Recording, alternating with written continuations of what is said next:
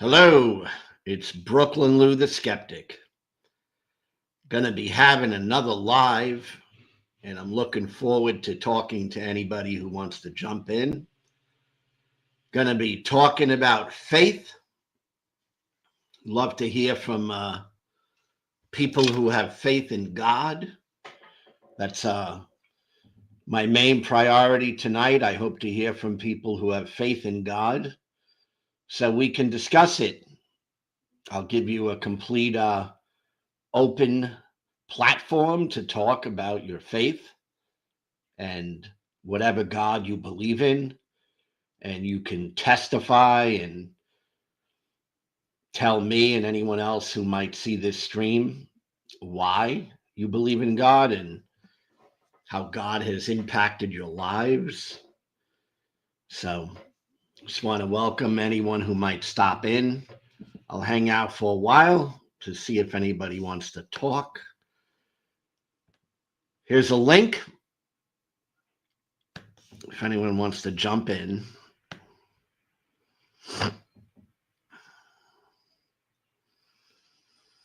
That's a link you can actually come right in to the studio here with me. And I want to do one other thing. Hold on a second while I get something.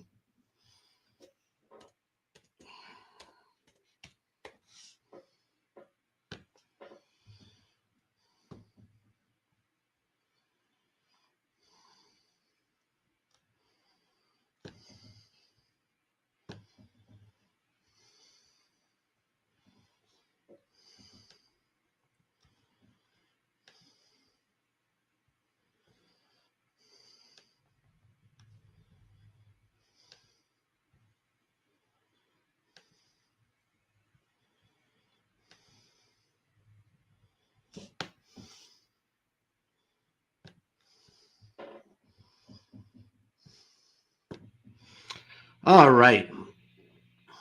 So here's a link. I'm doing this because YouTube doesn't want to monetize me. So I'm putting in a link. If anyone joins the chat, wants to buy me a coffee, there's the link. Like I said, YouTube doesn't seem to want to monetize me. Don't really know why. They don't really talk to you. If any of you have YouTube channels, good luck trying to talk to YouTube. But they're supposed to go by watch time hours and subscribers, and I've blown through the criteria. And they just send me a note, and all it says is I applied. Everything was as legit as can be. I've never had a strike against the channel. Never had YouTube say I'm doing anything wrong. And all I get is something saying, I'm not following the YouTube monetization policy. But when I review it, item by item, there's nothing there that I'm not following. But again, they don't talk to you, so you can't get any clarification. So I put in the chat, buy me a coffee. That's kind of like a super chat.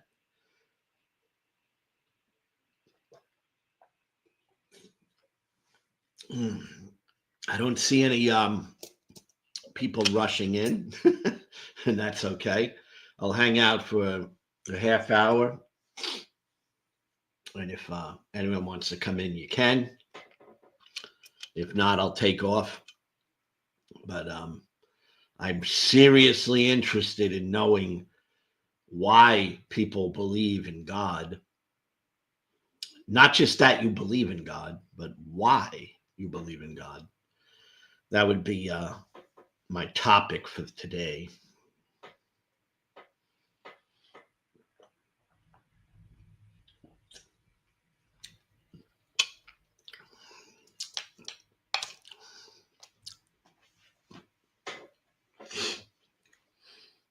So I get a whole lot of comments on my channel try to respond to them.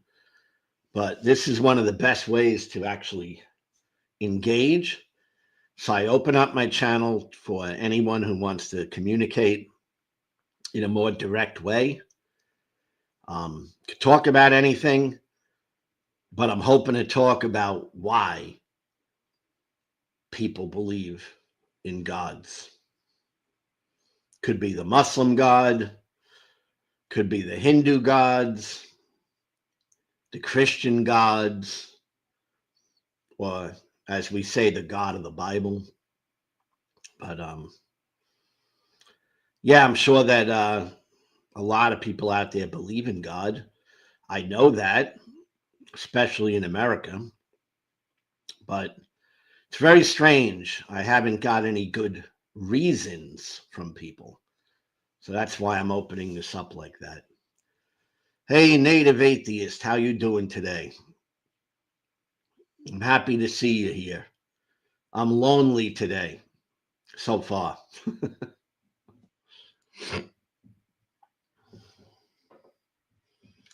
Let's see.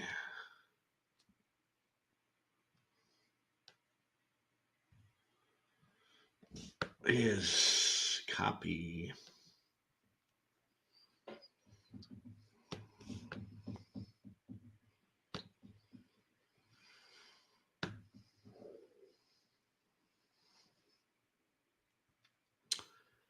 There's a link if you want to pop in.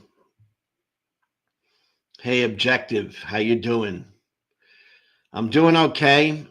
A little sleepy, but I got some energy drink to try to keep me going. I'm hoping to have some good conversations today.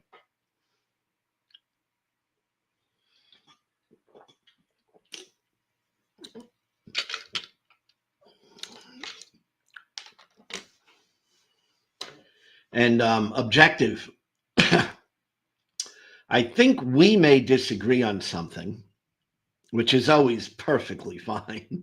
But I think if you want to talk about it, I think I understand that you believe in, there you go. Thanks for coming in. Hey, Objective Ethics, how are you?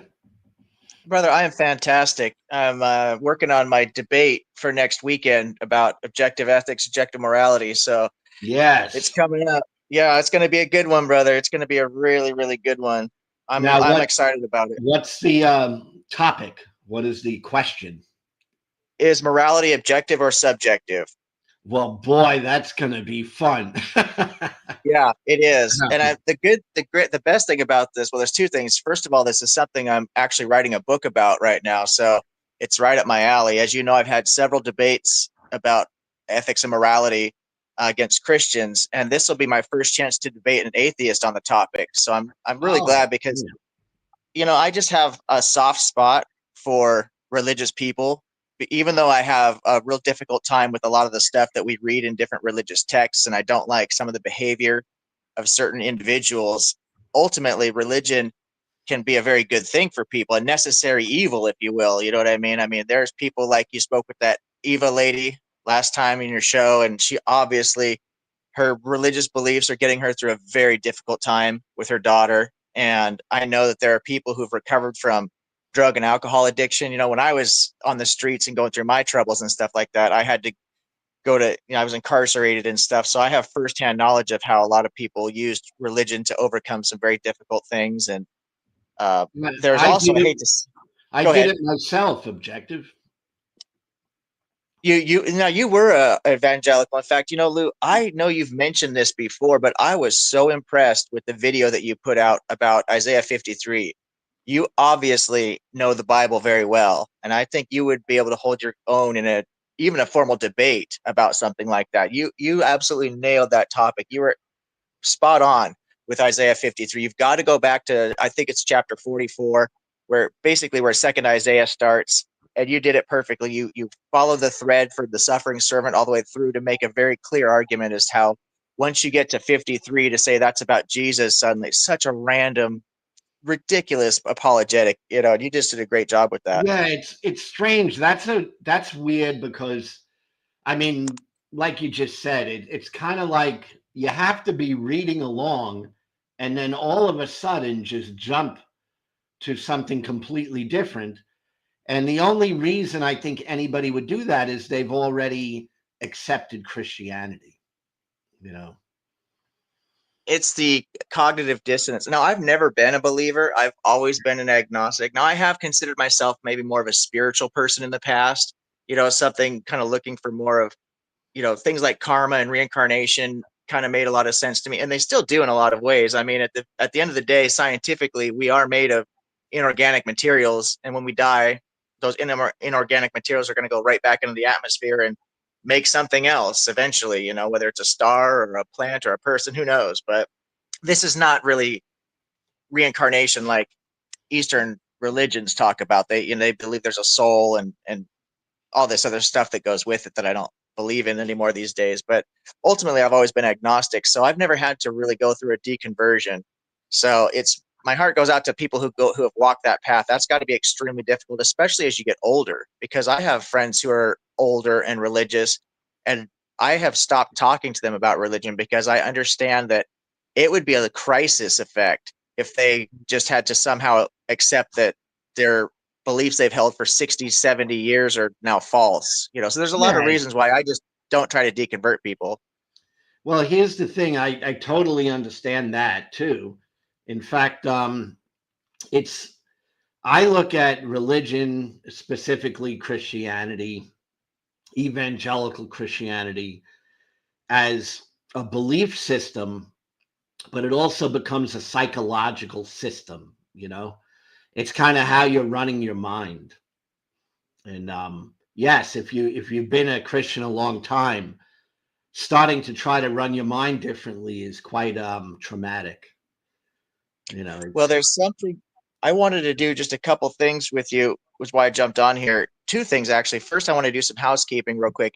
Last time I was on your channel, in fact, it was the other day with that Eva lady. I didn't speak to her, but I spoke to an apologist, and I was trying to get out the door to go to work. We had an emergency at work I had to take care of. So I was in a real hurry, and I kind of misspoke a couple times and just wanted to do some housekeeping for the record. I had said that um, he was using the cosmological argument, and I called it the ontological argument, and I was mistaken there. It was actually the cosmological argument. So I wanted to clarify that. I Yeah. also said that I called out the wrong logical fallacy. I said it was a straw man fallacy, which it's not. It's actually called a question begging fallacy. It's still a fallacious argument, but I called the wrong argument and I called the wrong fallacy. So I just wanted to clarify for the record. Everything else I Hey, said was perfectly accurate. hey, I got an idea. You're debating an atheist on objective morality, and you are someone who believes in objective morality, right? That's correct. All right. Why don't you run? This could be good. A good little tiny bit of prep. Why don't you run a couple arguments? Because I don't, and that's what I was saying. But I think we disagree on that, which is perfectly fine. 'Cause, Absolutely. Absolutely. No, I do want to. That my only concern is I'm really tempted to do that because I do want to test this all out. The problem is I don't want to give out my entire you don't strategy you right don't want before the debate. That's to you right. don't want That's my only anyone to concern. hear what you got cooking, huh? Exactly. But I will say there's two angles to the argument, and I'm going to use one particular angle. So I'll keep that close to the vest, as they say, but I'll tell you the other side of it, which I've kind of mentioned briefly on your channel before anyway, is that you can actually tie it to evolution. And so there's a better angle that I'm holding off on because I want to win this debate, and I really want to put forth. I've actually got a syllogism that goes with the better argument. And when you tie it to evolution, I have not successfully been able to create a syllogism for that. So I just have to explain it. And when you have a syllogistic argument, that makes the argument extremely powerful because then you have premises that lead to a conclusion. And if someone's going to try and say you're wrong, they actually have to prove that there's a fallacy or something, like I did the other day with that guy. He had the God of the gaps fallacy. He had the question begging fallacy, and he also had the false, I think it's called a false consequence fallacy, because when he said the universe was created, he was automatically inserting creation, which is his conclusion. And that was one of his premises. And that has to be proven. right? He can't just call, if you're trying to figure out if the universe was created, you can't just start with the premises that it was all things that were created, blah, blah, blah, because you're begging the question at that point. It's baked in there. So to have a syllogism that's valid and sound makes a very powerful argument, because somebody has to address that syllogism, or they have to basically either engage in cognitive dissonance or admit that you're right. So I'm going to keep that one secret. Or go ahead. just deflect off into something else. Yes. The nice thing is when I have conversations with fellow skeptics, well, not all actually, but most of the people I engage with, like yourself, you're like me. We're more interested in the truth than we are interested in being right or wrong. And that's the difference between us and religious people. Religious people have to be right. The Bible has to be right. There's no excuses. There's no way around it. Whereas people like you and I, hey, if I have to admit that subjective ethics or subjective morality is true, absolutely, I'll bite that bullet, because I'd rather be on the side of what's true. The reason I'm arguing for the opposite is because I've created so much evidence and such a sound argument for my position that I don't see it myself, but I'm open to being wrong about anything in life, Me too. And that's why I since I've met you, I've been wondering what, the real argument is, because I've never seen it that way. But honestly, it doesn't matter to me. If objective morality is true, then that's fine with me. It's No, not. I agree with you. Yeah, I agree 100%. Ultimately, whether it's objective or subjective should really have we should have no emotional attachment to that type of an argument. It's unless we're attached to just being right and it's our ego, that's the only reason we should care. If we don't really care, because at the end of the day, you and I are trying the best we can to treat people right, to be good to our partners, to be good to our families, so on and so forth. And that's, we don't steal, we don't murder people, we're not, doing anything immoral. So whether that's because it's subjective or objective is really irrelevant to us. You know what I mean? It's just a great philosophical discussion or whatever, but it doesn't change anything. I think the more important argument is the one I've been having against Christians who claim that morality is objective because it's based on God and the Bible, and that's completely Right. demonstrably false. Right. A lot of the Christians essentially say it's objective, and the objective morality they're speaking of is what the Bible says. And that you can kind of really prove wrong just by reading the Bible. Find out that that's not correct. But there's a lot of atheists, obviously, who believe in objective morality.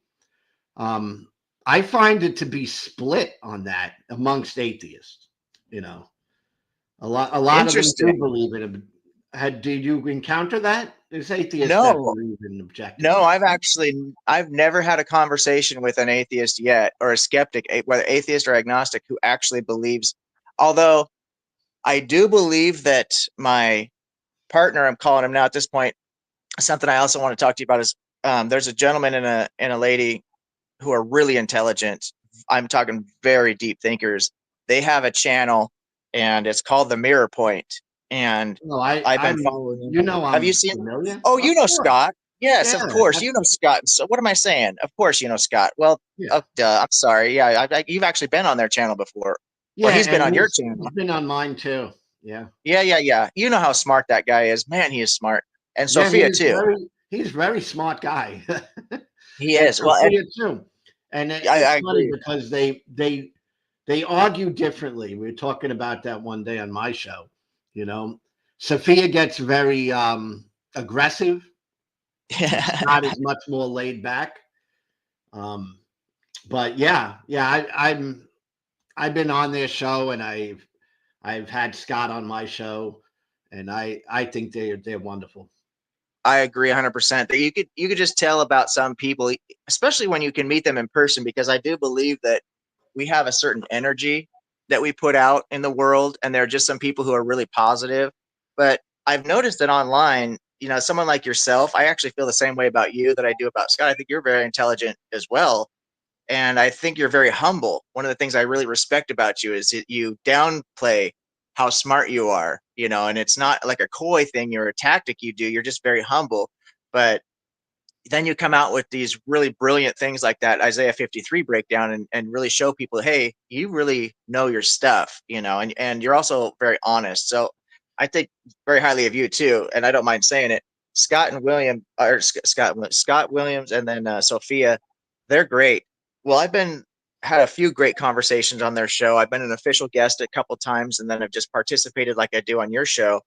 And several people, including them, have asked me over the months since I'm doing so much, if I have my own channel, do I make my own content? And I said, no, I just don't have the time to invest in it. Now that I'm healthy enough to start working and exercising, I have to go make real money and pay back my retirement that I spent on the hospital being sick for 2 years, So I've got to go back to work and do all that nonsense. So I don't have time to be doing YouTube stuff. Plus, I don't know if I have the creativity. I mean, I am a design engineer. I designed my own invention that I'm riding, the boat and stuff. It's a great design, but doing the YouTube channel, you guys are very artistic. You have graphics that you put out there. You pick music, and you have to come up with all this content. And I don't know how you guys could do it. You post so many videos. It's just amazing. It's very impressive. So I don't have the time for all that. And Scott and Sophia said that if I ever wanted to join them, they would love to have me. And I thought about it, and I asked some people their advice, and they said I should definitely do it. They think I have something to offer the community. And so I asked Scott and Sophia, because I don't even have the time to commit to every Saturday regularly. I says, why don't we do it? Like, I'll be official co-host with you guys the first Saturday of every month. So we're going to go ahead and do that. And I'm really looking forward to it, starting next Saturday. Yeah, I'll probably see you on there because I try to follow them as much as I can. And I think you would be excellent at just debate. I think you're excellent at that. So I think that would be something you might just focus in on. It doesn't have to be. There's a lot of channels out there now that seem to be focused on debate. Like that's the primary thing they do. Scott really wants to make part of that a part of his show. I'll be honest with you. I appreciate the kind words, first of all, and so far I've only had a handful of formal debates, and I'm undefeated. So my track record is pretty strong, and I honestly expect to win this next one. That being said, I am not a formal debater. For one thing, it's not something I'm really passionate about. I would much rather sit down and have polite, civil conversations with people than actual debates, because in my last few debates, I debated a topic I know really well, which is biblical morality or lack thereof, as we know. And I'm just dunking all over the Bible, which is not that hard to do, frankly. And, like we talked about earlier, I have a lot of friends who are Christians, and I feel bad at just dunking on this book so hard, given the fact that, you know what I mean? I mean, I don't mind discussing problems with it, but when you're in a debate and you want to win that debate, I went really hard. I brought up the worst parts of the Bible I could possibly find. And because I have studied that book a lot myself, there's some dark shit in there, really nasty stuff. Absolutely. I mean, it amazes me that that people who are devout believers, they don't seem to see that. And it's very strange to me. It's like, to me, like their mind is closed to seeing anything negative. But of course, there's a lot of negative things in there, about God. Well, exactly. It's not. Yeah. If it was the devil, doing all that stuff, it would be a totally different story. But the fact that it's all God drowning babies in the flood and everything else, and telling Saul to kill the women. I mean, we could go down the list of, just endless dark stuff. And God's either doing it himself or telling other people to do it. It's just insane. And the thing that bothers me the most about it is the Christians, whenever I bring this kind of stuff up, instead of just doing, like, I would hope that what I would do in a situation like that is to say, yeah, you know what, that's really dark stuff. And I just don't understand, the whole God's ways are higher than my ways kind of. I would hide behind something like that. But there are so many Christians that I talk to who literally go bend over backwards and into pretzels to justify slavery, stoning children, sexual assault against women. I mean, I cannot believe that people would just take that route, justifying slavery. How can you possibly think that you're going to win that conversation? That's so morally degenerate. I know. And that's another thing. Because I've talked a lot about slavery in the Bible, not so much on my channel, but I, talk to people about it privately. And I mean, it's indefensible, really. Like to say that the defense I hear all the time is that, well, that was part of the culture back then, and God was just kind of regulating it for those people. That's the argument I've heard. That makes a little bit of sense, but not when you take into consideration that this is God speaking. You know? It's like he Exactly. doesn't need to bow to the culture. That's the part Exactly. that's crazy. No, you're exactly right. That's absolutely right. That's that to me, and to me that makes it so contradictory and illogical because for what you said, it is who's in charge here? Are the culture in charge? Are the people in charge? Because he clearly can say, don't mix two pieces of fabric, don't eat shellfish, but he can't say, don't own other human beings as property. Like, this makes no sense, you know? And the other argument that I hear a lot, which really bothers me, in fact, this is what really upsets me, not as much as when Mike said that he owned his own children as property. That one sent me over the top, you know. But other than that's the worst thing I've ever heard in my life. But the other thing that really bothers me is when people say that it was good for the slaves. You know, oh, it was good for them. That's like, what are you talking about? How can you be so, I hate to say, but so stupid? That's just so stupid to say something like that, you know. And I've actually heard people, you know, my last debate against a Christian who it was, should we use the Bible as a basis for society? I just dunked all over that guy in that debate. And he tried to justify the rules about, you know, if a Hebrew sexually assaults a female, a fellow Israelite, right? She has to marry him. And then he pays her father some silver. And that is so degenerate that for a victim to have to marry the perpetrator of something like that is just the most ridiculous thing I've ever heard.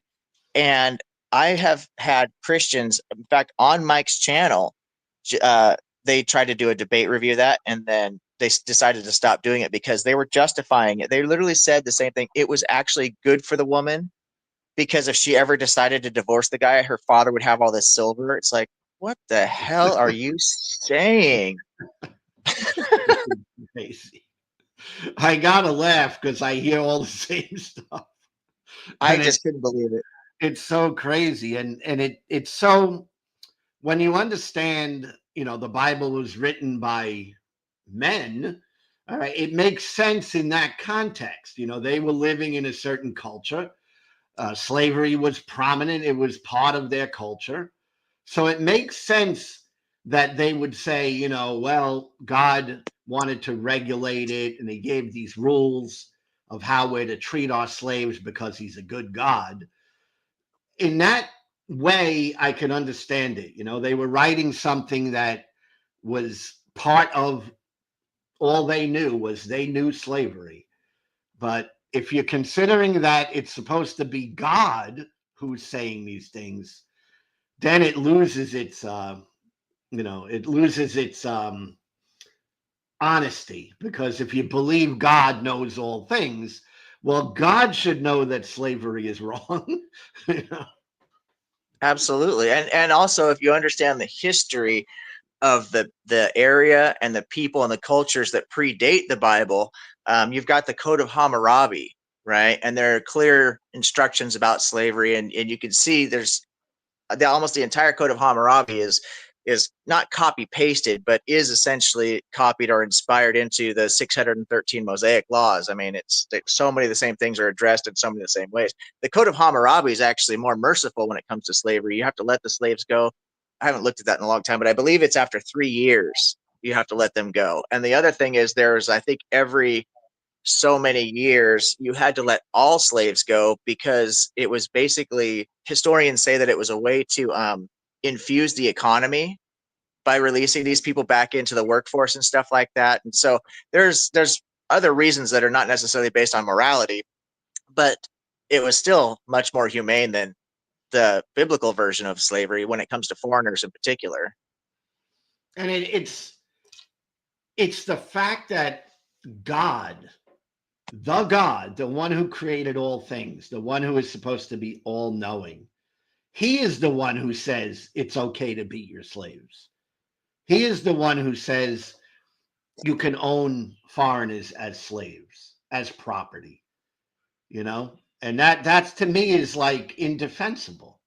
It's obvious that God isn't that wonderful of a character. Oh, I agree. And I think one of the biggest problems that I see, that one of the biggest red flags, I should say, is that there are a lot of very highly educated biblical scholars who absolutely know better that try to conflate the slavery of a foreigner with the slavery of an indentured servitude, which is the essentially slavery of a fellow Israelite. And so they will try to make it seem like, oh, it wasn't that bad. You couldn't really beat your slave, or you couldn't really do that. You couldn't treat them harshly. You can't kidnap people. They literally take everything out of context and pick and choose, and they know better. If it was just some Joe Schmo off the street like you and me, maybe I could excuse that kind of ignorance. But for biblical scholars and apologists to do this, I find to be it's just intentionally dishonest. They're just literally being intentionally dishonest about it.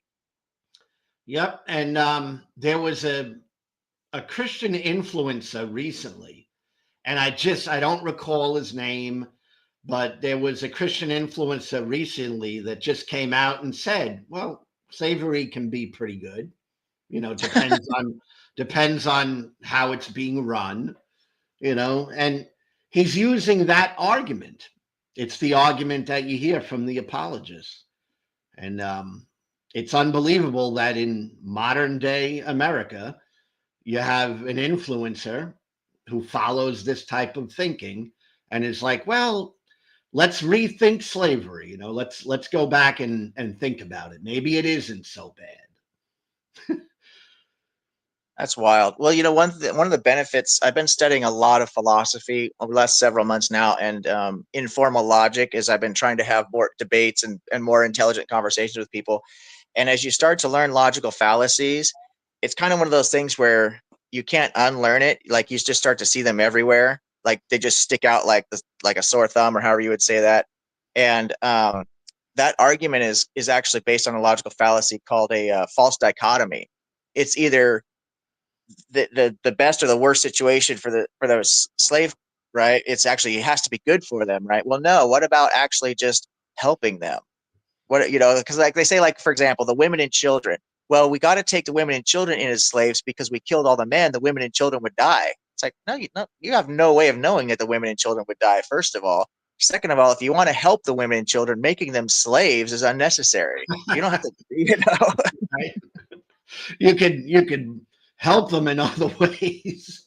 Yeah, like exactly. But they paint it like it's got to be either or, which is where the fallacy comes in. It has to be good for them, or it has to be they have to die. They're going to die one way or the other if they weren't slaves. It's like, no, that's entirely false. There's so many other options there.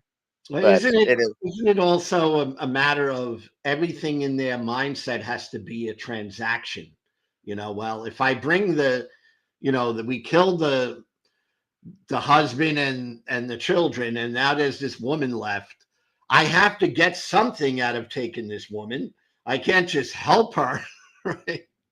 So it's like this transactional thing. Well, what is really she going to do? powerful. Well, I have to own her because I'll give her food and clothing, but she has to serve me for the rest of her life. It's a strange morality.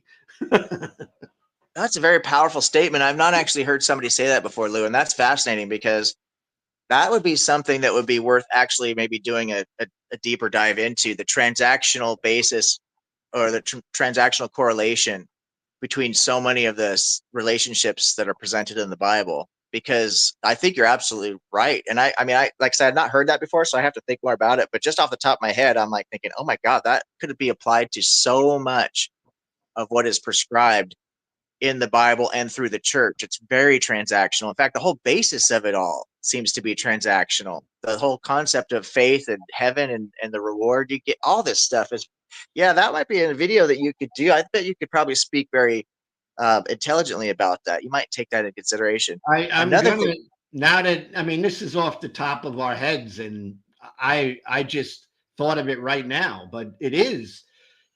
I mean the whole thing with God and Jesus is a transaction between God and humanity, right? I mean, it's transactional. It's like you've done all these bad things. I need to get some satisfaction here. All right, the killing of the scapegoat, the killing of Jesus is like a deal that God makes with the humanity. I mean, the whole thing is very strange. That's my point. It's very weird. Well, it's definitely not egalitarian. I'll say that. Well, there's one other thing I wanted to mention to you real quick. Is there's a, I don't know if you know. Have you heard of a gentleman? He's an atheist. He goes by Deconverted Man. Oh yes, I was on his channel once. Yeah. Oh no shit. Oh, I didn't know Yeah, that. Yeah, yeah. yeah, It's yeah. been a while, but I was on his channel. Yeah. Dang, Lou, you get around, man. That's awesome. Well, Deconverted Man has just recently posted a video. It's a very quick survey on his channel. And I have been recommending skeptics and atheists and agnostics and everybody who wants to go do that survey because it's a really good one. It's basically the idea of the survey is that, you know how so many Christians, at least online, and not just Christians, Muslims, Jews, a lot of theists, but in particular Christians, are misrepresenting what atheists and agnostics actually believe. So much so that I think they're doing it intentionally in a lot of cases because they build these straw men that are easy to knock down, by saying that all atheists hate God and all this other crazy shit that they say. So Deconverted Man has done a lot of videos trying to debunk a lot of that stuff, but he's using in his videos, what we call I can't think of the term for it, but it's just your own personal experience, right? It's what the hell is that called? When you give a testimony and it's just whatever it's called, the word escapes me, but you know what I mean. So instead of having empirical evidence or data that you're looking at, you're just using your own personal experience. And so Deconverted Man, he said, I'm going to put up a survey and have atheists, agnostics, other skeptics answer these questions. So when I have a conversation with a Christian, I can actually point to actual data and say, this is what atheists and agnostics actually believe. And he's got some really, really good questions in that survey. Scott, that we were talking about from the Mirror Point, I mentioned it on his channel yesterday. And a few people actually went and did the survey. And Scott did something brilliant that I hadn't even considered that I think you should do as well, is instead of just typing his answers into the comment section like I did, he actually did a video answering the questions. It's a really good video. Now, for some reason, he only made it like halfway through the questions. There's quite a few questions. You don't have to answer them all if you don't want to. But I do think that they're all worth addressing because it asks all the questions like, what do you think happens after you die? Does life have any meaning? All these different questions and stuff, because Christians love to call us all nihilists, right? And Yes. so Yes. yeah, so there's just I highly recommend. I don't know if you feel like doing it right now, just going to Deconverted Man, look at his channel really quick for that survey and post the link here in the chat, because I highly recommend that people go do that survey. And for yourself, I think you should actually do it in video format. I think would be a great way to get content for your channel. Well, I've followed Deconverted Man for a while.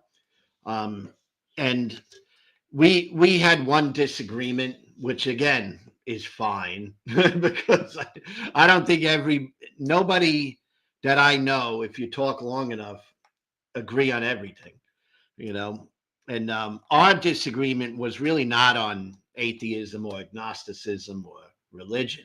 It seemed to be more about politics, which obviously opens a whole new can of worms. You talk about politics, goes Yeah, nuts. it's something. Yeah, I actually, before you even said that, I was thinking in my mind, I bet it was about politics, because that is the one thing, now I'm an independent centrist and I am firmly in the middle. So I actually can see things on the left and right that I like and don't like. And I learned very quickly that I just better keep my own opinions to myself, because most people are, even though everybody says that, not everybody, but a lot of people say, oh, I'm middle, or I lean left, or I lean right. I went on to Dr. McAllister's channel because he recently posted a video on his channel that said, woke leftists, conspiracy theorists, what's the connection? Right. And so he's just basically saying in his little 10-minute video that people who are quote unquote woke are more susceptible to believe in conspiracy theories. And I posted a comment where I had actually, because there's been a lot of research into the fact that people who are Christians are actually more susceptible to believe in conspiracy theories. Because, I mean, it makes sense. If you believe in a book that has talking animals and global floods that we know for a fact didn't happen, and people raising from the dead, all the other crazy stuff that's in the Bible, if you're going to believe that, then you are clearly mentally susceptible to believe that the devil's in control of science, and that every person who believes in evolution is out to disprove God, and all the other conspiracy theories that I've heard Christians say. In fact, the only people that I've ever heard actually say the earth is flat all happen to be Christians, because it's in the Bible. You know what I mean? So Oh I just yeah. posted that comment, and Dr. McAllister, he responded like, "What does this have to do with my video?" And I says, "Well, your video is saying that woke people are all conspiracy theorists, or not all, but are susceptible to conspiracy theories." And I says, I found it to be actually the opposite, because most Christians align with the far right. So, but the point of all that is that I could look at both sides critically, because I think both sides are batshit crazy. Frankly, I don't think there's any interest by people on the far left or the far right to have any compromises whatsoever.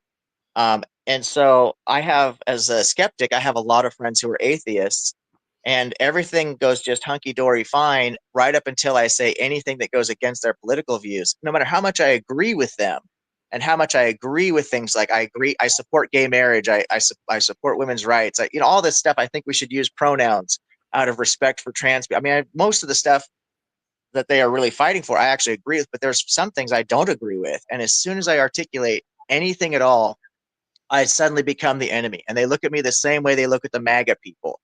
And the same thing happens on the right. I have a lot of friends that are Christians and religious, and they're on the far right. And I can agree with them about certain things. We should have functional border policies. You know what I mean? I don't think we should be pulling people out of their homes and stuff. That's completely over the top, sending tanks into the streets or whatever Trump is trying to do.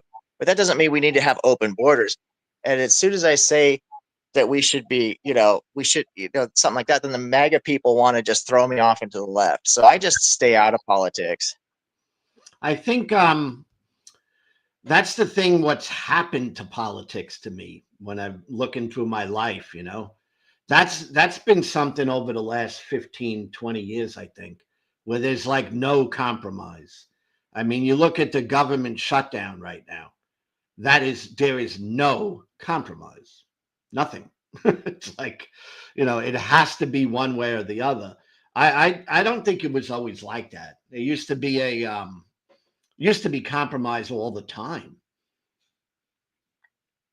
It's very unfortunate, and I agree with you 100%. And you and I are older, so we've kind of seen this transition over time. And I think a lot of people that are really loud on the internet are much younger. They're much more. First of all, they have more energy for it. I don't have the energy to go out and protest something. You know what I mean? I got to go to work, but I think that has something to do with it. So maybe they're just not aware of how different things used to be. But the inability or the unwillingness to offer any sort of compromise whatsoever. I mean, I remember I was having a conversation with and I won't mention any names, but I was on one of my atheist friends' channel, and I happened to mention that I feel like the only reasonable compromise to the bathroom problem is to have gender neutral bathrooms, right? So that everybody can just go in there, and then you have a couple of private bathrooms. So anybody who's super uncomfortable can go into the private bathroom, single use bathroom, if you want to have a baby changing table, whatever. And that's the most reasonable thing, because I am a business owner myself, and I know that you cannot have 50 private bathrooms. That's completely unreasonable. It's just logistically makes no sense. And so to have a compromise, you have to figure something out. Well, both the people on the right and the left got pissed at me because they didn't think that was acceptable. You know what I mean? I was a transphobe because I'm bowing down to the right, and I'm a woke leftist because I want to let men and women share a bathroom. You know what I mean? It's just crazy. There's literally no effort to make any compromise. That's just one example of many I could come up with. Well, the funny thing about the bathroom issue, it's like, for me, it's not much of an issue. It's just not a big deal to me. But my whole life, there was always men's room, ladies' room. It was always that way until recently, right? Now I went to California to visit my niece, and I went to a really really chic, cool restaurant in San Diego. And Oh, that's my old stomping grounds. okay, well, I think San Diego is pretty liberal, I guess. Oh But I yeah. went to a really cool, chic place, and there was a bathroom that was for either man or woman, and it was the first time I encountered that. And I didn't think it was a big deal. I went in there, I was like, well, it's a little different, you know. But I mean, I didn't think it was a big deal. So when I hear all this issue, all the stuff about bathrooms, I think that's a political thing that's kind of overblown. Yeah, I agree. And my wife and I actually had this conversation many, many months ago. In fact, maybe even a year ago, we kind of came up with this idea because many decades ago when we were dating before we got married, and I was living in Portland at the time, which is an extremely progressive city. And we have a lot of friends who were gay and lesbian, and trans wasn't really as much of a category at that time. It was because this is so long ago. Not to say there weren't trans people, but it just wasn't such a common thing, you know. So it was mostly like the acronym I think used to be just LGB. I don't even know. There might have been LGBTQ or something like that. But anyway, so when we would go out to nightclubs, our favorite dance club to go to was actually out with our gay friends, and we would go to the gay club with them. And they had gender neutral bathrooms. And it was really as smart. It was just because they were open and liberal and very progressive. And they just didn't put a front door on the bathroom for safety issues, right? So there was a partition there just inside the door. So you couldn't just walk by the hallway and look in and watch people shit and piss or whatever. But at the same point in time, there was no front door on it, so that if anybody was screaming for help or anything was going on in there, it could be heard out in the hallway and stuff. And it was brilliant. And I thought, and this was like over 30 years ago. So I thought, I was talking to my wife, I said, why don't we just do gender neutral bathrooms everywhere? There was never, I mean, I wasn't, you know, I probably went to that club 50 times at least. We went there a lot, and there was never a problem in the bathroom. But I'm telling you right now, because I used to work in the adult industry, so I do have a lot of experience with trans people from way before this ever became a popular thing. And if you tell a trans woman who's got fake tits, makeup, sundress, the whole 9 yards, force them to go into a men's bathroom with a locking or closed door that closes, you are asking for trouble. Because I just guarantee you, I'm telling you from personal experience, you're asking for trouble.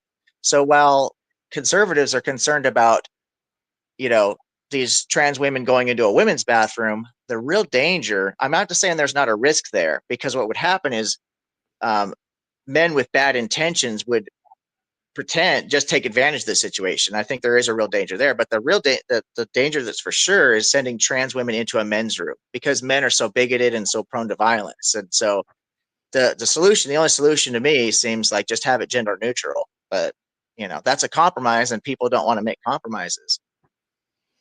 The one I went into, and it really my whole life I only went into one gender neutral bathroom, was in San Diego, and there was no issue there. It wasn't a something causing any problems. You know. I think it might bring people together, because the idea that there needs to be all this stigma around a natural biological process that we all have to do at least once or twice a day. You know, physiologically, everybody's got to go to the bathroom. It's just a fact of life, and to put all this stigma around it is unhealthy. I think there are a lot of unhealthy stigmas that we've held on to. You know what I mean? The trans issue is one of them. You know, to try and say that it's wrong for a man to identify as a woman, or to consider, you know, these kind of things are just stigma based, and it's not progressive. There's so much science behind it, and there's a lot of philosophy behind it too that I've learned. You know, the identity, what makes a human being is actually really complex. It's not just whether we have genitals, a particular set of genitals. It's not even about chromosomes or gametes, really. I mean, there is a biological reality that we need to be aware of, because for medical concerns, you know, you don't want to be treating, you know, a biological male for ovarian cancer or something like that. Makes no sense, obviously. You know what I mean? But at the same point in time, what makes a human being, identity is a real part of that. There's so many things that factor into what makes Lou the man that he is, you know, and what makes me the man that I am. It goes so far beyond our genitals.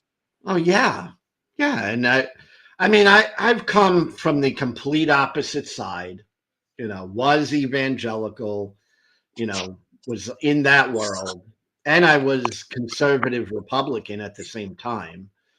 Right. And I've gone all the way the other way. I don't see any problem at all with people wanting to live their lives in the gender that they prefer.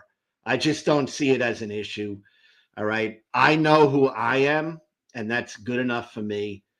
If I'm going to have a relationship, some sort of relationship with someone, I want to know who they are, and that's good enough for me. I don't need to tell other people how to live their lives. Yeah, that's kind of where I'm at.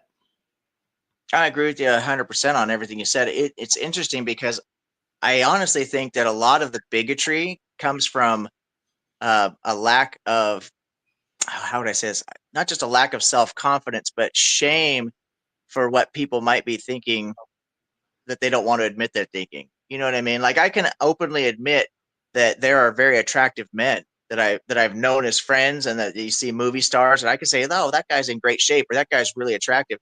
There's nothing, doesn't make me feel like less of a man to say that, and I'm not sexually attracted necessarily to another man, but I don't have such lack of self-confidence that I'm afraid to acknowledge when another man is very handsome or very powerful, whatever it is. You know what I mean?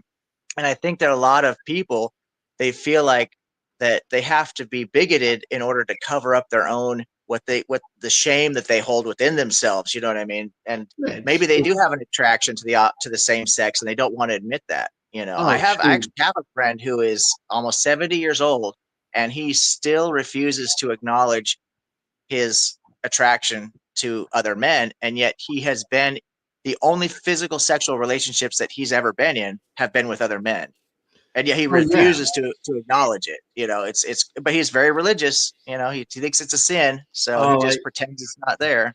I will tell you just some personal experience. When I was younger, I knew men who were angry at gay people, and every time group of guys would be talking, they'd come out and say something negative about gay men.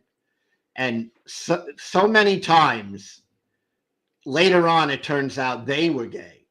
So there was a total projection going on. Like, absolutely. I see it too, brother. I see it too.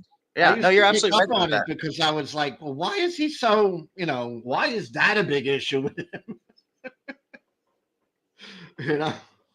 I mean, literally, right. I knew people, men that would, get in with another group of men and always be talking about how bad it is that, those gay people, those gay men. And then later on, you find out they come out as gay. And it's like, I think back and I'm like, oh, they were insecure. They didn't want to face the reality of themselves, Yeah, absolutely right. You're absolutely right. Brock, what's happening, brother? I was about to go for a walk, but then I was scanning through the phone. I saw that you guys were live streaming, so I thought I might join. Hey, Brock, glad to see you. Glad to see you too, Lou. So what's up? I've mostly been asleep all day because my sleep schedule's all messed up. So it's funny. So, what do you think about bathrooms that are gender neutral, men, women, or gender neutral? Is it much of an issue for you?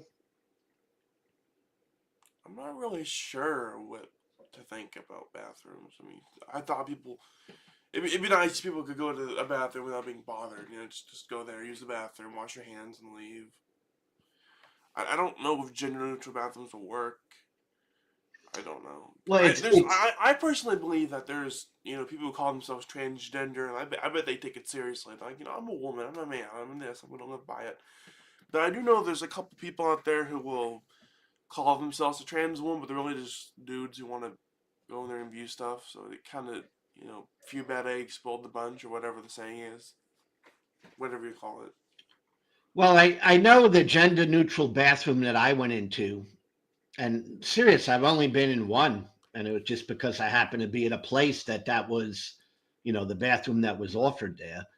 But it's not like you walk in the bathroom and you're looking at people naked or literally, you know, watching them go to the bathroom. It's not like that. Well, You know? yeah, I mean, people are in their own part of this they have like, those walls and they're on their own stall, but like kind of right. But you know, I would be surprised if some creepy dude put his phone under like the wall and film somebody in there. It'd be weird. And if they did, that would be the weird thing. Yeah. You know, that's what I think.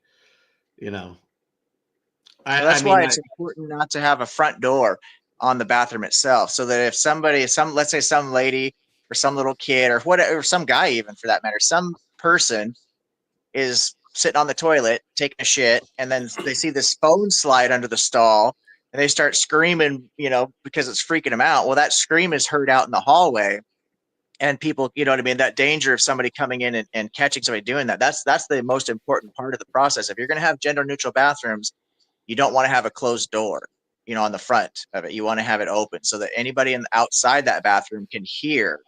You don't want to have them just looking in necessarily. You want to have some kind of maybe like a short partition wall, like I said at the clubs that we used to hang out at that had gender neutral bathrooms. There was a short, like a little 3 foot, 4 foot wall right inside the door, so people couldn't just look in and see what was going on. But other than that, it's just open for everybody to use. And you could have stalls so that the people who want privacy could sit on the toilet in private, just like you have in bathrooms now, you know. But most people who go to the bathroom just want to go to the bathroom. I mean, if I have to take a monster piss, I literally could care less what bathroom I'm in. You know what I mean? Or who's in there, as long as there's a free toilet or urinal, you know. I'm telling you, in the bathroom I went into, you still had privacy. That's what I'm trying to say. It wasn't like you went in there and you were just, you know, in view of everybody to look at your private parts. It wasn't like that at all. It still was an element of privacy that I think is important. I've been sleeping for a while and I'm still yawning. It's really weird. You ever sleep for a while and you're still yawning for a while? Oh shoot, yeah. Today I got a energy drink just to wake me up. I don't think I've ever drank an energy drink, and I think I'm going to keep it that way. Hey, Deep State, how you doing? Deep State, that's funny. I'm going to grab some coffee, actually. I'm going to mute myself here. The gender neutral bathroom that I was in, it definitely was privacy, but it wasn't like men here, women here, you know. So that's why either a man or woman could go in there. But I didn't find it to be uncomfortable personally.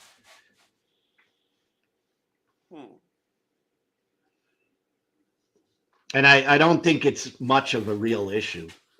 I think it's overblown. I mean, not much of a big issue to me.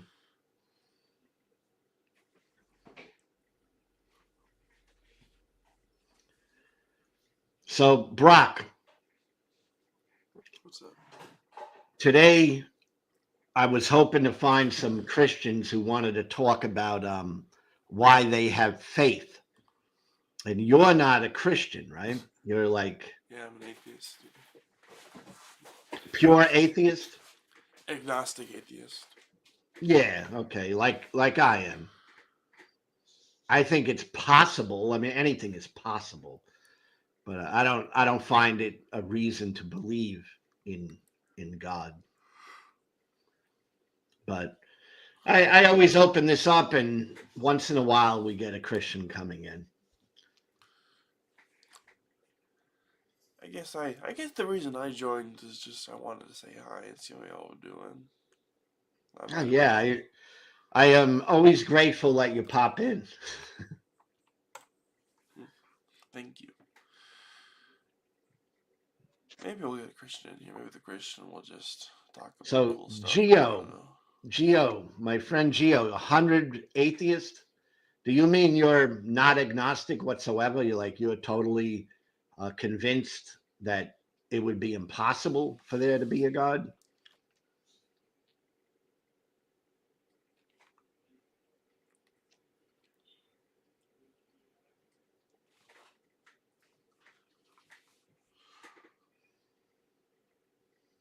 I dozed off for a second. Were you talking to Geo? Yeah, Gio's my friend. He said 100% or 100 atheists. Yeah, I'm just curious if Gio would be the type of atheist that would not consider the possibility, even if it's remote, that there could be some sort of creator out there. And G Hammer, when we don't follow a religion, we are free. Sure thing. I feel totally free without religion. I think religion makes you unfree. Literally, it puts your mind in bondage. Big Brother's watching.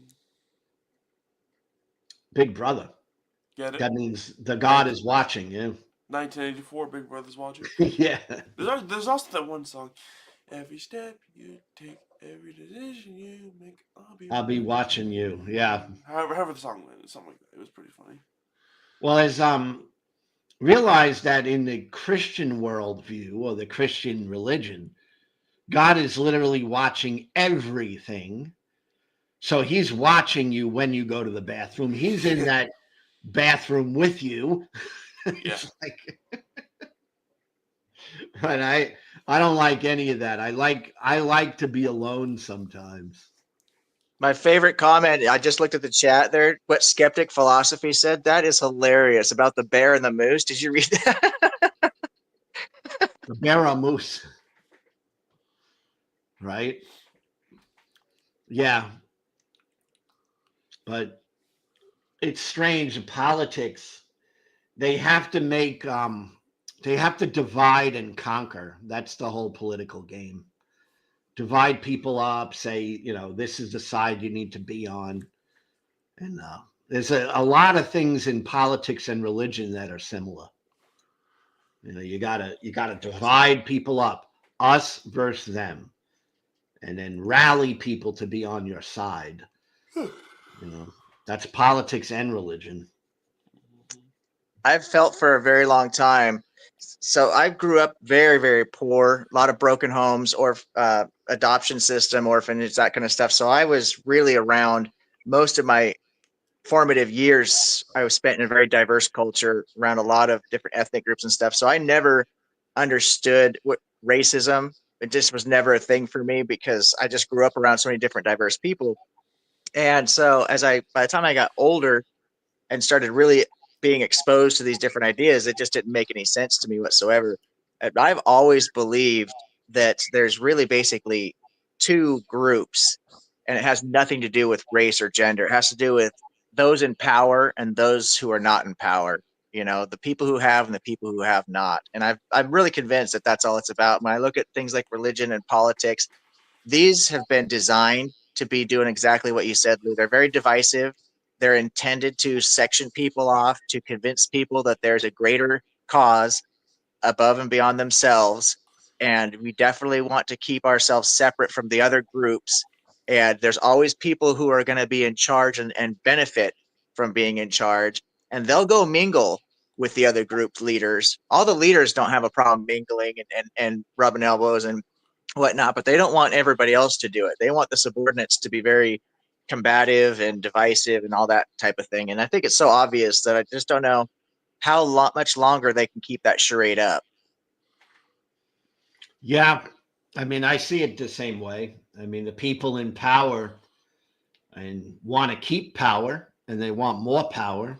And the people who don't have any power are striving to try to get some power.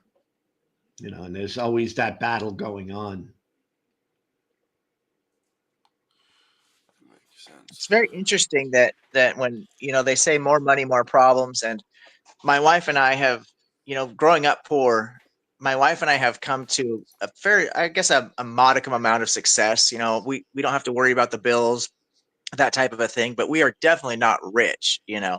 But my wife and I, we're very comfortable just knowing that the bills are paid every month. I mean, I just went through 2 years of major medical problems, wasn't able to work. We didn't struggle financially, you know what I mean? So we had enough to fall back on for an emergency, but we couldn't just go out and like take trips to Tahiti or whatever, you know. So we're not rich by any stretch of the imagination, not even close. But I just wonder with these people when they it seems like there are so many people that enough isn't enough. You know, you got to go from being, you know, upper middle class to now you want to be rich, and then you can't be rich enough. You got to be super rich, and then you got to become elite. And I just don't understand. Like, if I had millions and millions of dollars, I could think of so many wonderful things that you could spend that money on, programs you could do for kids or for marginalized groups, or even just setting up a community center. I mean, there's just so many things if you had extra money, abundance of extra money in particular, that you could do that would make you feel so good, and that would be so good for the environment, for the world that you live in. And there's so many people that have lots and lots of money they don't need, and it's not enough money for them. It's crazy. Yeah. Yeah. I've been poor financially, and I've never been rich, but I've had a decent amount of money. I've made money where it was more than, you know, the average. And I've been very poor. And the one thing I've found out for myself is I didn't find there to be like this thing where happiness depended on money. You know, I think you can be happy whether you're poor or rich or anywhere in between. Well, I think a lot of the unhappiness is superficial, and it comes from the influence of the people in power. You know, and, and people who want to get more resources. There's a real interesting part of human nature, you know, where people want to collect more resources than they need. It's a it's a survival mechanism, you know. And so then they start advertising, you know, the way that they market things and the way that young people are grow up. You know, now in America, if you don't have a whatever the newest, I don't know, PlayStation 5 or whatever, wherever you're at now, or if you're not driving a BMW, you're poor. You don't have enough. You know, you got to have a big screen TV. I mean, when I was young, we didn't even have a TV or VCR or a microwave, and all my friends did. You know what I mean? Crazy stuff like that. You know what I mean? They were just like luxuries to us. You know, and it's really wild how things have just progressed in that way, that people feel like they need stuff, they need to, or their life has less value if they don't have all the toys and all the bells and whistles and stuff. It's crazy. A roof over your head and food on your plate just isn't enough for people, and so many people, I should say. Yeah, there's Abraham Maslow, the humanist psychologist from years ago. You know, he had that hierarchy of needs. And Oh yes, yeah, yeah, yeah, yeah. I think if a person, you know, doesn't have shelter, doesn't have food to eat, there's a real issue. And I can understand that. But in America, very few people have no food or cannot, you know, don't have any access to it. And or no shelter. There's some, but very few. And the difference is, are you content?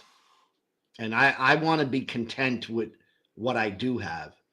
I'm not always striving to get more, more, more, more. You know, I want to sit and enjoy whatever it is I do have, like the roof over my head. I want to enjoy it.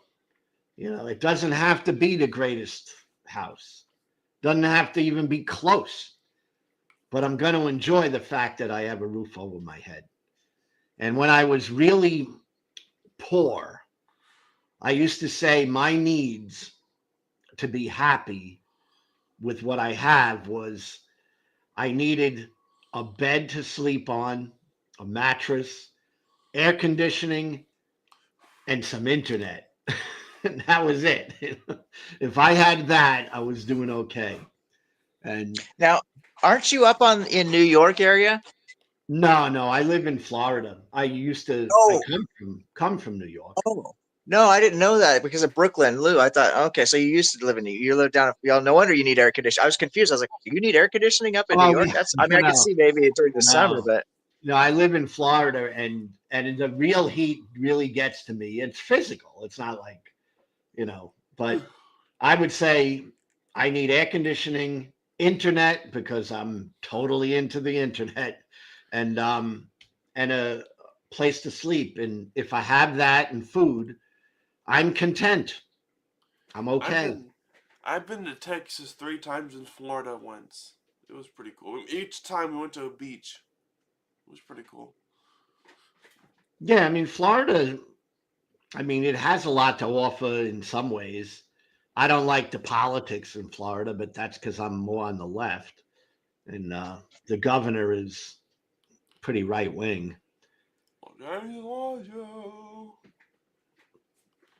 Christians.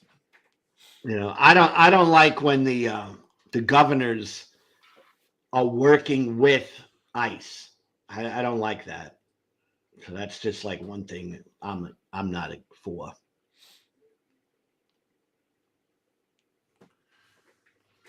I'm a little torn on some of these political issues. Like, I agree with you too that Christianity doesn't need to be shoved down our throat, but ICE, I haven't really researched the topic that much. I watched videos about it, but it was very sparingly.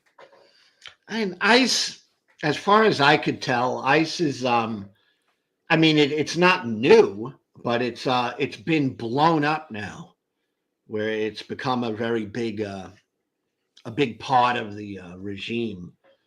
And I see it being used as like a personal police force.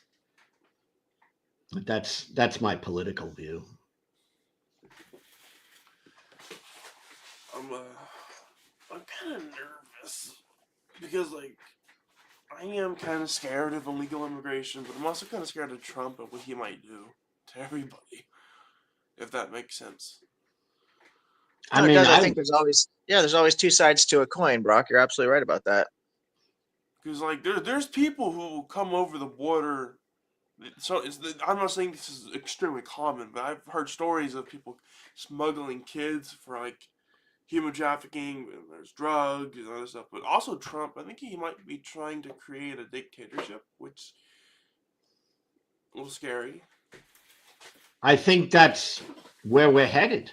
But that's just again, it's nothing to do with religion or anything else. I just see it as what I'm watching, you know? Well, what I would like to see, and I hate to even talk about politics because I know I'm just going to piss people off. There's people in this chat who I like a lot, GeoSam and Skeptic. I'm probably just going to upset my friends here, but I think that having a border is important for a lot of reasons. I would have liked to have seen instead of Biden going the complete opposite and just opening up, to have him really work on reforming the border immigration policies, because I think it's too hard to become a legal citizen. I should say it's unnecessarily difficult. I think there's immigration is a very key part of what has built this country. And without immigration, we would never be where we're at. Not only does it make this country very functional, but it makes it very beautiful. The diversity of culture, art, food, all the different types of thought that comes from having diverse people in this country. So we need immigration. And I think that there's a real problem with the current immigration policies. If it takes several years and several $1,000s to become a legal citizen, that to me is unnecessarily restrictive. But to just open things up and let anybody in at any time, that's dysfunctional too. So there's got to be some kind of a common, a middle ground there. And I think it starts with reforming the actual border policies that are in place. The rounding people up, that gets really dicey, and it leads to a lot of the problems that we're having right now with kind of stuff. Go ahead, Brock. I'm about to say something that's going to piss off a lot of Republicans. I want the government to do it, however it works. The Congress, the whatever they vote on this, to remove the law where you need to be a natural-born U.S. citizen to become president. I don't see the point of it. Maybe I'm wrong. I don't know. I just don't see the point of it. Like, there's people who were born, like, let's say in Mexico, Venezuela, or Brazil, and then the parents take the kid and they move to America, and the kid has like barely any exposure to the foreign culture, but they live their whole life in America. they might be a loyal person to America, but they can't be president because, like, they're just not. They weren't born here, and their parents weren't citizens when they were born, so they weren't born on soil, nor were their parents citizens. So they're just. So when they become a citizen, they're a naturalized citizen, not a always natural citizen, or whatever you call it. So they Yeah. can't be president. It's confused me. Well, that's only for president, because there's a lot of politicians who were born in other countries. Yeah, But for yeah. the president, they have a different criteria. I think the reason they provided was they didn't want back in like the 1800s. They didn't want Britain to send people over to become citizens, and they try to force us through legal means to become part of Britain again. I think that was their justification. I don't know. I think I mean, I never really gave it much thought, but I don't see why it would be just for president, because you can be a congressman or a senator and be born in another country. Marco Rubio was born in another country. I don't know who that is. Could you elaborate on them? Marco Rubio is a now he's in the Trump administration, and I mean, if I'm not mistaken, he was born in Cuba. I think. I mean, I could be wrong, but there's definitely politicians. I mean, one would be Ilhan Omar. I know that she wasn't born in America. There's a lot of them that were not born in America, but not president. So I don't know why they make president the exception to that. I think the reason provided was they didn't want British government to like try to send people over, so that way they could influence our government and get them to become part of Britain again. I think that's what was said in a video once, but I don't know. There's people who were born foreigners, but they moved at like 2 months old to the USA because their parents moved them there, and they're not natural born U.S. citizens because they weren't born on the soil, nor were their parents citizens. So they're just they have less rights than us, even though they've been basically raised for the last 30 years in America, or 35. You have to be 35 to be president. We get the point. So they live in America for 35 years, and then they can't be president. I'm like, okay, well, I don't really I get mean, the point of that. G Hammer in the chat makes a good point. Arnold Schwarzenegger, he was born in Austria, and he was governor of the state of California. There's that. I'll give the American government credit there. At least they allow that. I'm not afraid of British people coming over here and trying to turn us back into a British colony. I don't think it's going to happen. I really Yeah, don't. I think you're right that rule or that idea is a little bit outdated. It's a little bit old. Trust me, I don't want to become part of Britain. I don't want a queen. Well, she's dead. Whoever's in charge now as the monarch. I don't want that. We don't need that.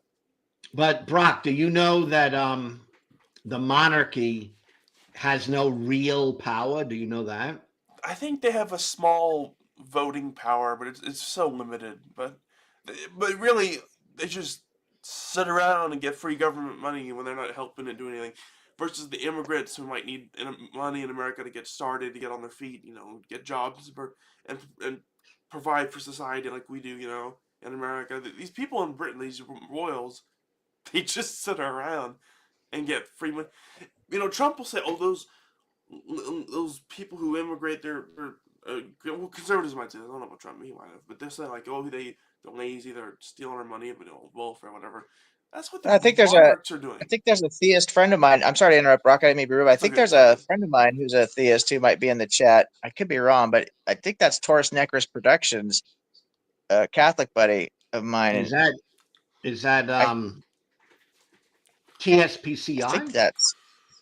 I think so. I could be wrong. Is that you, Nathaniel? Am I getting that right? I could be wrong about that. Yeah, he's a nice young man. Yeah, obviously we don't agree on a whole lot of things, but he's very polite and respectful, and one of the theists that I've always enjoyed talking to, because we can have disagreements without getting unhinged at each other and stuff. We've had some really nice conversations, actually. You said it was GHAM or TSPCI? I think it might be TSPCI. Is that? We'll see what he says in the chat. Is that you, Nathaniel? I don't know He if said that's. something about Muslim. I've seen TSPCI around. I'm not sure if oh, now I know. I've talked to Gilberto. How you doing? Oh, okay. I'm sorry. Right? I'm sorry, Gilberto. I'm sorry, brother. I didn't mean to.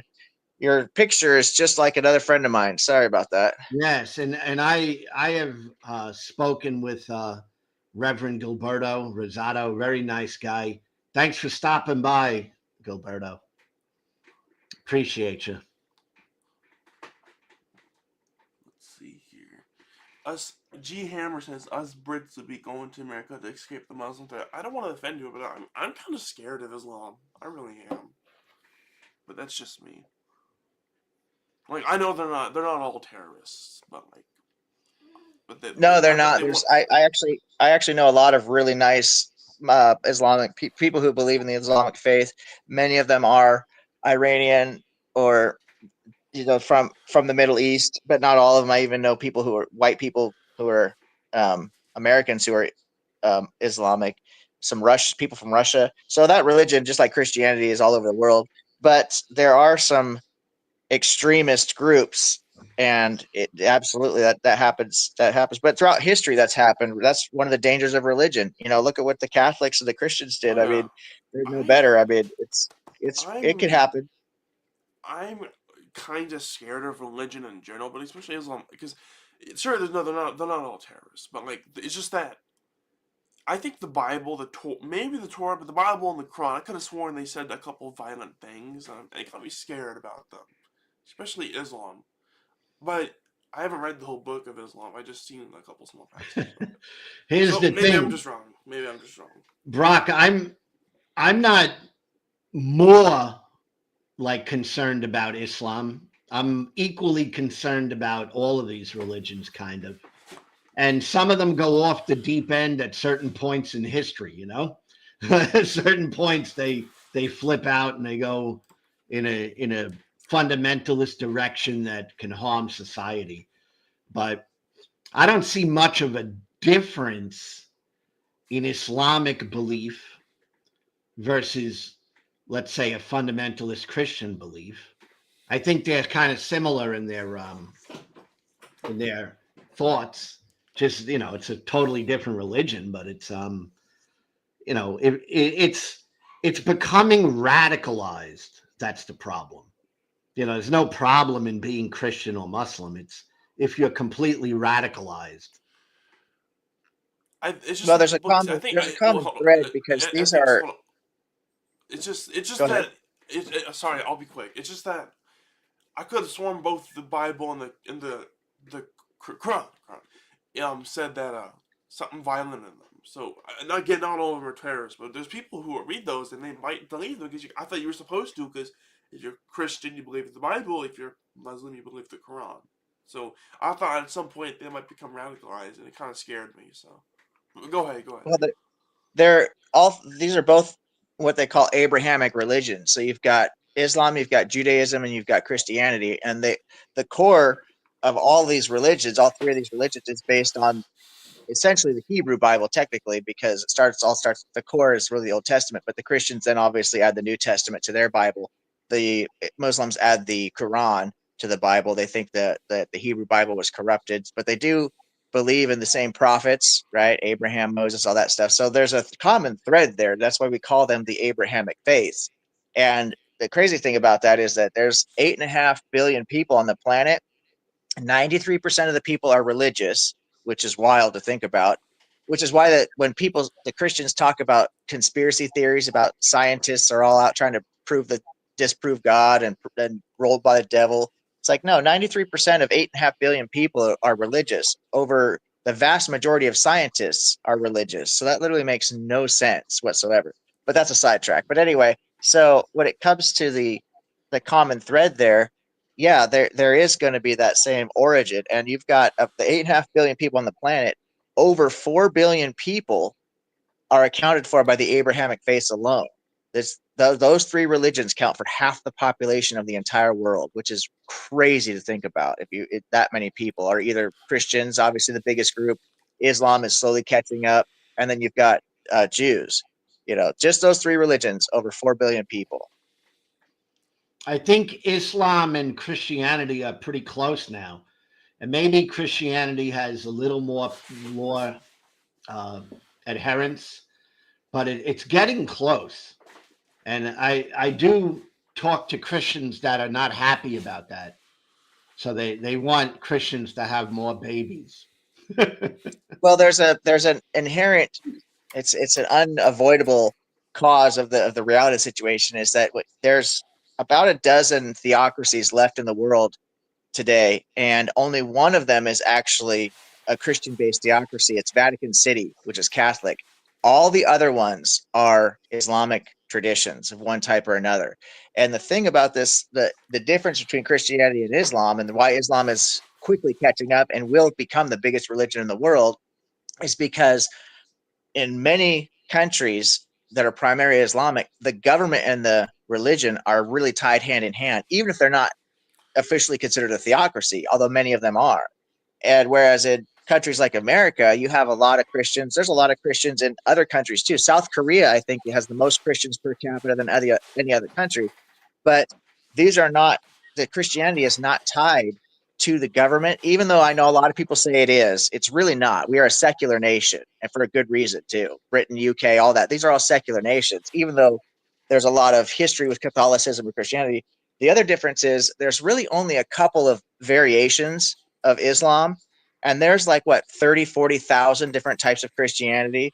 So you have so much disconnection and internal squabbling in Christianity, and a big movement in Christianity is actually moving towards what's called progressive Christianity, is growing really quickly. So this is just disjointed. So Islam is staying together. They're forcing their religion on the people of their society. They're not tolerant of other beliefs. And this is why it's continuing to grow so fast, and why it's not dying out and not slowing down, it's speeding up. Whereas Christianity is the exact opposite. Pretty soon there are going to be less Christians. More Christians that are Christians are going to be progressive Christians. It's just a big change. Well, one big thing I notice is this idea of culture and religion, right? And this is what makes people either fundamentalist or not. And the progressive Christians are not fundamentalists. You know, when if religion doesn't bend at all to the culture, I think that causes a lot of problems. And progressive Christianity is bending to the culture, which I personally think is wonderful. Right? But I I'm an agree. atheist. I agree with you 100%. No, it's interesting. Someone in the chat here posted a very interesting comment that I think kind of leads to what I was talking about. This, what is this, Mariana Beach? They said that religion has nothing to do with God. And I think that there's a big movement towards that understanding. It's more of a deistic kind of a concept, which is really, but first of all, it's a much more defensible position, because religions are kind of easy to attack, once you get into actual science and history and stuff. But if a person just believes in a God, that's really more of an unfalsifiable claim. So I think that's kind of the smart. If I was religious, I would probably hedge my bets that way too. So I think that's kind of what we're talking about. Hold on, Brock, 1 second, please. With the Islam, it's really, God is tied directly to that religion. They don't get separated. But with Western religions, Christianity and more progressive religions, you can be more deistic. They have something called cultural Christians who don't even believe necessarily in the Bible, but they go to church and they like the social activities and stuff. So, I think what that person, Mariana Beach, said is really true. I think cultural Christians are very not dangerous. So they're undangerous. The belief system is not a dangerous one. So, like, earlier, ethics, you said something about how we were founded as a secular nation, right? Well, I don't know if I'd say founded. Yeah, we are a secular nation, and our constitution is based on secular humanism more than people realize. Yeah, in fact, that's why that's specifically put in the Constitution for separation of church and state. Yeah, some people have argued, well, we allowed for slavery, so you must be admitting that atheists allow for slavery. I thought a good response was, you had to appease the Christians who had owned slaves before the American Revolution happened, because it was a British colony, and You had to appease them so they didn't just start rebellions. Is that a good? I think it's a good counter argument.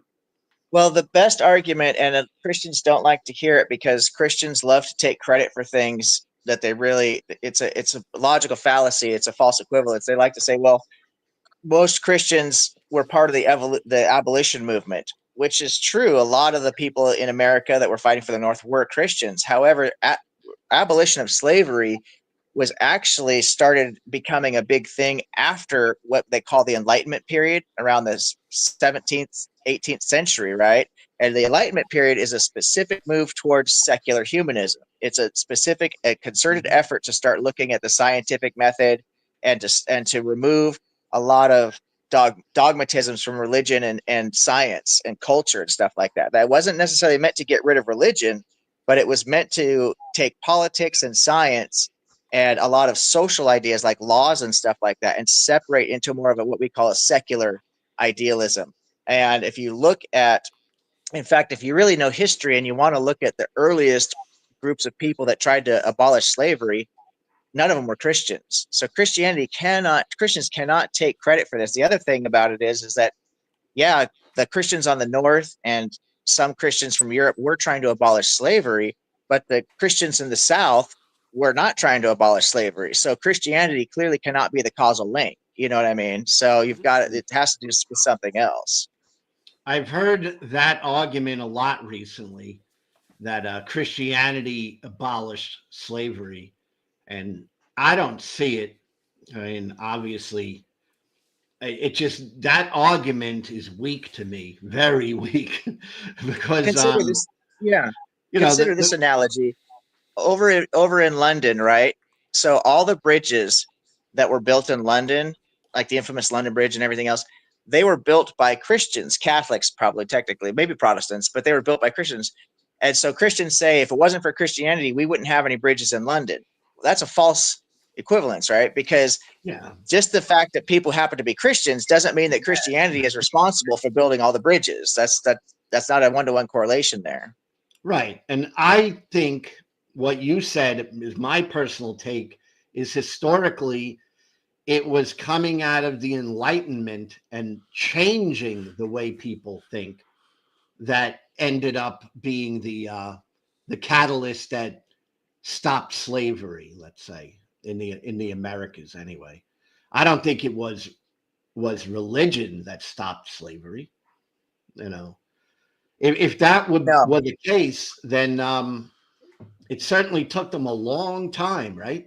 I mean, that's the biggest problem. As you look at thousands of years of slavery justified by the Bible, cover to cover. It's in the Old Testament, as we talked about, and the most prolific New Testament writer is Paul. And Paul specifically, slaves, obey your masters with fear and trembling like you would obey Christ. You know, I mean, it's just, there's a couple of different passages. And I know Christians like to cherry pick. Well, Paul said he didn't want to return that slave to Philemon or whoever it was. I was like, yeah, but you have a contradiction. If you're going to really, you have a contradiction at that point. You know what I mean? Then another thing they say is that, well, there's neither slave nor free in God's eyes. It's like, yeah, but it also says there's neither male nor female. So now are you going to go ahead and let transgender people alone now for once? Or you're going to just take the parts of the Bible that you like, the verses that you like, and leave the context out. There's not a single yeah, edict in the Bible that says you shall not own another human being as property. There's nothing in the Bible whatsoever that says you should not engage in slavery. There's nothing in there whatsoever. no. And it's the exact opposite. It tells you to be a good slave. It tells you how to own slaves. So the idea that the Bible, in the New Testament or anything in the Bible is against slavery is just absolutely fallacious. It's wrong. Yeah, and you hit it on the head, Objective. So you've seen your Bible, you've read your Bible. When it talks about there's neither free nor slave, that passage from Paul, all right, you're absolutely right. It says there's neither man nor woman too. All right. So that's what that's referring to, is some sort of a spiritual equality. It literally has nothing to do with equality here on earth. Exactly right. Exactly right. That's So, the context of that. But people yeah, don't want to They don't want to take the context if they think that they can make an argument from the Bible. But then they want to claim that atheists are always taking things out of context. It's so funny. No, that's the context, because you can't find in that passage, without taking it out of context, that Paul was saying something against the institution of slavery. Have you seen Non-Stamp Collector? That one channel? Oh, he's good. He's been He's around good. a long, long time. Yeah, I haven't watched him in a while. He had a video like that. God is love, and this Christian's like, God is good. God is the third thing Christians like. God says to kill all the babies out of context. It was hilarious. His non-stamp collector's video on slavery. I don't know if he's done multiple ones or not. I've actually pinned a couple of those videos to a Discord that was trying to justify slavery, and I pinned that one in there. It is hilarious. It is so funny. But Lord, you don't want to make slaves out of people. And he's like, no, not the Israelites. No, I know, Lord, but you said in here to make slaves out of the foreigners. He's like, oh, well, yeah, but not the Israelites, though. I wouldn't do that. Yeah. Hey, TSPCI. Gilberto, do you want to come in? Because I'd love to talk to a Christian here today. And you are very smart. I appreciate you. Yeah, I'd love to see what Mariana Beach says also. I think they're a deist. I'd love to hear their angle on things, because that would be very interesting. I'm wondering about slavery right now, because we're talking about it. You know, I'm wondering how a Christian would approach this slavery thing. You know, like, to me, it's like so clear, but I mean, what am I missing? So if anyone wants to jump in and talk about biblical slavery and why it was okay then, maybe not okay now, I would love to have that conversation.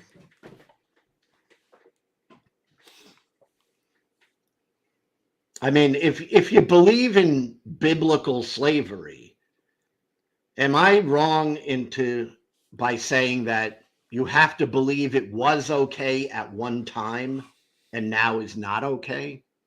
Isn't that kind of where you have to fall?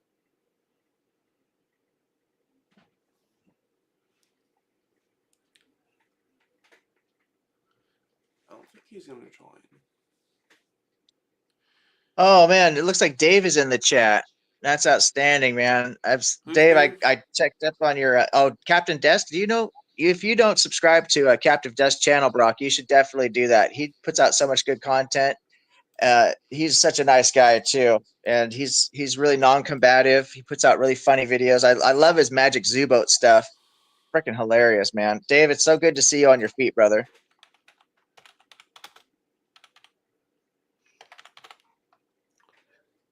Marina Beach. Having trouble with my eyes. I need glasses and I don't have them with me, but Marina Beach, I see you out there.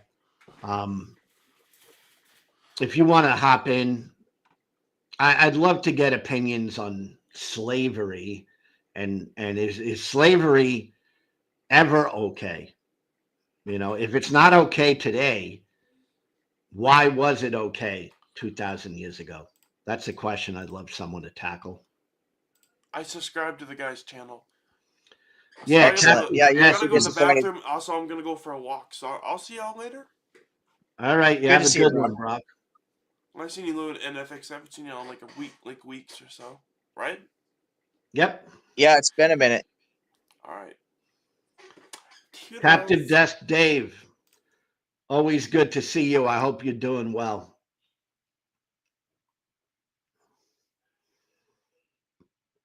You know, Lou, when you start talking about if slavery was wrong today, why was it okay in the past? You're actually flirting with some objective ethics and objective morality there. Be careful. You don't want to give up your position here. You know how I answer that objective? I'll tell you.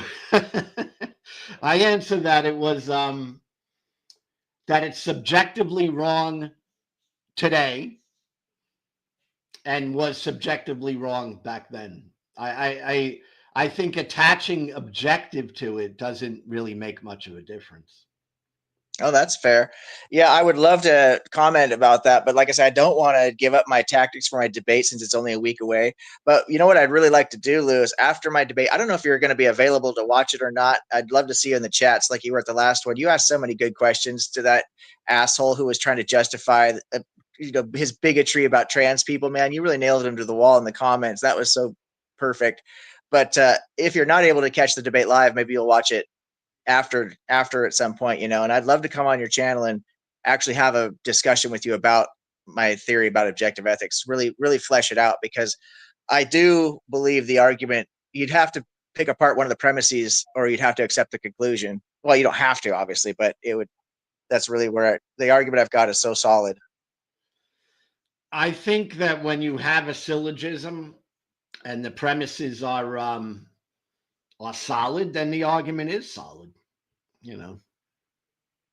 Yeah, that's why right in the book I'm writing, I'm actually going to, like I mentioned, there's two different angles to it. And one of them does include, oh, nice, skeptic philosophy. Love this guy. He's brilliant. Speaking of brilliant people, the evolutionary angle is a really great angle because it provides empirical evidence and some data points you could use and stuff like that. But because I was not able to get a syllogism to it, I had to go with the other angle as well. But in my book, I tend to flesh out both arguments, actually. Oh, here's Reverend. Yeah. How's it going? I like. Oh, I know this brother. Absolutely. Reverend, it's good to see you, but popping in. I appreciate both of you. I'm so interested in this objective model from that you're talking about here. I'd love to, if you got a demo or whatnot of this book. I've been sent several people's book that I've been looking through part of it. I'll keep it completely private, but I would love to pick your brain on the subject. I'm curious though, just off the top, are you using content ethics as a baseline, or do you have some kind of base ideal that is the objective kind of platform, or what? I missed your breaking up. I heard the first part, very kind words. I appreciate that, but I missed the last question. You were breaking up a bit. I'm sorry, your baseline that you're kind of building. I take it there's some kind of model that you're building off of. I don't know if you're using something like content ethics or what you're using for a foundation for where objective ethics comes from. There is a baseline, absolutely. And I've also tapped into some of the greatest philosophical minds in history. And again, I'm trying to keep some things close to the vest because I've got a debate in a week, so I don't want to give up too much. But yes, there is a baseline, and if you know Aristotle, Kant, Immanuel Kant, and who else would I? Plato, through Aristotle, Socrates. They've all talked about objective ethics and a natural law. St. Thomas Aquinas. So I've tapped into some of the stuff that they've put out, and yeah, I've got a lot of stuff that I've kind of just combined a lot of moving parts and put them together.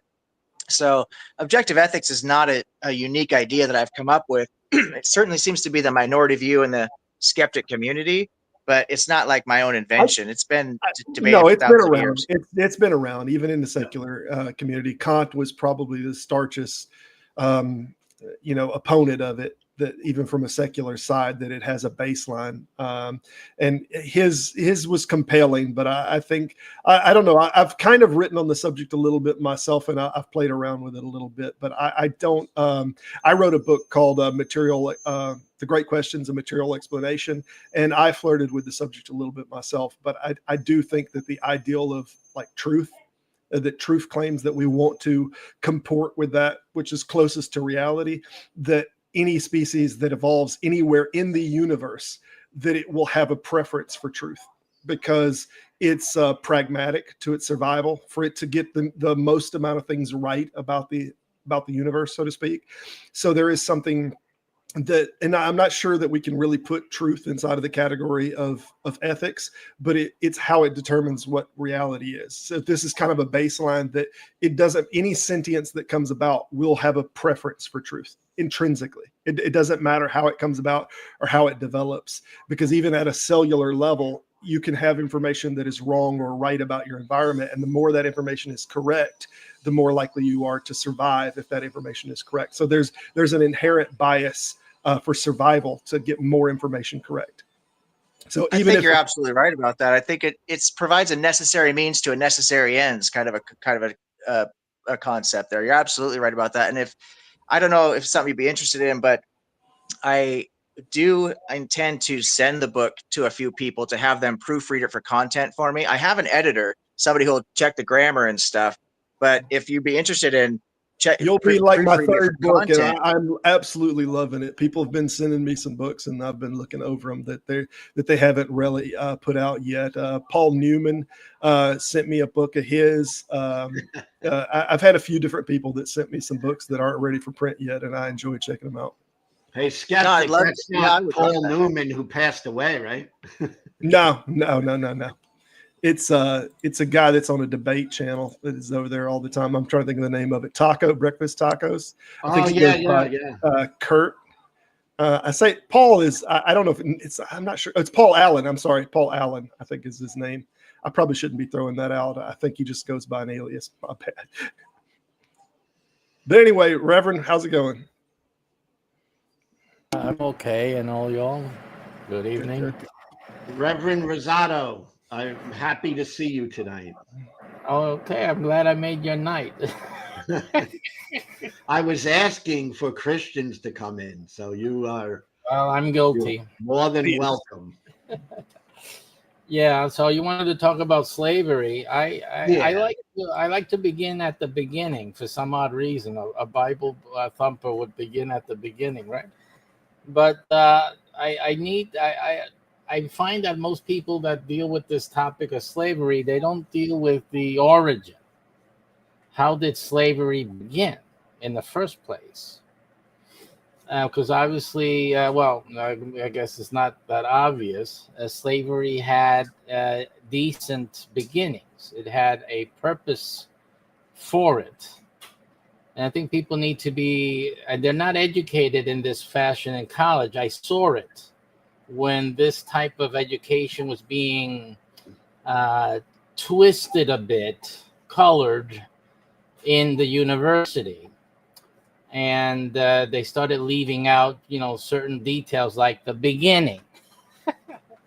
So people now today, when you say slavery, the fact that most people have a negative connotation to it is the proof that they have been miseducated about slavery, because slavery did not begin the way it ended.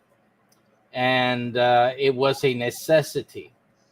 It's the development from individual agricultural bases in society towards a civilized, more dense population. Because when you have more people living closer together, everyone can't be a farmer. And you need some people working in the field and others, making shoes and, doing the things that support a more dense population. And so that transition part was the difficult part. Even before then, there were slaves. The first slave was really what you will call an indentured servant, or just the neighbor whose crops fell, How do you know this? Lost. How do you know this? Because this seems like a holistic claim. We have two different types of distinct slaves that we see in the Bible. And when we see, and there's another thing that I'm sorry, I need to address it pretty immediately, is you're talking about slaves as if there's a single origin through a society, that society or something was the origin of slaves. And the fact of the matter is we've had many different societies that all have had their origins of slavery, so to speak, that happened in their culture. And when we look at things biblically, we see indenturement, and we see like the Bible in Leviticus talking about when you take over this nation, that that you can take their people and you own them and you can pass them down to the next generation. This is not the same thing as indenturement. So we see right out of Leviticus immediately that you're taking people captive after war, and that you own those people to the following generation, and that you can give those people to your children and your children's children. You own them. Right. So, but this is an advanced slavery. I'm talking about the beginning where slavery began. So pre-Leviticus. This is oh yes.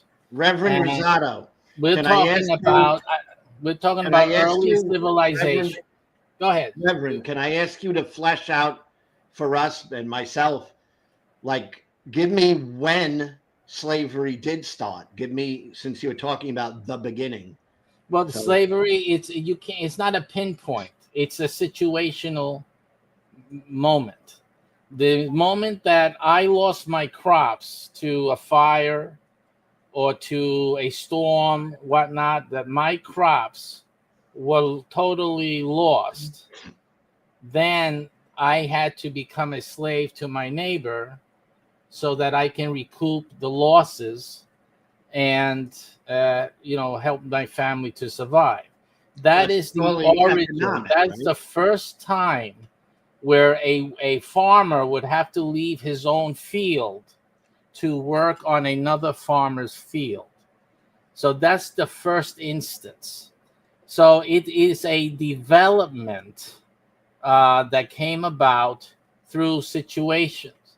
And as this started, as the populations again began to condense, you had more of a necessity for farmers to increase production, right? Because there were less land and less people to work on the farm to have their own food. They needed others to grow it for them. So slavery really began as the earliest form of employment. Before then, there was no employment. No one needed to work for someone else because basically everyone was a homesteader. Everyone grew their own food, raised their own livestock. It's what you see with Abraham, let's say in the Bible. But again, Abraham in the Bible is more advanced in terms of the slave development of slavery than where it began. So I think a lot Can I of ask a people question? have. I'm just confused about one thing, and I'm not saying you're wrong, and I'm not saying it's Oh, no. illogical because it sounds perfectly reasonable to a certain degree, but I'm just confused because according to my understanding, we can only go back to about the 4th century before the Common Era with the culture of Sumer as the earliest written record with cuneiform writing, and that civilization was fully developed essentially by that point. So what you're talking about seems to be a much more rudimentary origin. So is this just theoretical, or what kind of empirical data do we have to say? Because I think I'm just curious as to how you came to that conclusion. The origin of slavery seems to be a very theoretical, hypothetical concept. So you're willing to accept that one morning a society woke up and said, "Hey, let's have slaves." Is that No. a No, I think reasonable that this than- happened. I think this was something that was probably going on in a certain form. We would not identify it necessarily specifically as slavery, but a type of capturing war prisoners or something maybe would be more akin to. And I would say this probably goes back a couple 100,000 years. You know, I don't think. I think Neanderthals probably took slaves. Again, you're not addressing. I understand that you all are not farmers. I have a farm out here, so it's real to me that if something happens to my crops in a situation where there's no city near me and no other way, I'm going to have to go to my neighbor's farm and help and get his help. But money and trade has existed for thousands of years. I mean, you mentioned that this started. What do I have to trade with? With money, even as far back as the Sumerian culture, and you mentioned earlier objective ethics. Guys are starting way too late. I'm sorry. I understand where you're starting at, but what you're okay. Well, let's start pre-biblical. Let's start before any single text was ever written in the Bible, and let's just say right before that. We can't. The in Bible the Sumerian culture or inside of the Greek culture. I know, but money was already existed. The slave trade is well formed. Reverend, what I'm trying to say is slavery could have already been gone before the first letter was ever written in the Bible. It could have absolutely 100% been gone by the definition that you're laying out, because you're saying that this was before monetary, this was before workers, we had employees, but before any letter was written in the Bible, in the Sumerian culture, we had people who were paid to do jobs. So we could have already had slavery gone because those people could have been paid for the work, for the labor that they're doing, and never had a slave before the single letter of the first letter of the Bible was ever written. Slavery could have been done. The slaves were paid. No one's saying. See, what you're understanding. They were not paid. They were paid. The indentured. If I went to work for a farmer because my field was destroyed, that farmer paid me. That farmer gave me money so I can rebuild the farm. I can buy seed to replant the crops. What's your basis that they? I had to historical work off what money he gave me, or seed, like as you say, trade, so that I can restart my farm. So I'm talking about when it all began. This is the way it began, because otherwise there's no reason for slavery. None. Everyone has their farm. There's a lot of land. There's no impetus unless my crops got destroyed and I needed to reseed. I needed to survive. My family and I needed to survive until we rebuilt the farm, regrew our crops, etc., etc. So that's the reason that I would have to go and work for a neighbor or any farmer out there and recoup my losses. That is how it began. Otherwise, there's no need for a slave. None, never. Because everyone... Well, let me be very clear. There's a huge distinction between a need and an advantage. So right, but what people developed. Take is what they can take because they want to and they have the power to take it. That doesn't have anything to do with needs. So when we have people such as Abraham that we read in some texts has 700 servants, does he need that? That's not even a question. He does not need that. Well, it's what he wants because he is accruing. He needed 700 servants. He needed it. I don't think we have the same definition of needs. Well, we have to stay with the topic, which is slavery and where slavery came from. And so that is the point that I'm addressing here. The need that Abraham had was the need of having high density population. And so Abraham, he was maintaining his state. He also had an army. His slaves also included armies because he did fight. Yes, he gave, I've said 700. I think there's a text that says he gave 700 of his male servants that were fit for battle to the three kings that in the battle right before Sodom and Gomorrah, if I'm not mistaken, that this is how many male servants that he gave to the battle that were fit for battle. So it's not his total count. It's just how many male servants that was fit for battle. We're far from the beginning where it was just farming and living your life. This is where it started. Later it develops, of course, by the time you get into your written language and recorded history, you already have slavery well developed. Okay, so that is absolutely true. So now I just wanted to clear that up because I don't hear anything about the origins, the beginnings. The people are speaking as if there was none. It was just bad all the time. It wasn't. It was a necessity. There was no welfare. Wait. Do you think it was a necessity to own people during biblical times? It was a necessity in the beginning, there was okay, I'm not talking about in the beginning. I'm talking about through biblical times. Was it a necessity for survival for them to own people? And no, the ownership, again, there's two different things at hand. It's what's happening in society. The Bible did not establish slavery. So, but it did authenticate, it did confirm it that you could take those people once you fight this civilization, that you could take all of those and own them. And this was sent as if it was from God. It's not establishing slavery. The Bible uses the state of humanity at any given time for the sake of its purpose. The biblical purpose is for instruction. So if you're living in a society where slavery, in whatever condition it is the mainstay, is the economic powerhouse, is the industrial revolution of the time, the Bible is addressing people who have that as their understanding.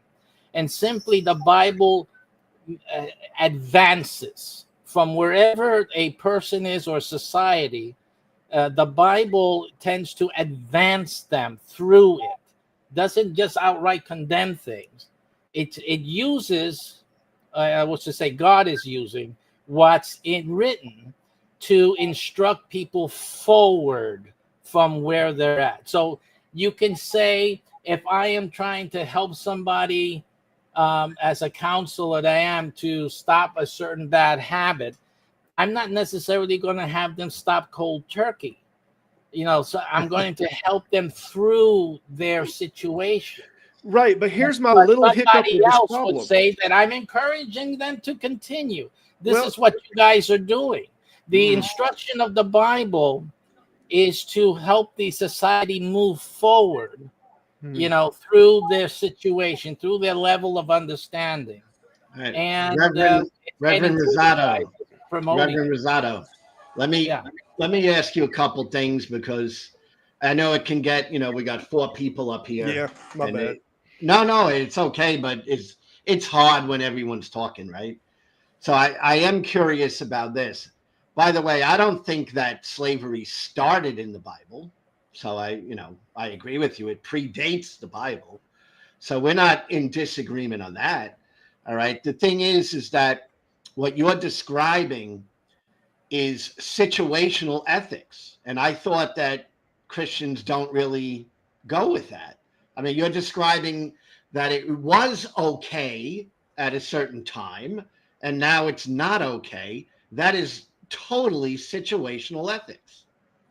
So how would you answer that?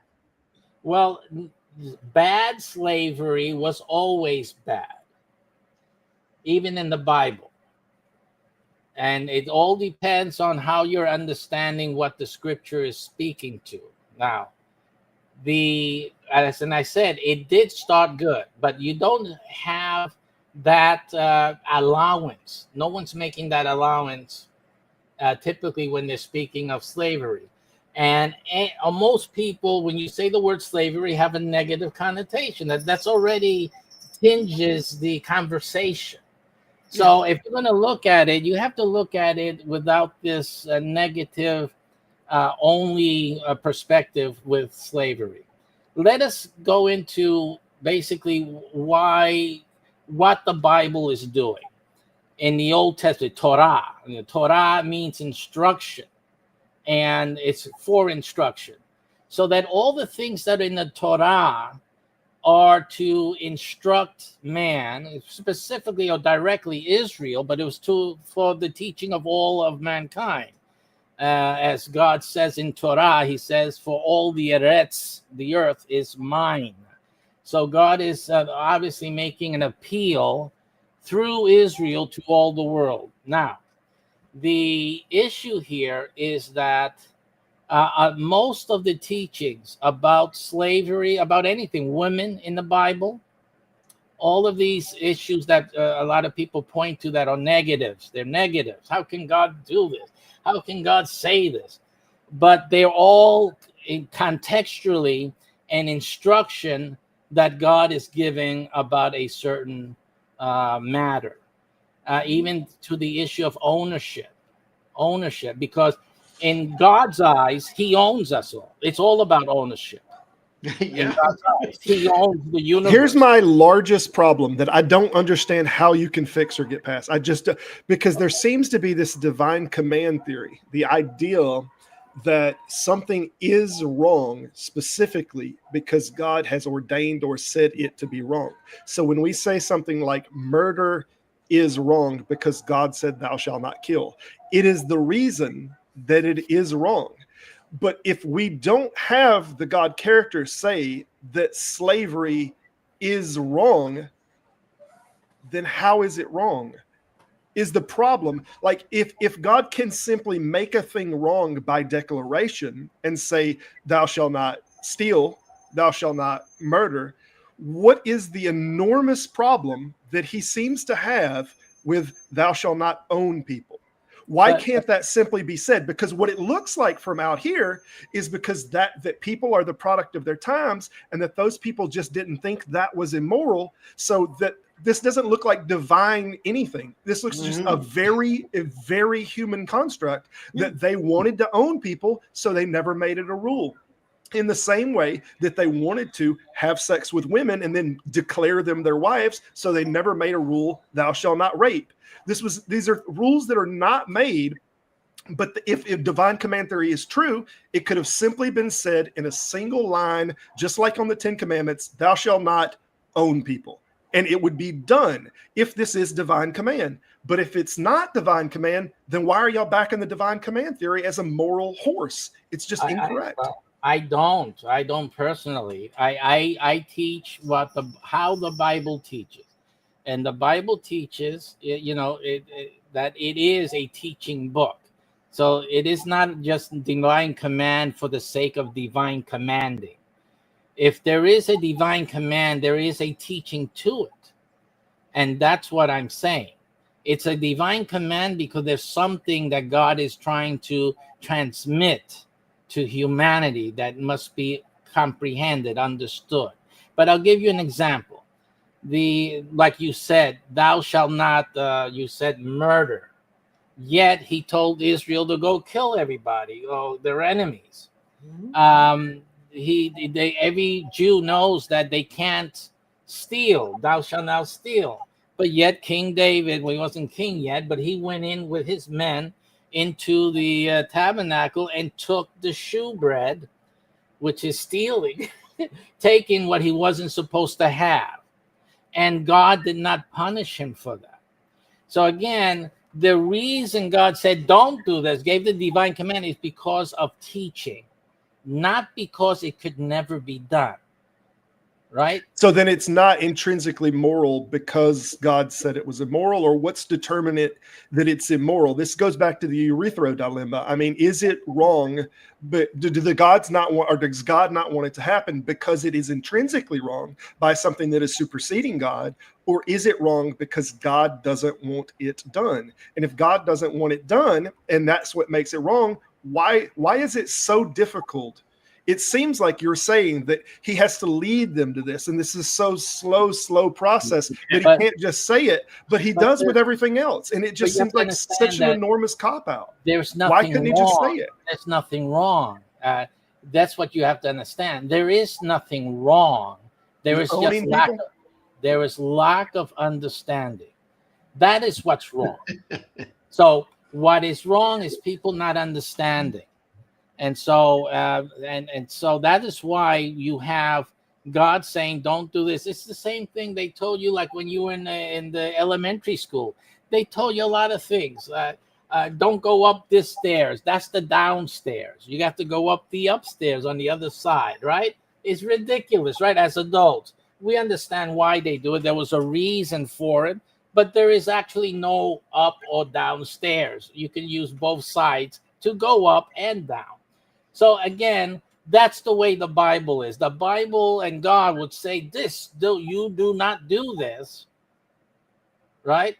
And I do want to distinguish something you said earlier, though, that's slightly incorrect. It's slightly incorrect because the original Hebrew word, and I'm sorry, I looked at this years ago, but I don't mind looking it up again, or we can look into it together. But the original Hebrew word is translated, "Thou shalt not kill." But if I'm not mistaken, the word that was used is it means not to kill unlawfully, which we would be a better translation today is "thou shalt not murder." And it's the reason that I use the term murder. So when we're conflating the two, that said that God said you can't kill people illegally, is not the same as saying, okay, well, now I want you to go kill all these people, because on divine command theory, then that is, if that religion is the law, if God said to go do this, then it's not an immoral act inside of the definitional parameters. So even the term "thou shalt not kill unlawfully" is still abided by when God says go kill these people, because it's then therefore lawfully. Yeah, but this is 20/20 hindsight, and this is what we do when we study a lot and we make that differentiation.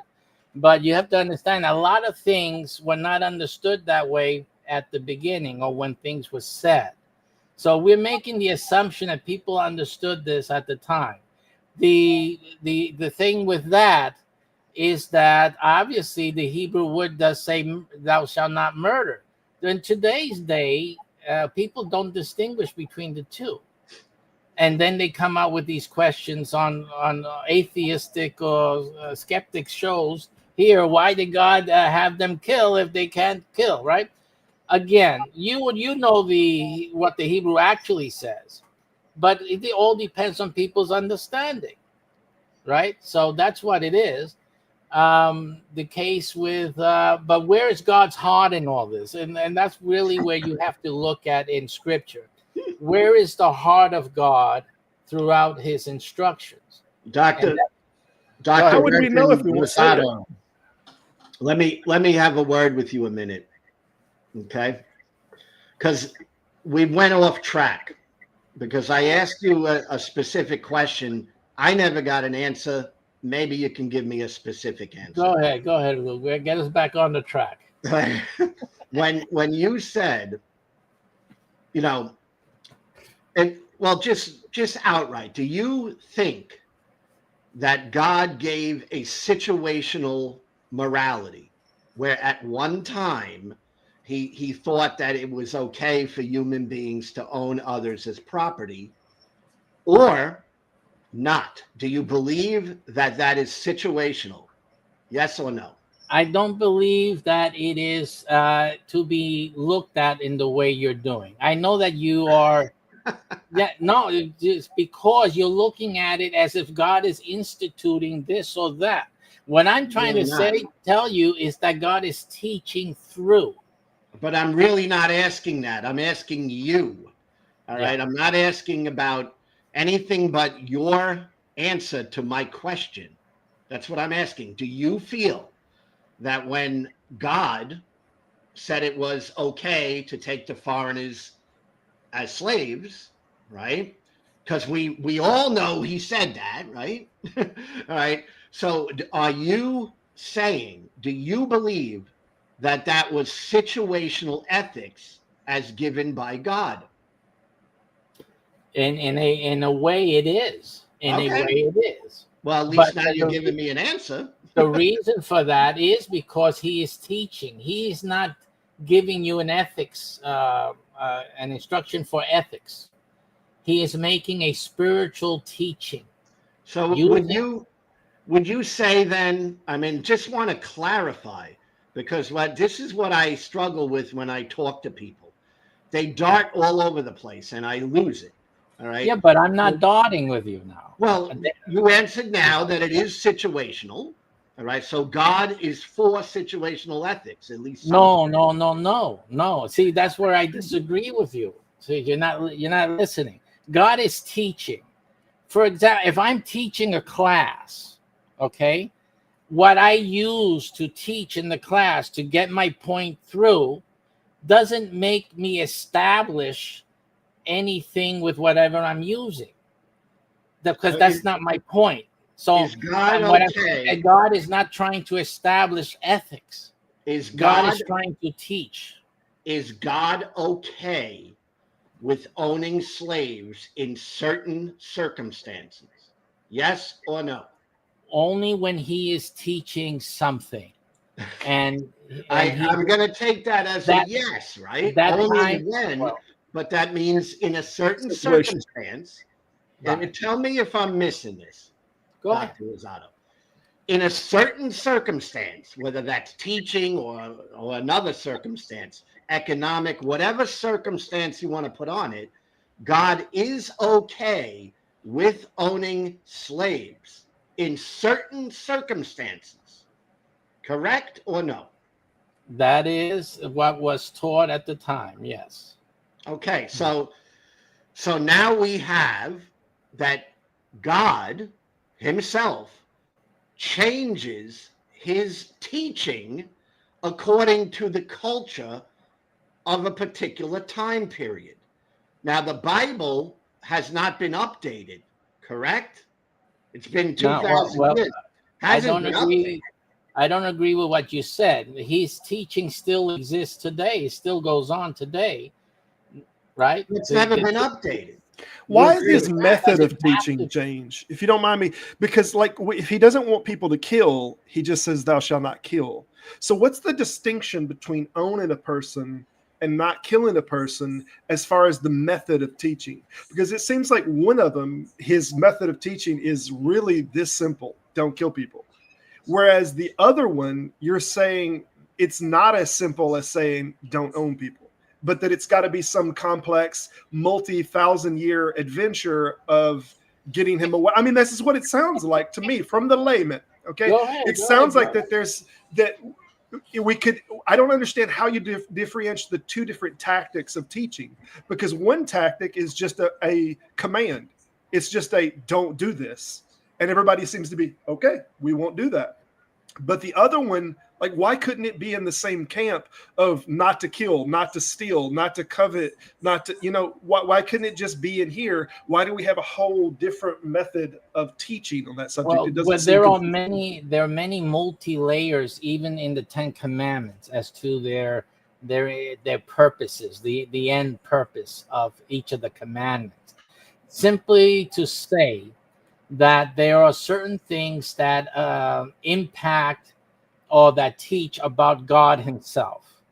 And those things are very strong commands, because they are things that cannot be violated, because that teaching would violate or discredit or invalidate God's own being, what he is and what he's doing with humanity.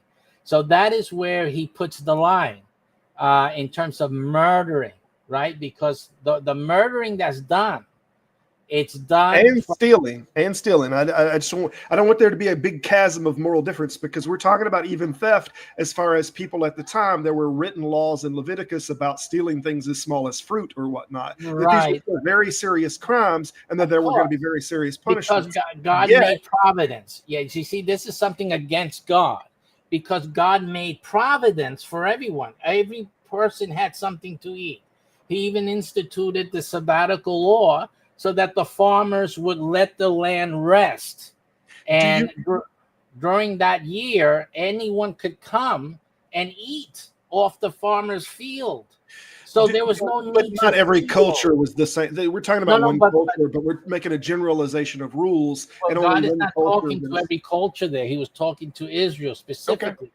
And Israel was to be the beneficiary of the teaching, to receive the understanding, to then go to other cultures, not with the same instruction, but with the understanding derived from it. So there was going to be a difference. But yes, that was the purpose of God, was to give Israel very clear instruction for them to model and to gain an understanding, for them to be able to be instructors or teachers to the rest of the world. That's what he said. You shall be a nation of a kingdom of priests and holy nation.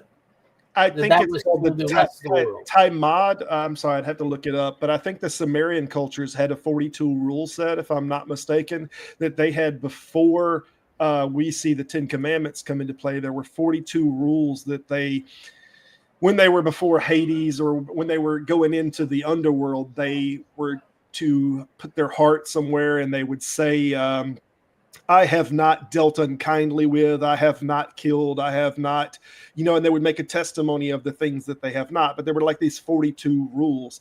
And not only did they cover literally every one of the rules that are not about worshiping God, but what we would consider a moral rule, they covered that and many more moral rules. And this predates the 10 Commandments.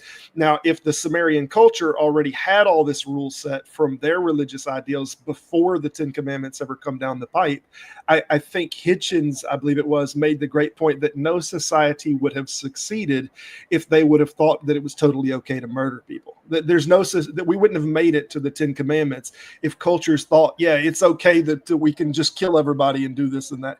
We wouldn't have made it that far. And there's several different cultures that are older than the 10 Commandments that have already had rules like this in play. And I will agree that those rules were beneficial to that society in which those rules were invoked. Whether it was right or wrong to say that their God is what passed down the rules, it seems to me that the Sumerians didn't have their rules passed down to them from a God, but it's a rule that they made up and they attributed to their God, to say that God gave this rule not to murder. And that made it work. But it seems, how do you delineate that from like the Israeli or from Israel and saying, well, yeah, but theirs actually came from God, when the Sumerians already had all of those rule sets already in their culture before the Ten Commandments were written. Yeah, but before the Sumerian culture, God created the heavens and the earth. There's one thing that you have to remember, that all these cultures existed before the Bible, but the God of the Bible, if in fact the God of the Bible is the creator of the universe, was before all of the human cultures came to be. So there's no mystery that any culture before the Bible would have developed some type of instruction and morality because the God existed then. I'm having a hard time connecting the dots to the claim that this is supposed to be progressive by the time we get to the Israelites, as you said before. This is a progression, because that sounds completely regressive. It's not just the Sumerian culture, but in fact, the Ugaritic texts already talk about what we call reciprocity. Unto others, do as you would have them do. So they clearly knew that if you were going to be a slave, you didn't want to be a slave yourself, it would be wrong to actually have slaves. So that was not specifically articulated. And then you get into the Code of Hammurabi that had much more lenient laws about slavery than the 613 Mosaic laws. So this seems to be fairly regressive, not progressive. And if God gave the rules from the beginning, then that, I don't see how that follows. Maybe I'm misunderstanding something. Because God wasn't making the Sumerians or the others teachers of the to introduce the modern West civilizations to the world. That is a particular detail that you caught, which is very important, because it tells you that something different is going on. In the beginning, God is the God of all people. He's the creator of the universe and of man. So there is no, and God isn't silent. God isn't not trying to deal with men.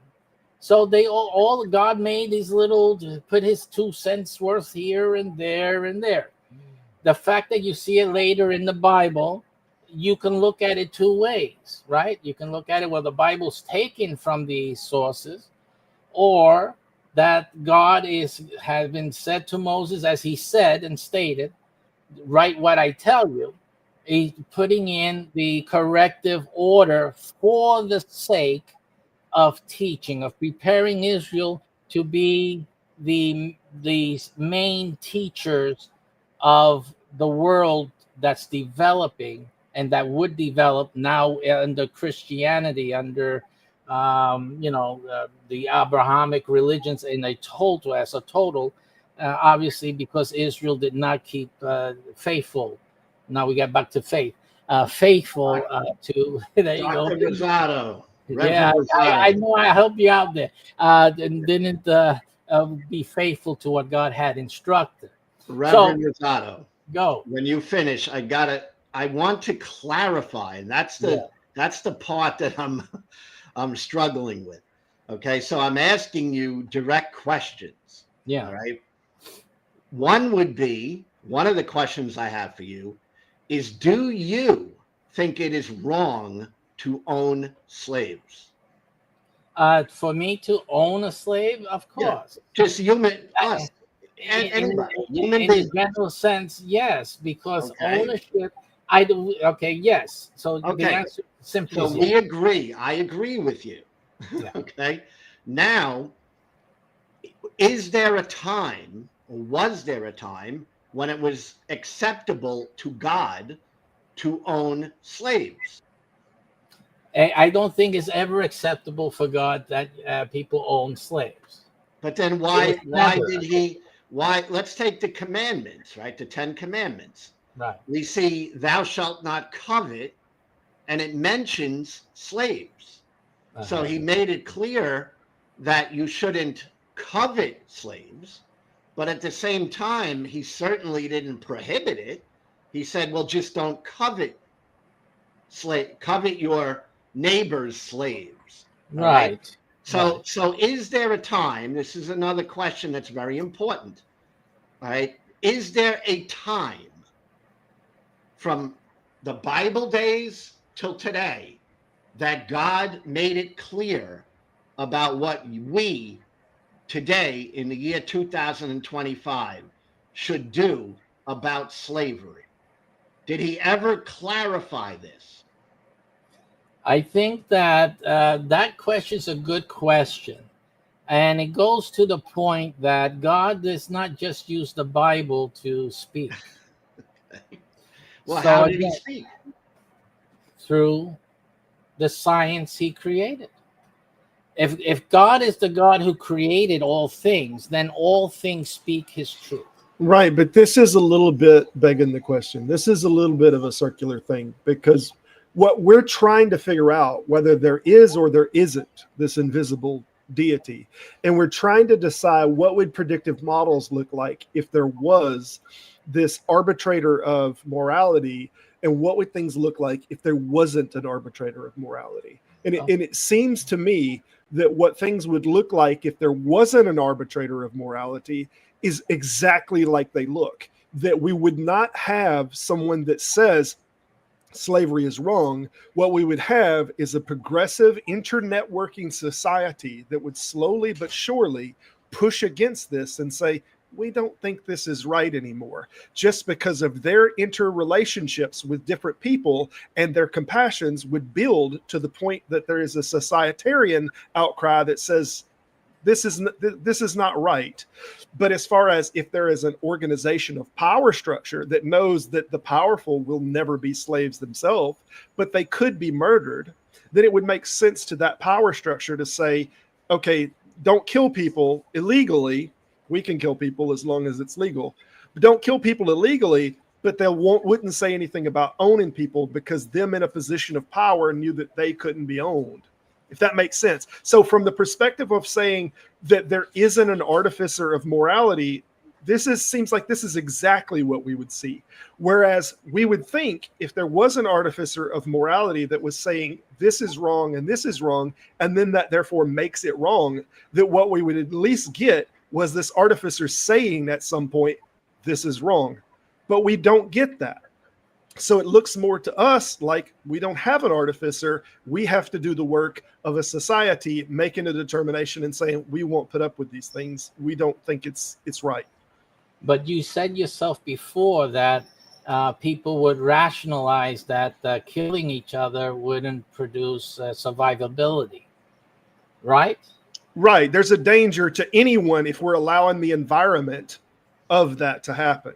Right. So what I'm saying, that if God created the heavens and the earth, then that reality was created by God. A lot of what God teaches in the Bible are things that if you reason, you'll come up with. They're things that if you study science and look at it, they're things that makes perfect sense with science. So, but couldn't we have done the same thing with murder and came to the conclusion logically that we shouldn't murder? And wouldn't that, therefore, I mean, by that logic, it not be a necessity to even put that in the Bible? But yet it was put in the Bible, and It helped the society because we had a reference inside of that society to say that it's not just us as a culture coming up with it, but that God doesn't want it done. And in that way, it was a staple, it was a foundation that it is absolutely not acceptable. And it seems to me that we could have had that absolute pillar of you can't own people just as solid, and we would have been thousands of years ahead of where we are presently in our moral venture. But we're way behind on it, because what happened instead was that many of these verses, like the Deuteronomy one that I put a link up on there before about owning slaves and whatnot, and about being able to take them capture, these were used by churches. These were used from the pulpit many times in the past to justify that it's okay to own slaves, that it was ordained of God.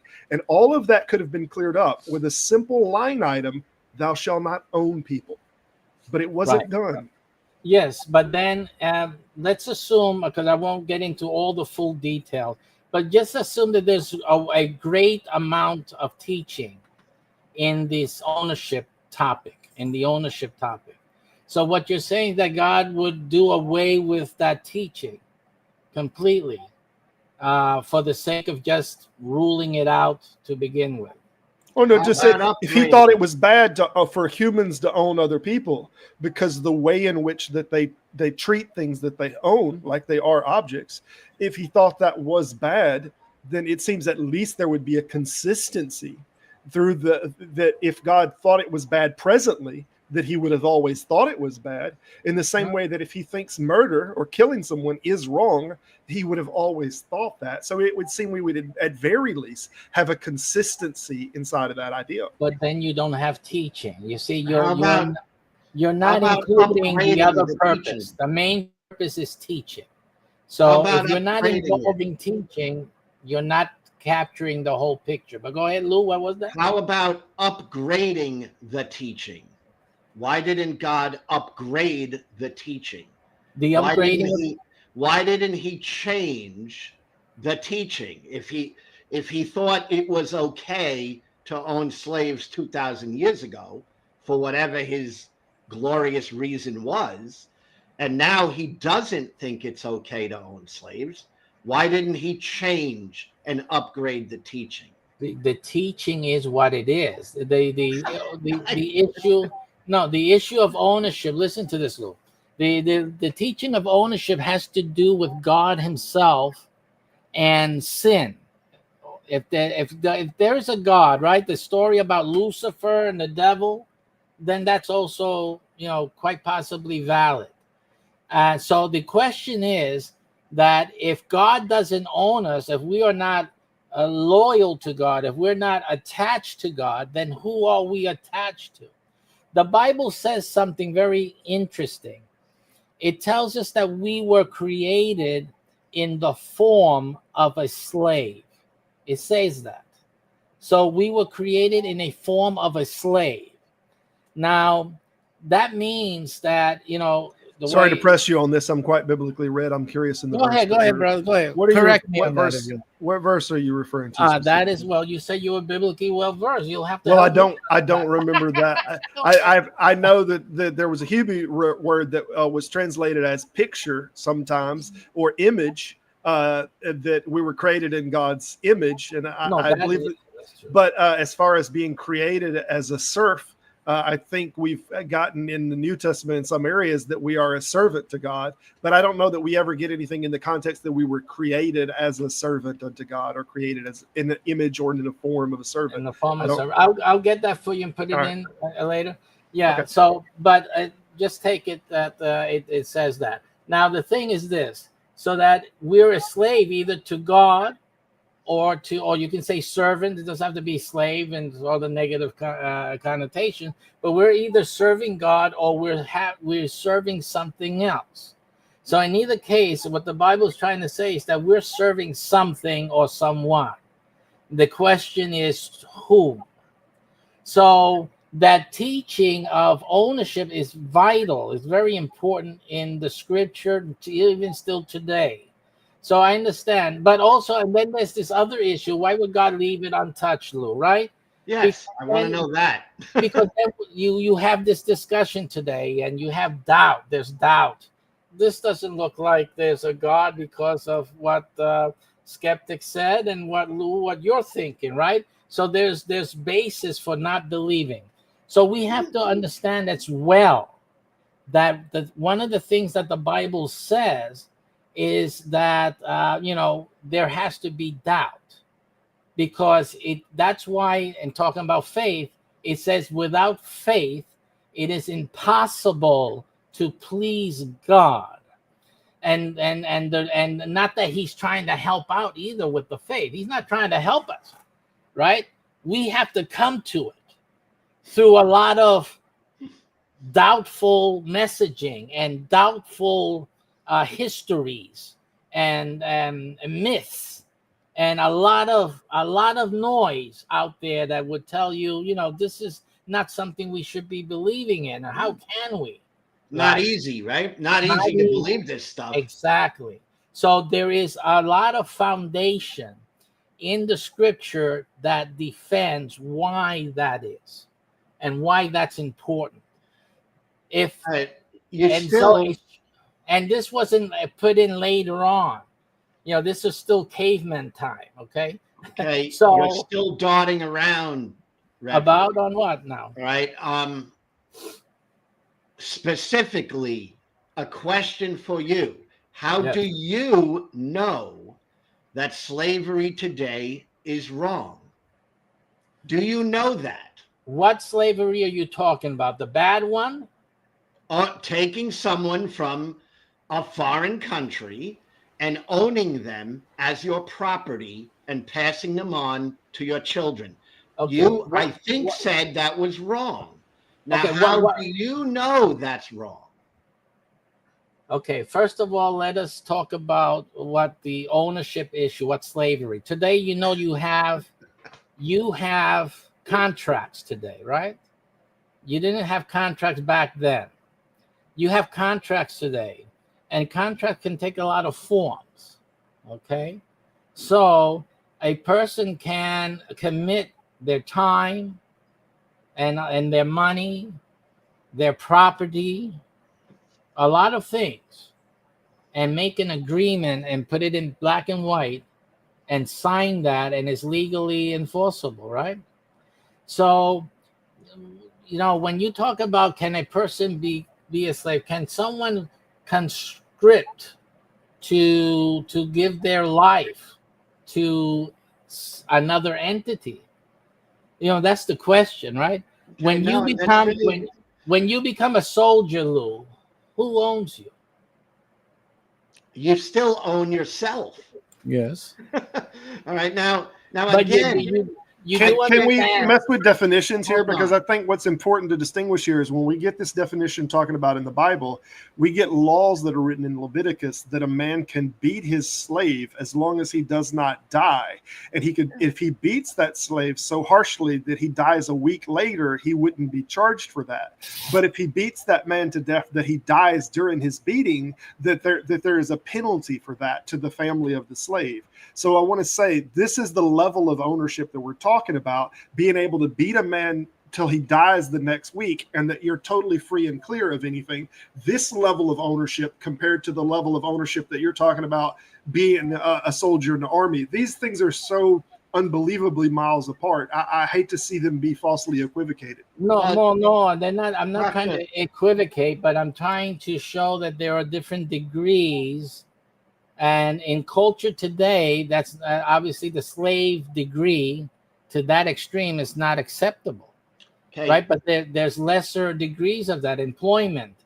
And even as you work for an employer, you sign an NDA, non-disclosure agreement. They tie your ability to speak about certain things for years after you left their employment.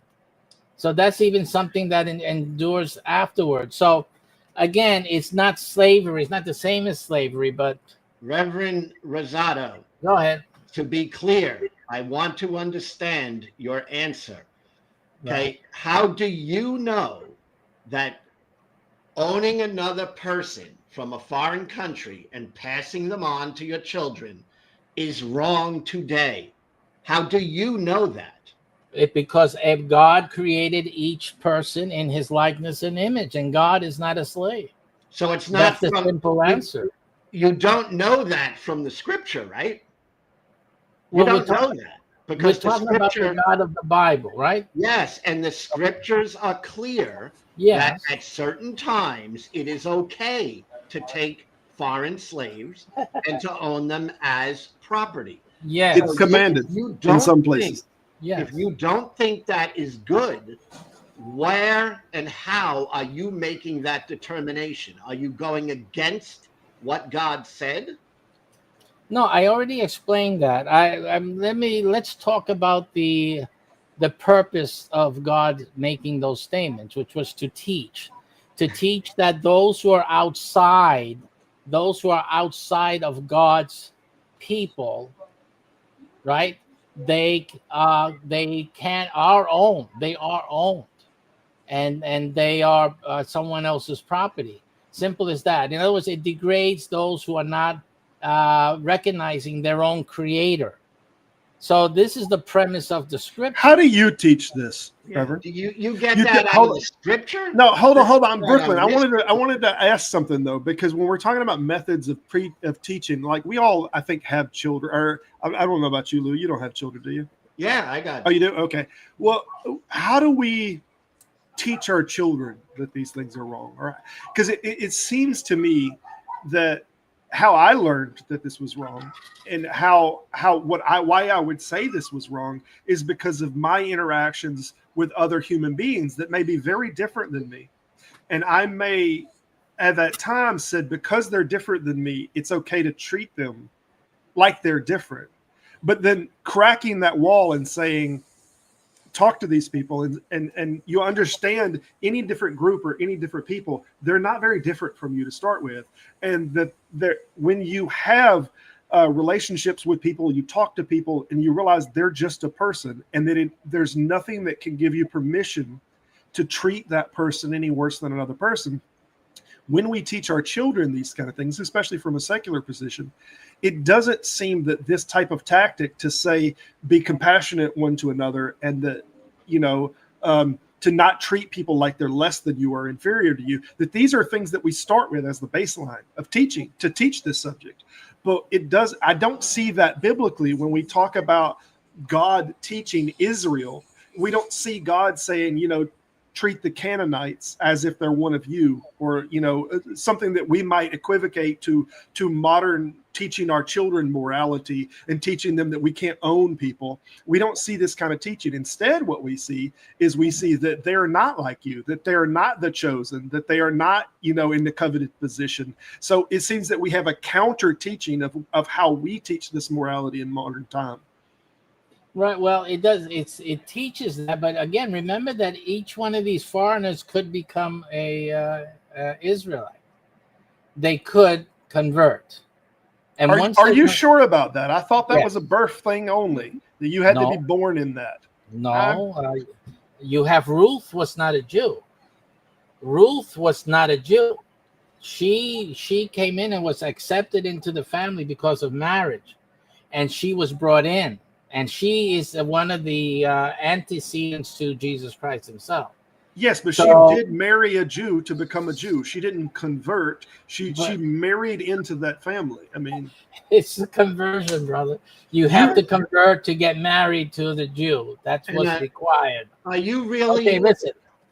Listen. Reverend, hold on. Yes, go ahead. Are you really saying, because maybe I'm hearing something different, but are you really saying that in order for the slave to be free, they had to convert to Judaism? No, because there were Jewish slaves. There were Jewish slaves, and there was a set rules that governed slavery. So those things had to be followed. Yeah, there were indentured Jewish slaves. Comes from another country, right? Indentured. Another country. There's difference. Yeah. You couldn't own a Jew in the same way that you could own an outsider and pass him to the next generation. That wasn't doable. If a slave came from another country and I was living in those days and I owned him or her, all right, would that slave be able to become free if they converted to Judaism? And not necessarily. That they didn't have to convert. If the owner wanted to release him, they could.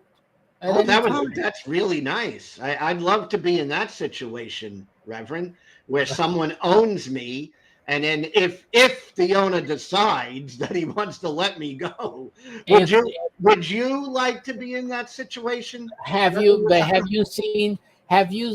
not known? If you read historical letters and things like that talked about slaves, and even from slaves themselves, many of them did not want to leave their masters.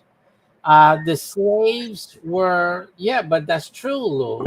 I mean, Stockholm is a very documented psychology. That doesn't mean more than this Stockholm. You have but we get it with prisoners that don't want to leave prison when they get released, and they're prisoners. They don't want to leave because they're why scared they don't want what to leave? Because they can't survive outside, or at least they fear they can't survive outside. Right. So the slavery did form an early form of welfare in the society. So people who were not able to survive on their own, slavery became a real option for them. And Right. and not all slaves were mistreated. I'm not defending slavery. You have to understand that, but many slaves would have defended it and said, "We Okay. need it. We need this to I like survive." to make it personal because then Go ahead. I feel like we get a more serious response. If you were living at that time and someone took you as a slave and they owned you, and maybe they beat you a few times, but they beat you to where you didn't die. Maybe they whipped you and scourged you with a whip. All right. And you needed, you needed a roof over your head. You needed some sort of sustenance. Would you be okay with that arrangement? You personally, would that make you feel okay?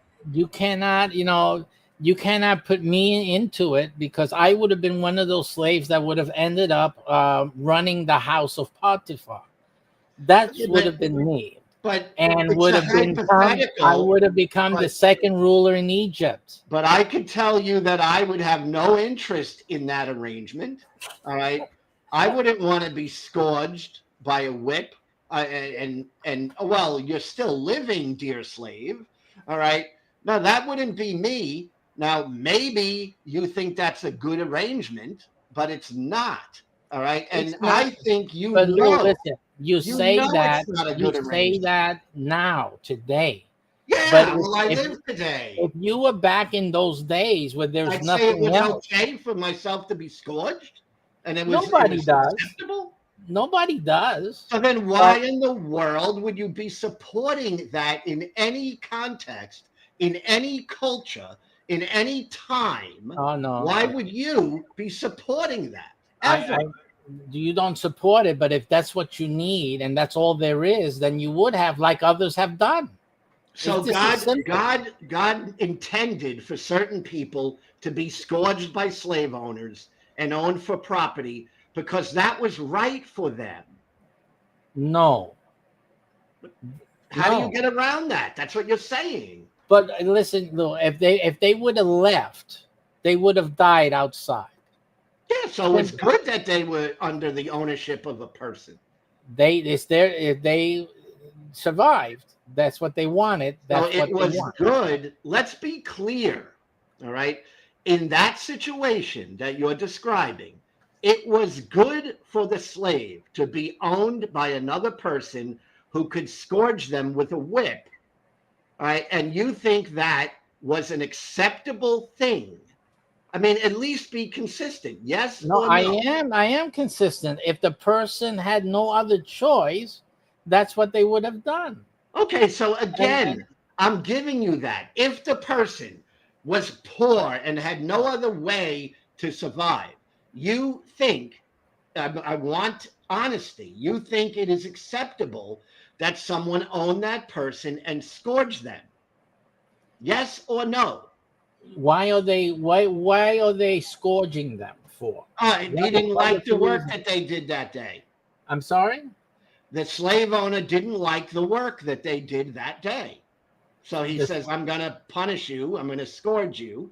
No. All right. Because I don't like the work that you provided today. All right. So is that acceptable to you? No, why didn't the slave do better to improve his work performance? Now, this is something you can understand in modern times. Why isn't the employee improving their work performance?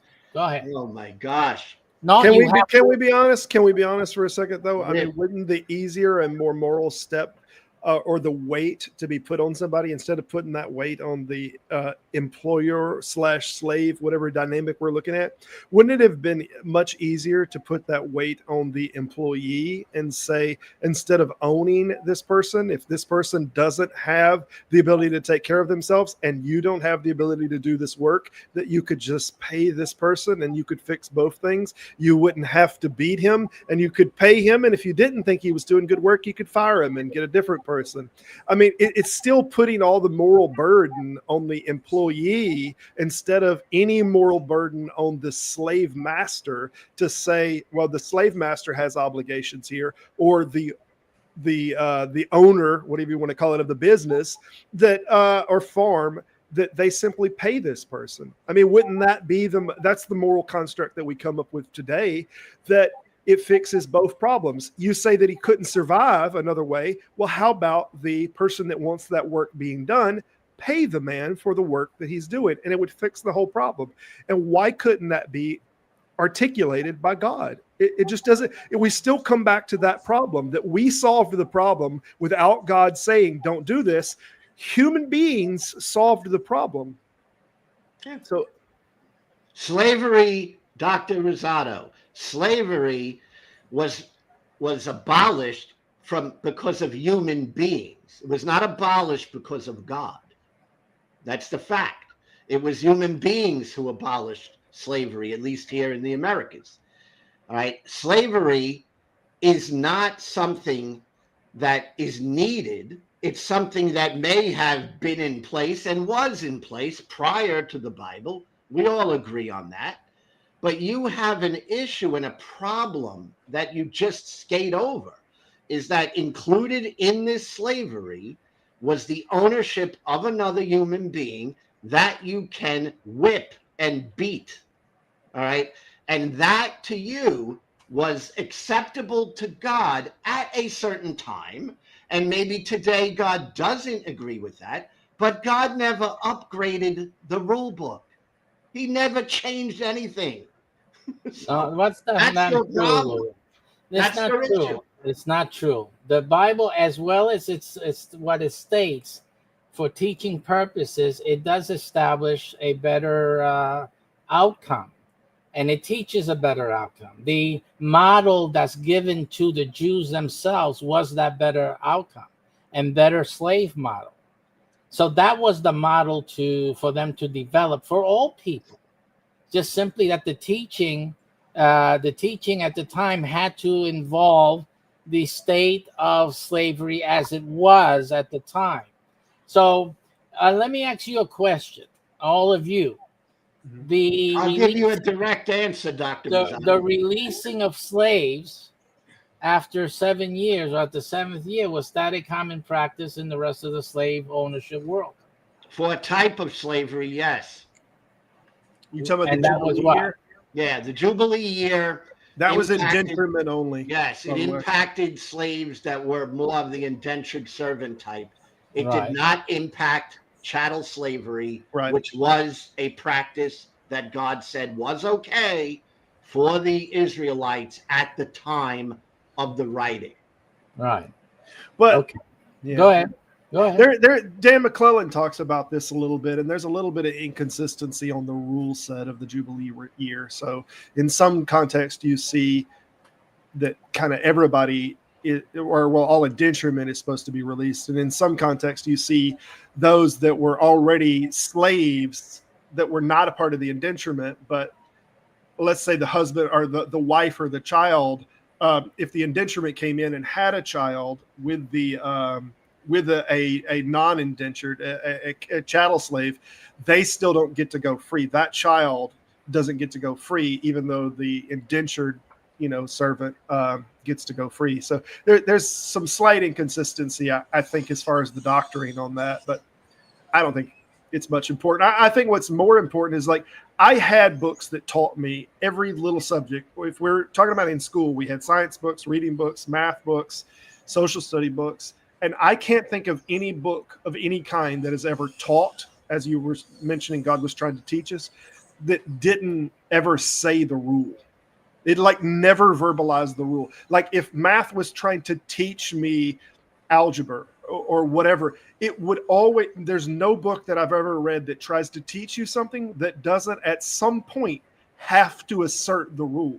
But you're saying that God is teaching, yet somehow he never asserts the rule. And that, to me, I can't compute that. I cannot compute that. Well, what is the rule? What is the rule that you should not own people? But where is the teaching about ownership? I don't understand the question. Well, There's not if it's wrong to own a person, if it's wrong to own someone, then in the same way that it is to steal a fruit, Like, why do we get like Deuteronomy laws and even punishments about stealing a fruit or stealing this thing or some what we would generally consider as something of a trivial law? Do we get whole punishments written on this? But something as serious as owning a human being, we can't just get that rule just written out. So when I hear people say this is teaching, like there's no subject that we've ever been taught in any school books and anything that you don't have to at some point state the rule. You have to say it, the rule. But you're acting as if God done all this teaching, but he actually never taught the rule or never made it explicit not to do this. But what you're saying is that ownership is no longer valid.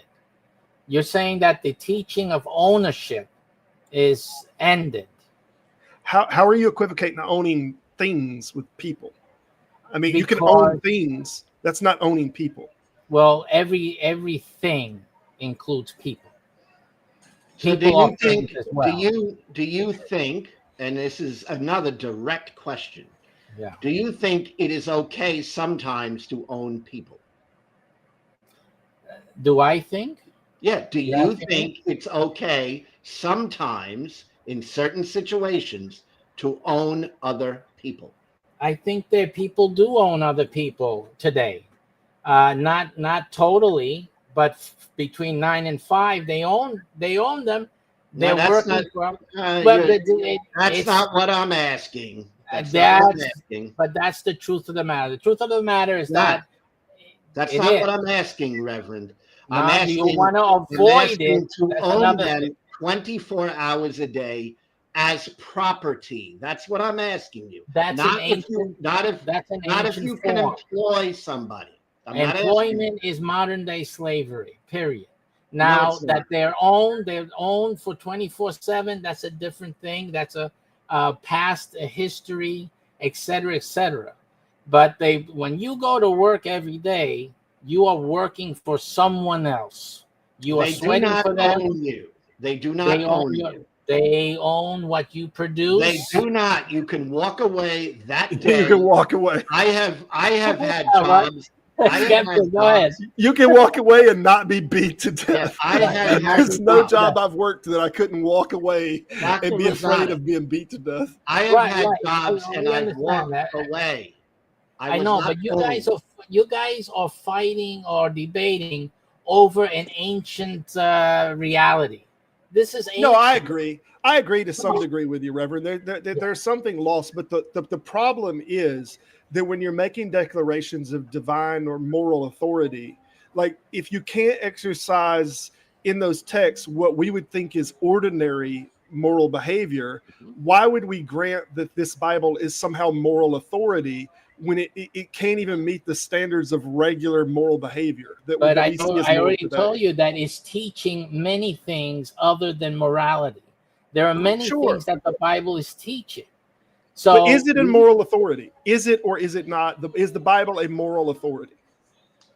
But you're already taking something that is not to be used for moral determination as something that should have been moral.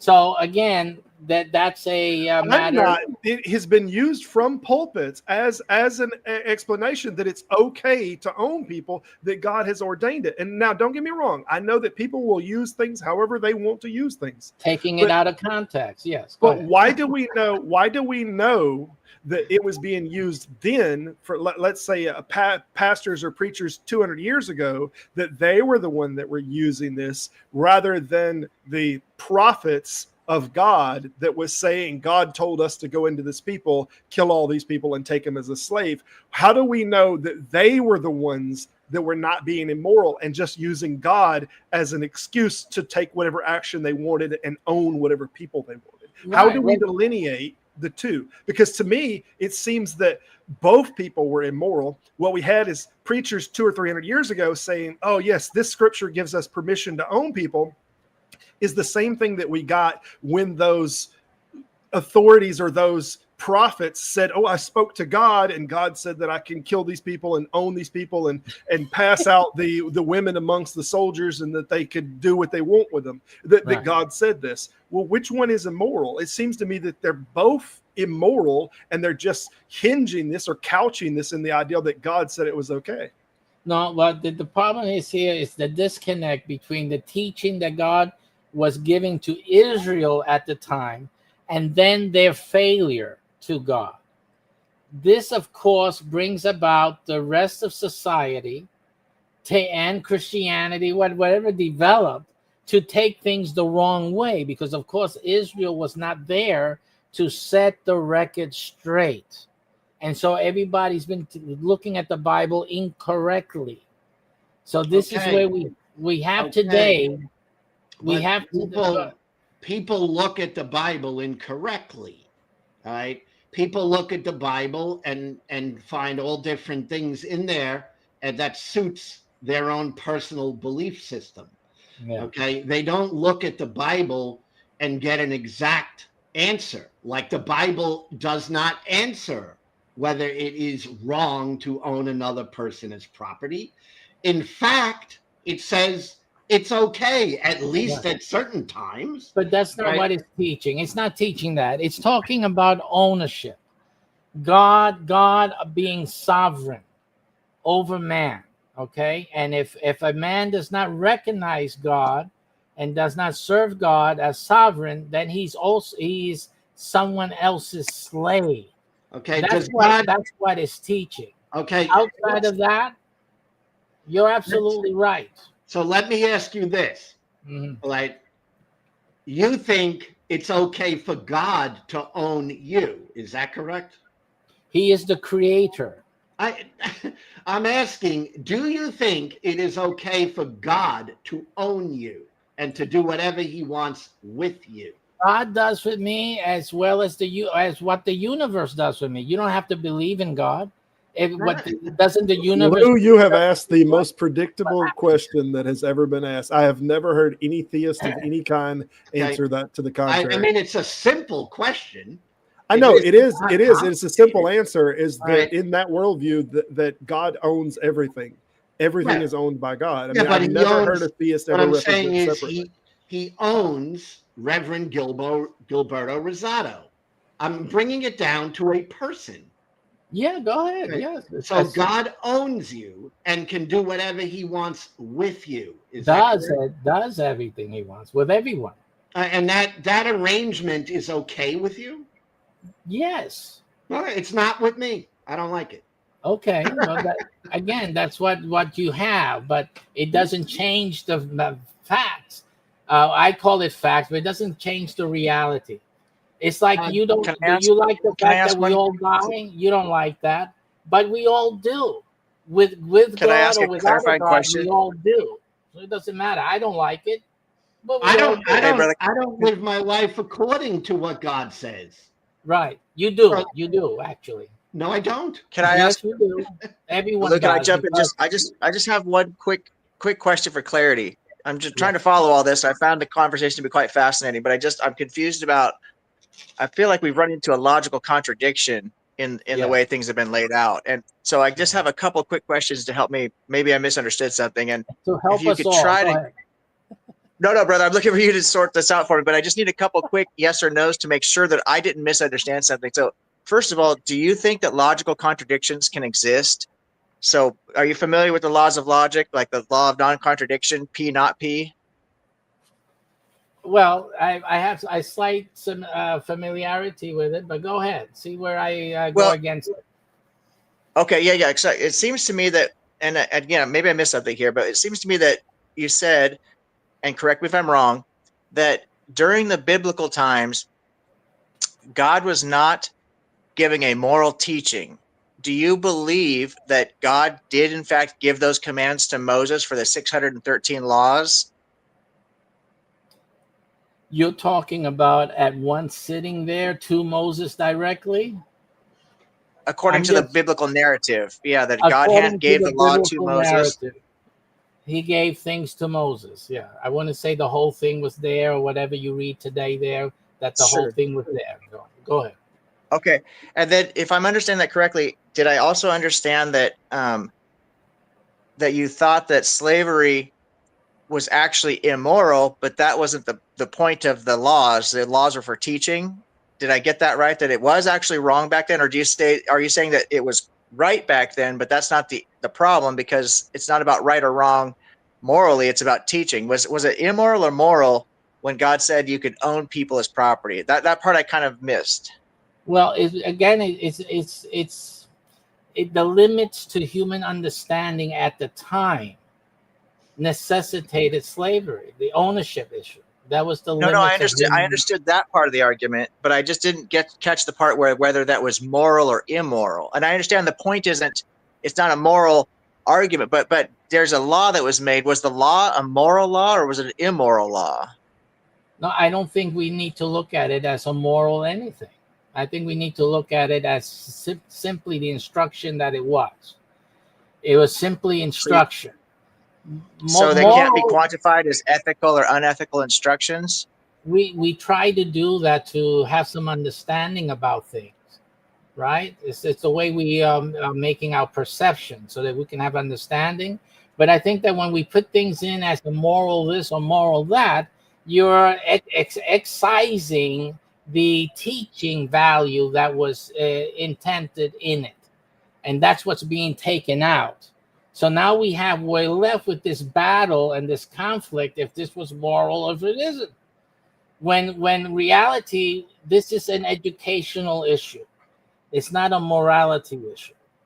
So that we're not speaking to the point of this matter. Do you think God was teaching that it was wrong? I'm sorry, say that again. I'm sorry, Objective, and I don't mean to step on you if I'm cutting over you, but do you think that God was teaching that it was wrong in some way? In many ways. How?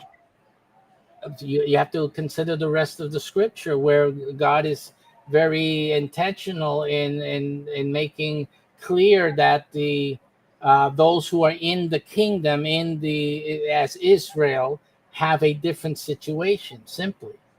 And that is what it is. The need for slavery was indenture, was that there was a need. It was welfare. It's simply that idea about the slavery. Of course, when you took in enemies and other enemies, those was something else. It was another teaching there about the enemies of God, those who didn't believe in God, etc. So very basic, very primitive, but that's the level of understanding at the time. But if we don't look at it for what it was, we're missing the teaching that it was then and that it should be for us today. It's simply what that is. And can God provide for a slave himself? Is that possible? He did. Rain manna from heaven. Okay, it's possible, right, that God can just give a slave food.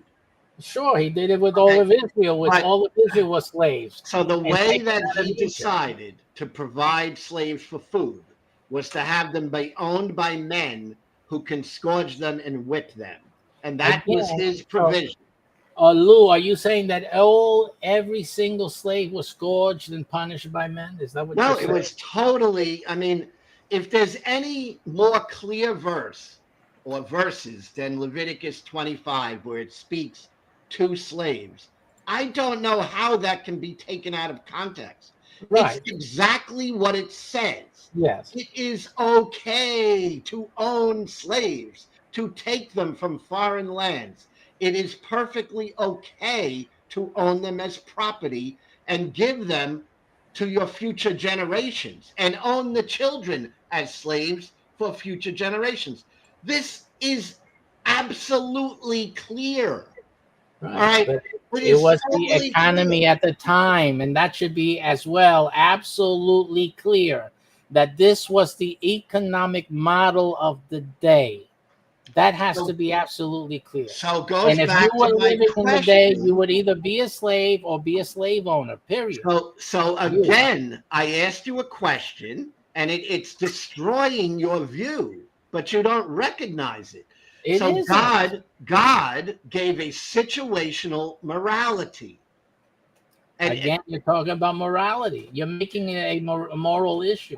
Slavery is a moral issue.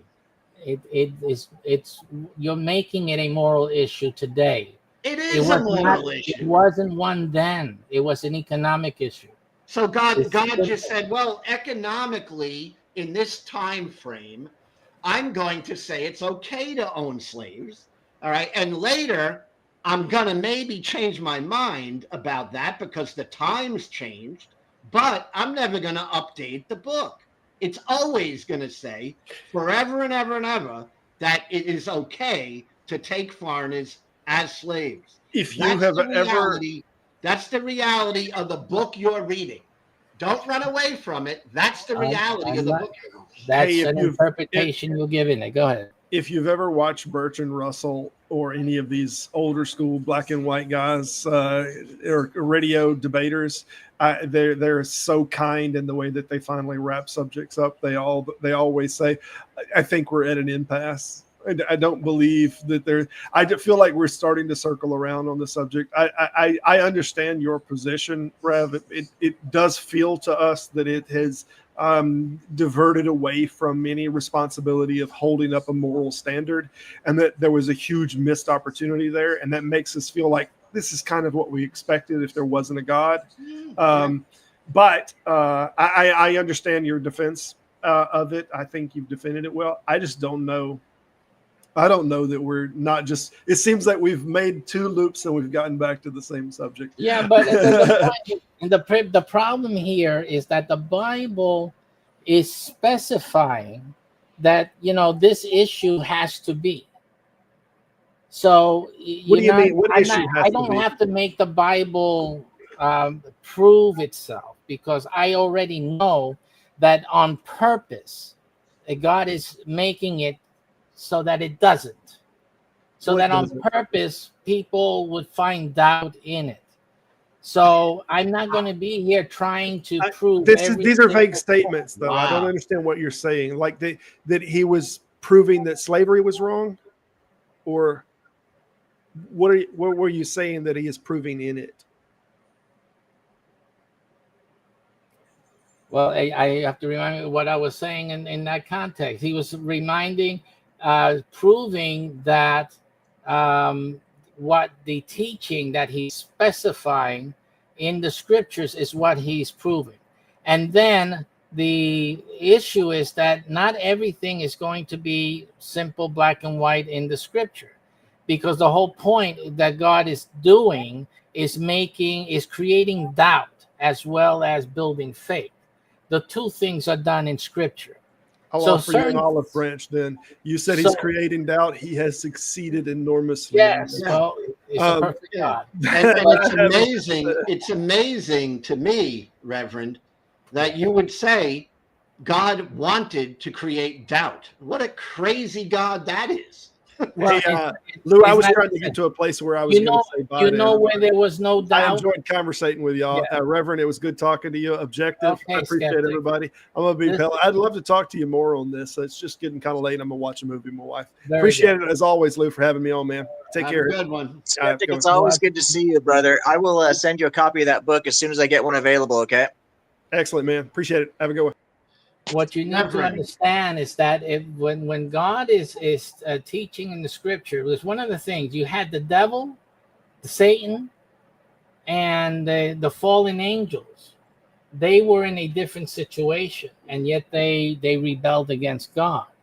So it's not an issue of making things clear that's going to make things clear. That doesn't happen. It's not reality. It's already been done.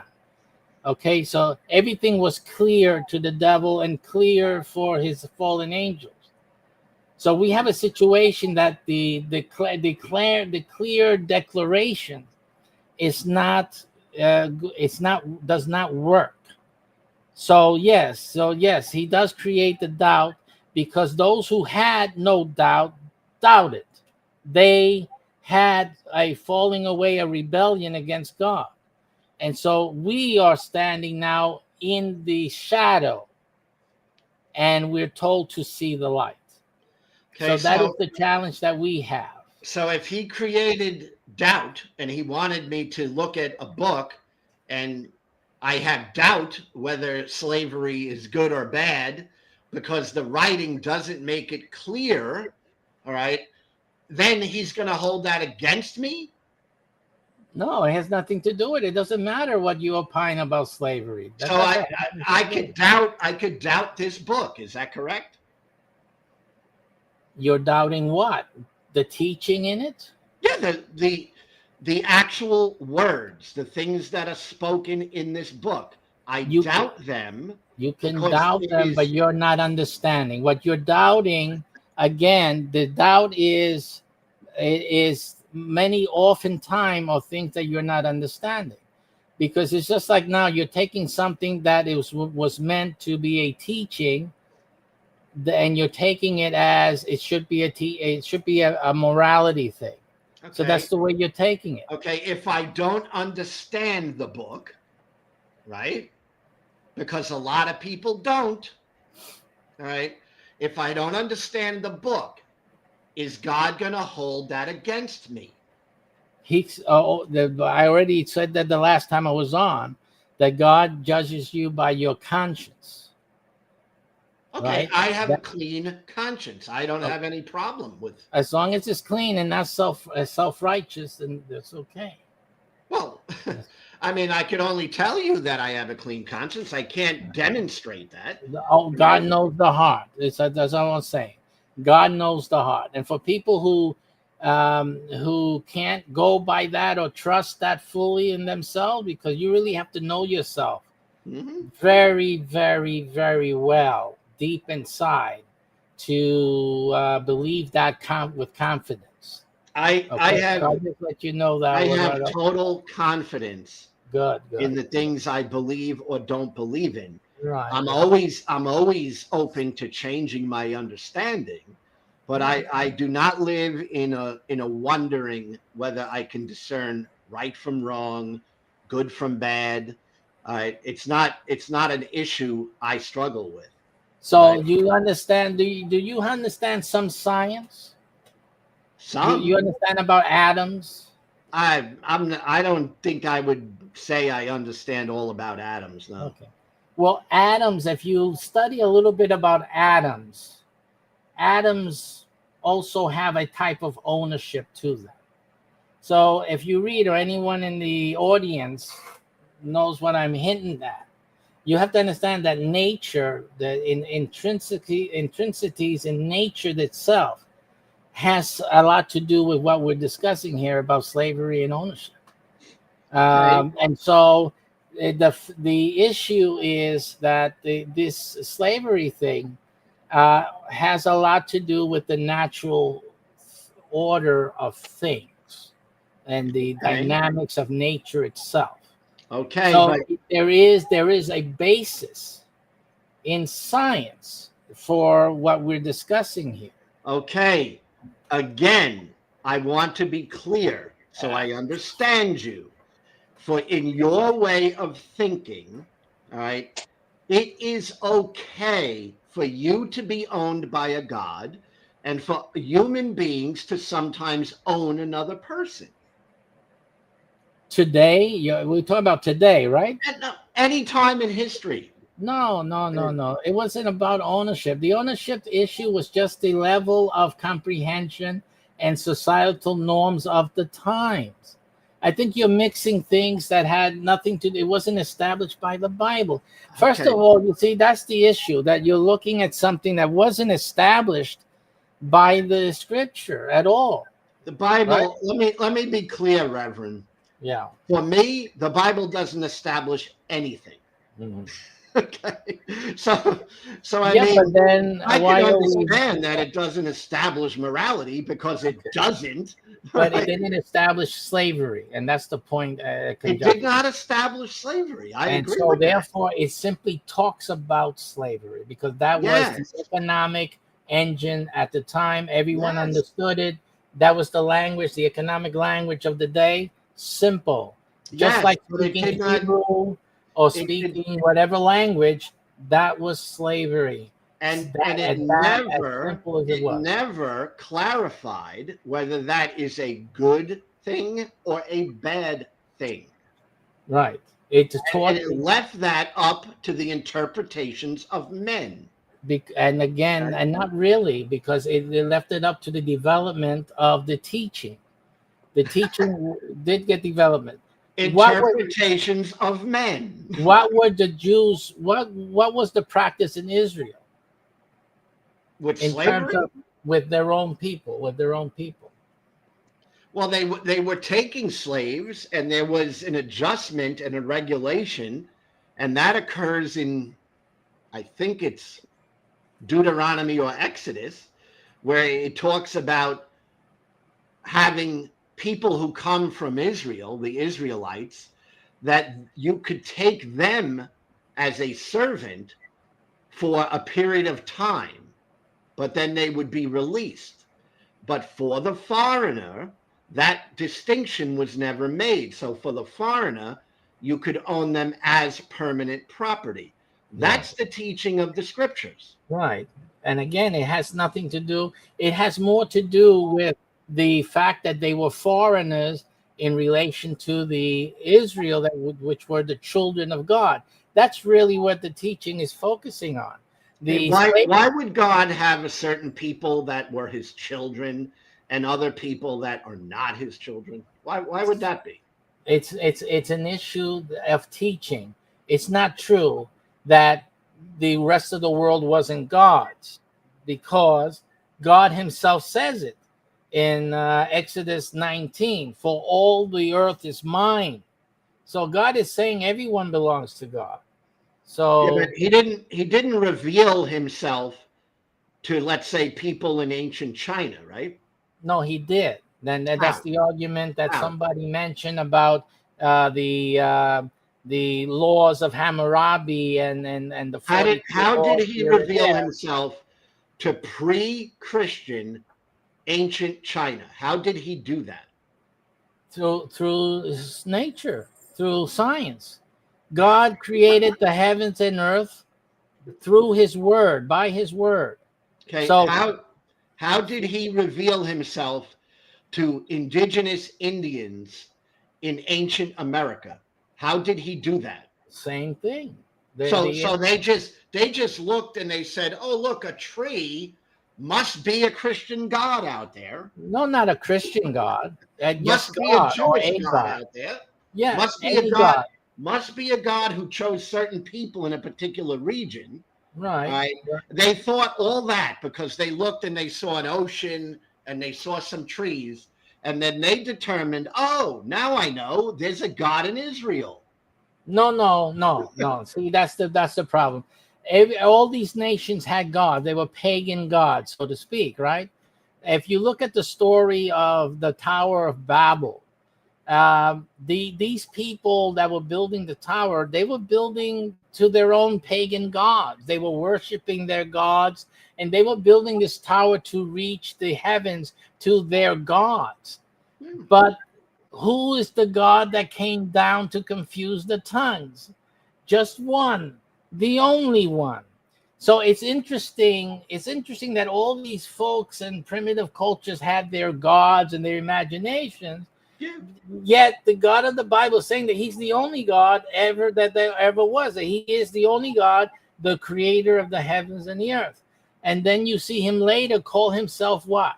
He called himself gods, plural. I am gods, because he's the only God. Everyone has these thousands of gods, and the only true God was he. Okay, but So- the Indians in ancient America did Yeah. not know that. Is that correct, or am I saying something wrong? What's the that? Did not know that what? They What is did the not that? know about Yahweh. They had never heard of this God. They had no knowledge of this God, and they were existing prior to the whole Old Testament. But they believed in gods, right? They had their They had all ancestral different deities. types of beliefs. I'm not questioning that. Right, I'm right. I'm asking, did they know of Yahweh? Was Yahweh a thing in the ancient Americas with the ancient Indians prior to the Old Testament? Was not by Yahweh that. something that they thought about? No, not by the name. You're specifying a name? No. They had Not no the name. idea about it, right? Of course they had. How? How Because would they have an idea? How? he's the only God. Um, If the Indians prayed and they prayed to whatever God and it started to rain, right? and let's just imagine that it was miraculous. It was only the God of the Bible who did it. Simply, that's the point. Now, they could have called him Peter, Peta, or whatever name in their Indian language, whatever answered their prayer. They could be wrong. People can be wrong. There's nothing wrong with that. And Okay, it doesn't. then- And God is merciful and just to answer prayers from people who are sincerely asking for help. Okay, so God, that with that type of God that you just described, Yeah. that God has no problem with me understanding things differently, does he? With anyone, people can be in error. People So I see don't have to more or be a less. Christian, correct? And I hope that you don't be a typical Christian. No, just a Christian. The people in the ancient Americas prior to the Old Testament, they weren't Jews, they didn't practice Judaism, and they weren't Christians. All right. So if God didn't have a problem with them, why would he have a problem with me today? Because I'm not a Christian and I'm not a Jew. All right. So why would he have a problem with that? I'm not saying you're saying he does. I'm clarifying. Does he have a problem with that? No. The only problem God has is when you don't seek for him. You don't seek after him to receive whatever he has for you, if that's something that means anything. Well, I can only answer for myself, but I seek truth. That's what I seek. I'm not seeking a person. I'm seeking truth. Right. And what did Jesus say? Jesus agrees with you. He said, and you shall know the truth, and the truth shall set you free. But he also claimed to be the truth. Yes. All right, the truth. This is a twisted view of words. Truth is not a person. All right. This is taking words and personifying them. It's taking the word truth and making it a person. Well, when we know with absolute certainty, we know that truth is not a person.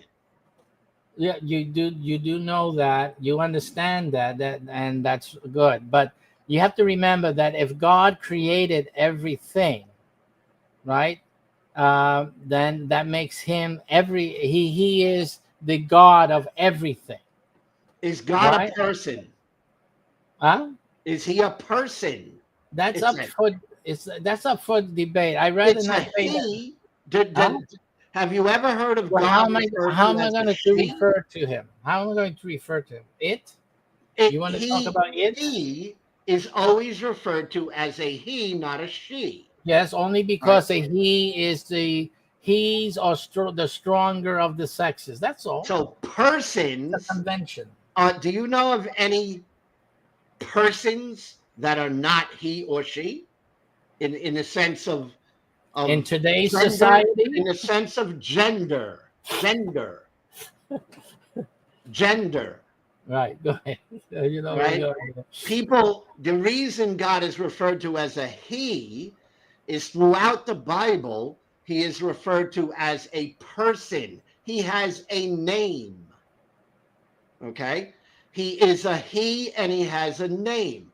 So don't squiggle out of he's not really a person. Yes, he is a person biblically. Well, again, we're going to get into the same issue we had before with the word ex ist, with that issue of son.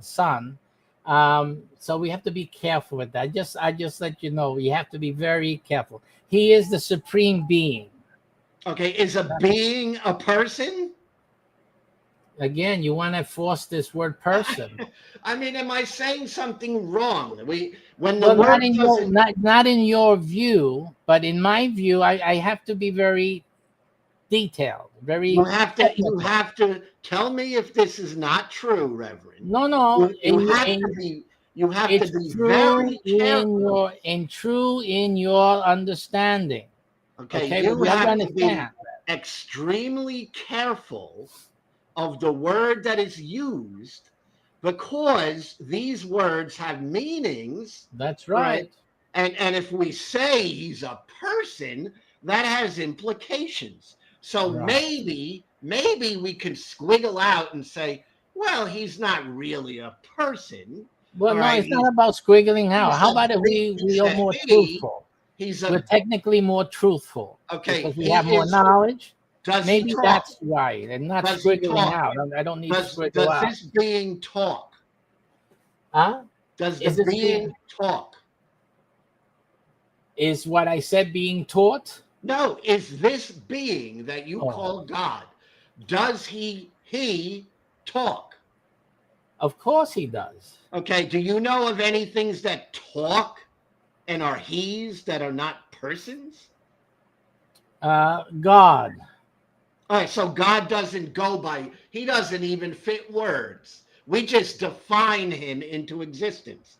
We say, well, by definition, I could make up a definition and you can't poke holes in it because I just made it all up. But we did make up our words, didn't we? Aren't words? Did God give us our words? Is that No, what you're saying? words are made up. Okay. But okay. you don't like words. You don't like person. When everything in the Bible that I read always referred to God as a person. He had a name. He spoke. He did things. He interacted with human beings. Okay. That's a person. Let's deal with what you call a name. What was the name that God called himself? Go ahead. The Bible refers to it as Yahweh. And what does that word mean, or name, as you say? It's symbols. It's not. It has no vowels. It's consonants. Right. YHWH. Yes, but the word that it's inferring is I am. That's what the name means. I am. And that doesn't explain anything, does it? Is that a name? I'm asking you, is that a name? I am?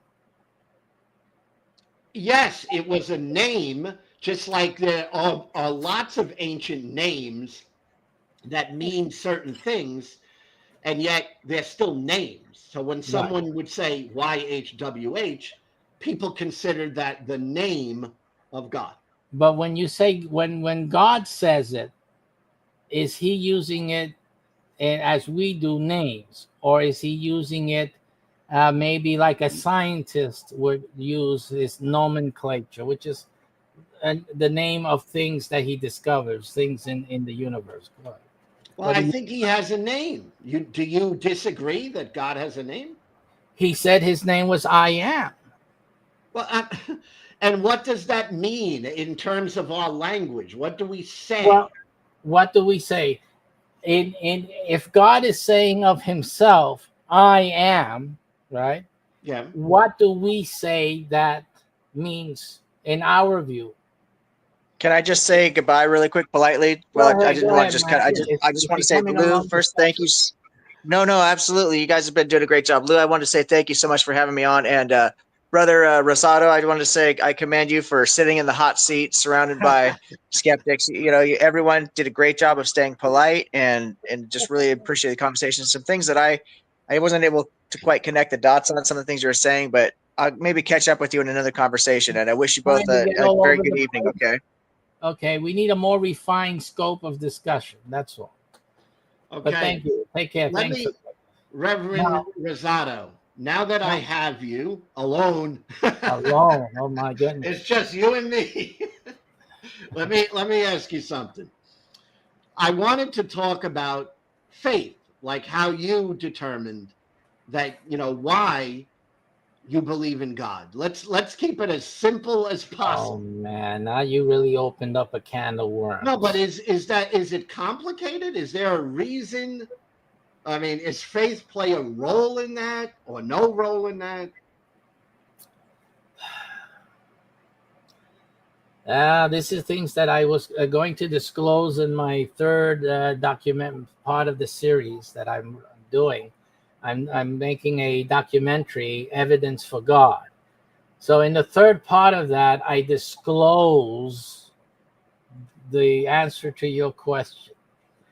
And let me just say, I'm going to beat around the bush because I really don't want to give it out, too early here. You're doing the same thing that Objective Ethics did. Yeah. Well, as creators, we have that little bit of zeal with that key point, right? You don't have to go there. All right. Okay, but I will tell you that I would tell you much of it by saying that I know that my Redeemer liveth. Okay. Okay. And I told you before. I told you before that I use the scientific methodology. Okay. I am not a believer like many others that you have encountered, and I think you will agree with that. Yeah, you're different. You're different. You're original. You're kind of novel. You have these qualities, and I don't disrespect that. I think it's a good thing. All right. So, but what I really like at the heart of my doubt.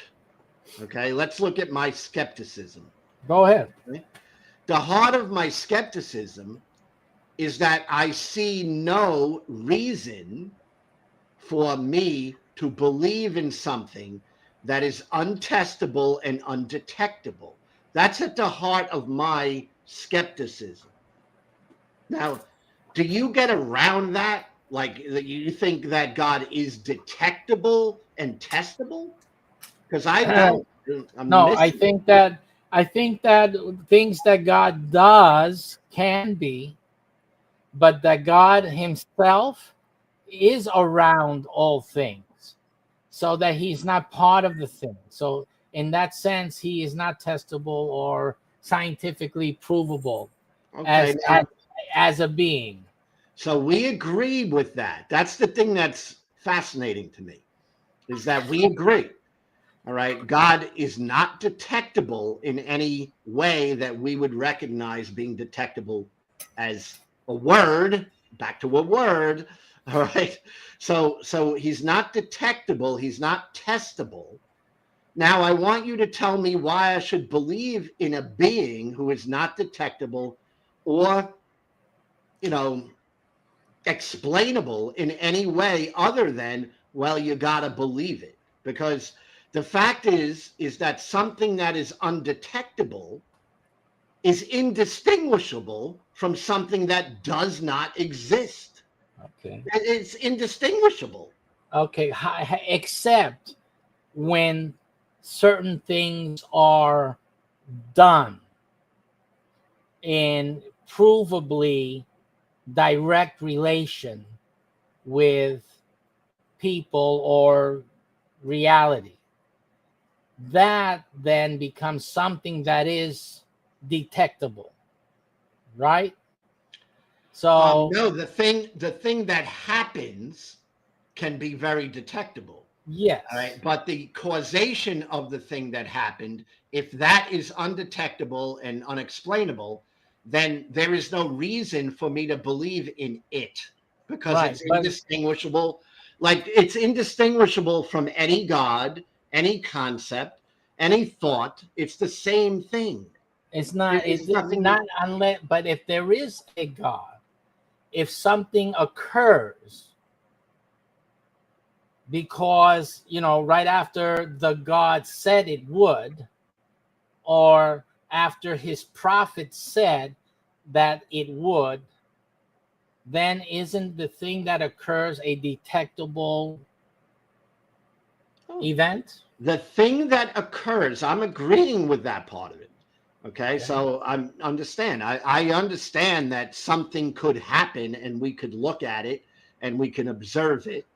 All right. And we could say, yes, this occurred. All right.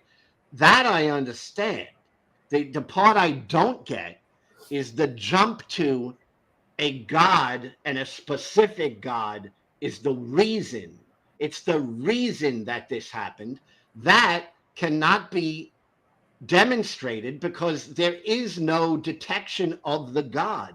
So whatever I put in that spot, whether it be a God or a fairy tale or a leprechaun or my aunt Mary, who passed away last year but is really alive somewhere. All right. Whatever I put in there is equally as valid, because it is if something is undetectable, then it cannot be said to be true. So every single syllogism that starts with God the question has to be asked is, how do we know that the God exists if the God is undetectable? That's the big question. Okay, Reverend we already dealt with this issue of existence. And for those in the audience that don't know, I'm the minister, perhaps the only one, who says that God does not exist. So it can't exist, because then he would have to be a thing. And the Bible says clearly that God is not a thing. Science detects and studies things. And again, the Bible is very clear. Many times, God created all, A-L-L, has a meaning, things. So he is not a thing himself. If any of you write books, or like Lou now, he's doing this video and whatnot, but Lou is not, his DNA is not in your TV monitors and your computer monitors and your phones. He's not there, and as far as we know, he's a made-up character by some AI someplace. It's the same issue. When you create something, you're not part of the thing you create. So God cannot be evidenced within his creation. Period. Right. So what do you end up with? With no ability to prove that you can't prove that God exists, because obviously he doesn't, right? Yes. So, but how do I come to a knowledge, an understanding, or a belief, as he would say, or anyone else, that there is a God? And simply, I am a teacher and a preacher of development, not of religion, but of a personal, interactive relationship with God. Okay. And the pursuit that you should have, like Lou says, he's pursuing truth. Well, then pursue truth. Go through. Don't stop halfway. If your truth is science, continue through it. Continue through it. If you're in any religion, continue in. Go in. Don't stay stuck in the pew. Don't stay there. Continue through. And because if there's a God, then he talks, because the Bible says he does. It shows that he does. It's incredible to me how people go and read the Bible, and they're in church all these Sundays reading, God said this, and God said that, and God told Moses this, and told Abraham, go out of here and go over there, and this and that. And yet they're sitting in the pews for many years and never, ever talked to God, or at least had a conversation. How do you have a conversation with something that does not exist and is undetectable? How does that happen? Because the God who created us is always in contact with us. If how is it telekinesis? Is it telepathic messaging? How does he do it? I don't even know if there's a name for it. I mean, he created us. For example, I create software. So I'm a creator. I'm a God to my software. Now, I'm not in my software, but I can create communication with my software. Anyone who buys my software anywhere in the world, I can make changes to my software without even the users knowing it, because I am the creator of that software. So if you're asking me that's like an impossible thing for God to communicate and impact my life without it being detectable, I would, as a software engineer and developer, I would seriously have an issue with that. Because things that exist have the ability to communicate. Things that do not exist cannot communicate. Where do you see that? Where's your book on the things that don't? Again, things do exist. Okay, you said God. I mean, let's be clear. I'm only going by what you're saying. Yeah, but I'm not remember, trying to distort your position. no, I You're told you saying about that the word God- existence. You're saying God does not exist. You cannot use the word exist with God. And it's Okay, meaning. so do you know of anything that does not exist that communicates? God, I already told you that. So you make a special sort of thing that's not a thing. It's not a all right? thing. Yeah, it's not a thing. But I want to know, what is it? And you're just saying, well, it's some. It's No, some, I don't say, because we were there before. The I am. God said, I am. I am. Yeah, But to it you doesn't and me, explain anything. I know, but you can reason something. And it's good that you say that, because you know, your thoughts are great. They're perfect. It doesn't tell you anything, but you can reason from it. And so when he says I am, what is the truth about what he's saying in our perspective? Because that he's talking about himself from his perspective. There's a thing called our perspective. So what is an I am to you? When you, if I told you, Lou, that I am, how do you say the same thing, but in your perspective, not from mine, from yours? What would you say? Any one of us can say I am. You can say it. I can say it. Okay. Anybody could say that. I always like to say Popeye the Sailor said it. He said, I am what I am. But you're not answering Now, now you're skirting from answering the question. what directly. is the question? Let me Now give you a you direct see. answer. So I'll now give- the shoe's on the other foot, Well, isn't I it? want to apologize. I'll give you a direct answer and ask the question directly. It's directly. This is about, and to give you a clue, this is about English. It's about English. So if I say I am to you, Yeah. how do you say it, but from your perspective? About you or Yes, about me? yes, about me. He is. Thank you. Okay. Thank you. Exactly. So that is what God is saying. Now, if God says that he is, you see that? That makes God, in other words, God is saying that when you and I say, well, this is this and that is that, God is saying that he is. So that he is basically saying that he is the origin of all is. Everything that is, it came from God, because he is the origin of everything. It's a lot of speculation there. I mean, when I said just what I said, I'm not talking about speculation. I said I'm talking about what the name means. Well, when So I we're not say speculative. We're actually on point.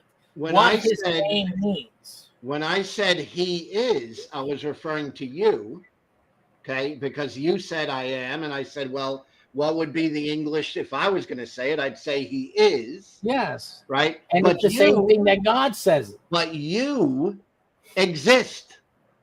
Yes. God does not exist.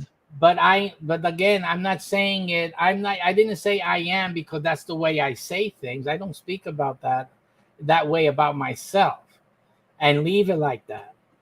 But God did. God said it about himself and left it like that.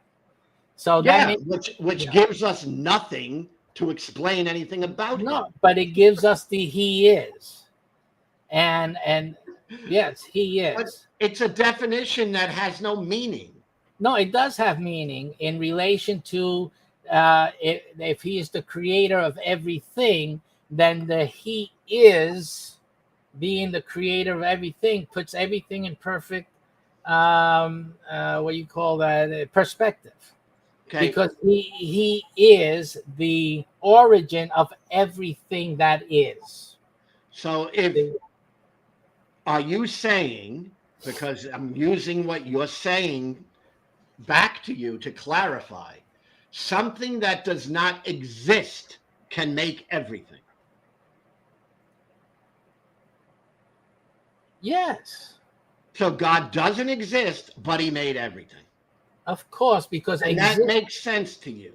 of That's course like it you does. go, It oh, makes that's perfect. perfectly sense. And it's, yes, it is logical because again, existence is something that you're taking for granted. You are making existence all there is because that's all we know. Because we are in this soup ourselves. We are the stuff or a product of all things.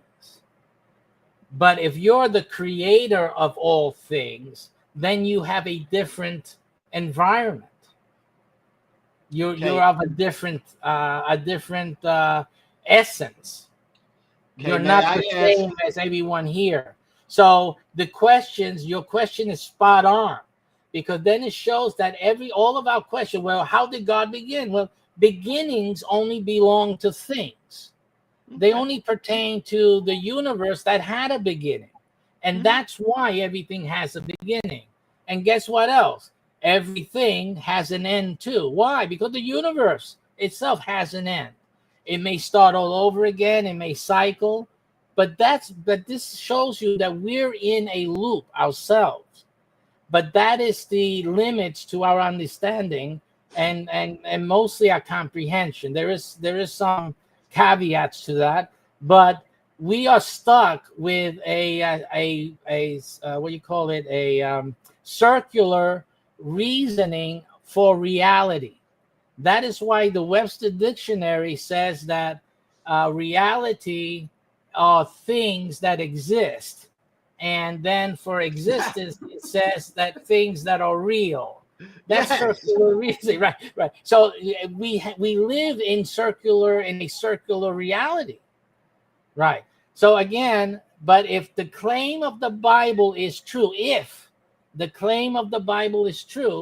God is outside of existence, what we know of as existence, which is what he says when he says he is. He didn't Right. say he exists. He says he is. Right. Because Which of course, which gives us no explanation. well, if you look at the word existence means to come out of what is. So everything that exists came out of what is. So in the sense, Things when that God is exist, we can determine and detect. It goes right, back to that word.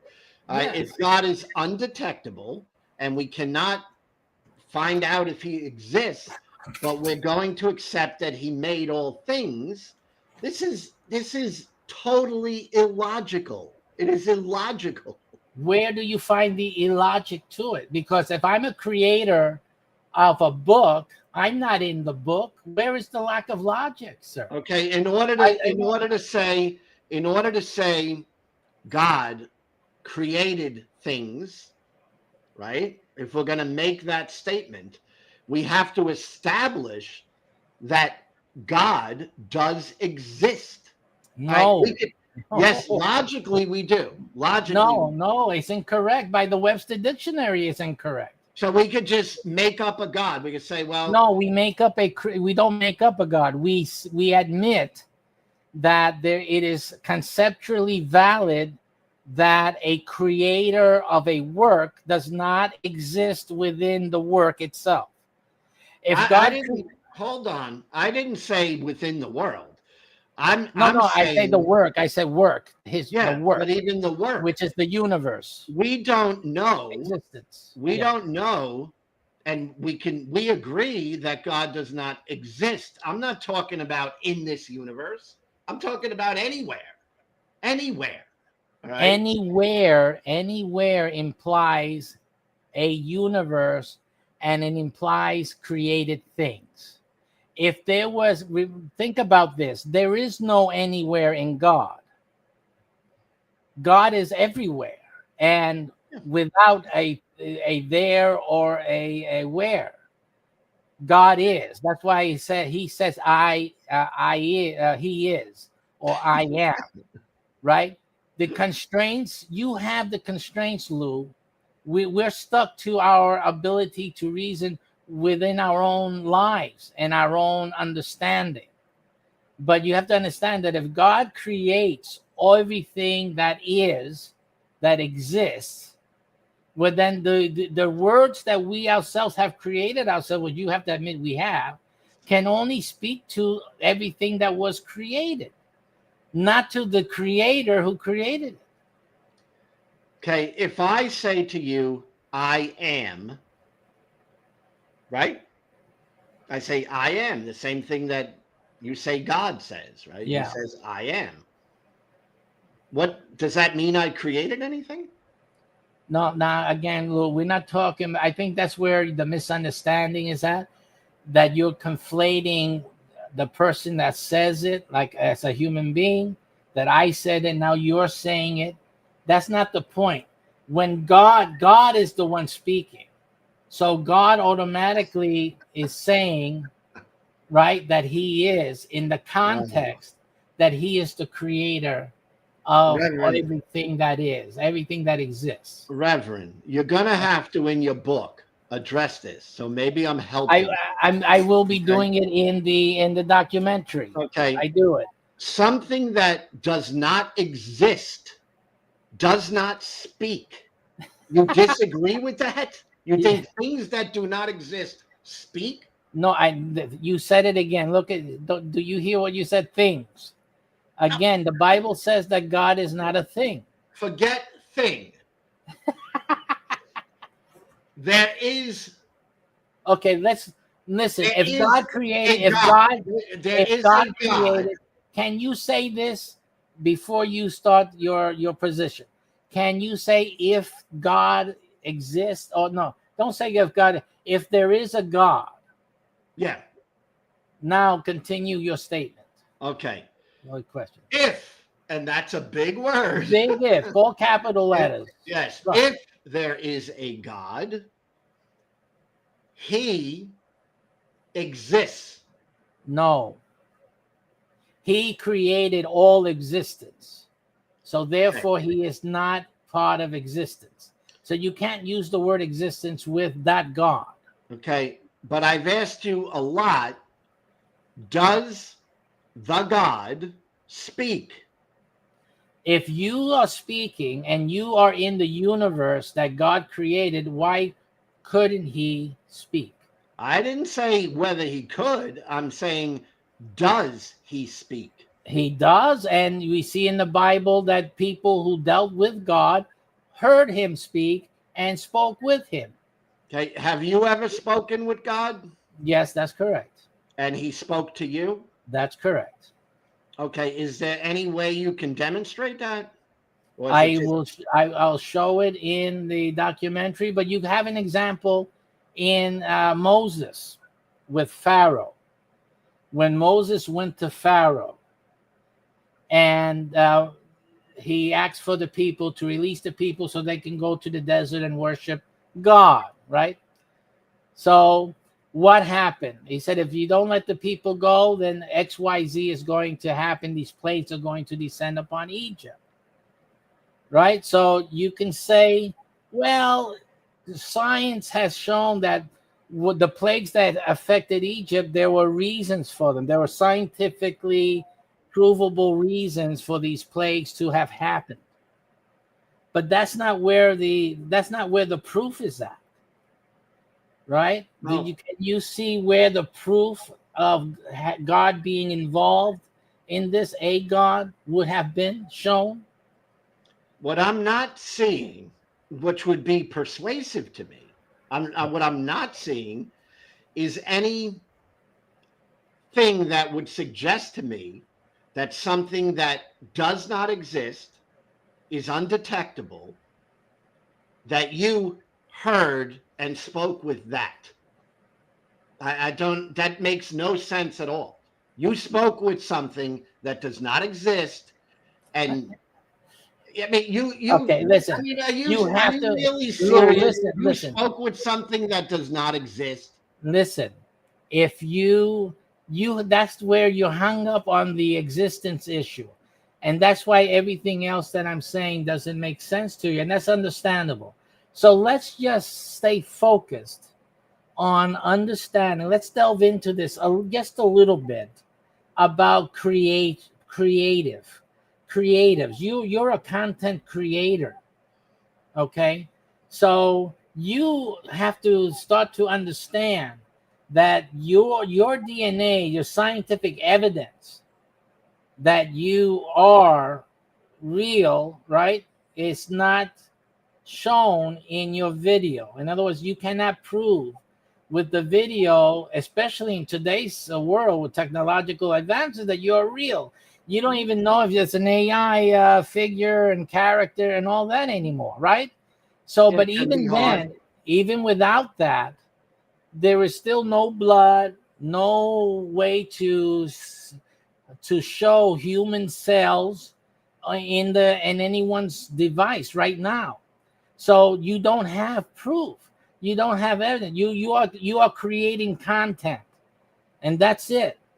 And so No. again, if you wrote No. a book, because I put this example in in an atheist forum, a group, and they all tripped over it as well, because they could not grasp the simple concept that an author writes a book, and the question was, if that book became self-aware. See, that's where it comes into play. If the book itself became self-aware, so that the characters and the story and timeline in the book became reality in itself, would it know the author? And it was a simple question, and no one could really answer it. And the answer is that it couldn't. There's no way possible that it could know the author, because the author is not in the book. The author wrote it, created it. So this is the issue with God. The same thing can be said with artwork, paintings, music, etc., etc. The universe, what you call existence, is a work of art by God, according to the biblical claim. That's all I'm saying. If, right? If there is a God, the universe of in all time, or universes, multiverses, whatever you have, all existence was created by that God. Okay. And that's now the questions can only be, well, how do you know that the God is, that there is a God? So now we go back. So you can't keep insisting on existence, because an existing God are false gods. They do exist, right?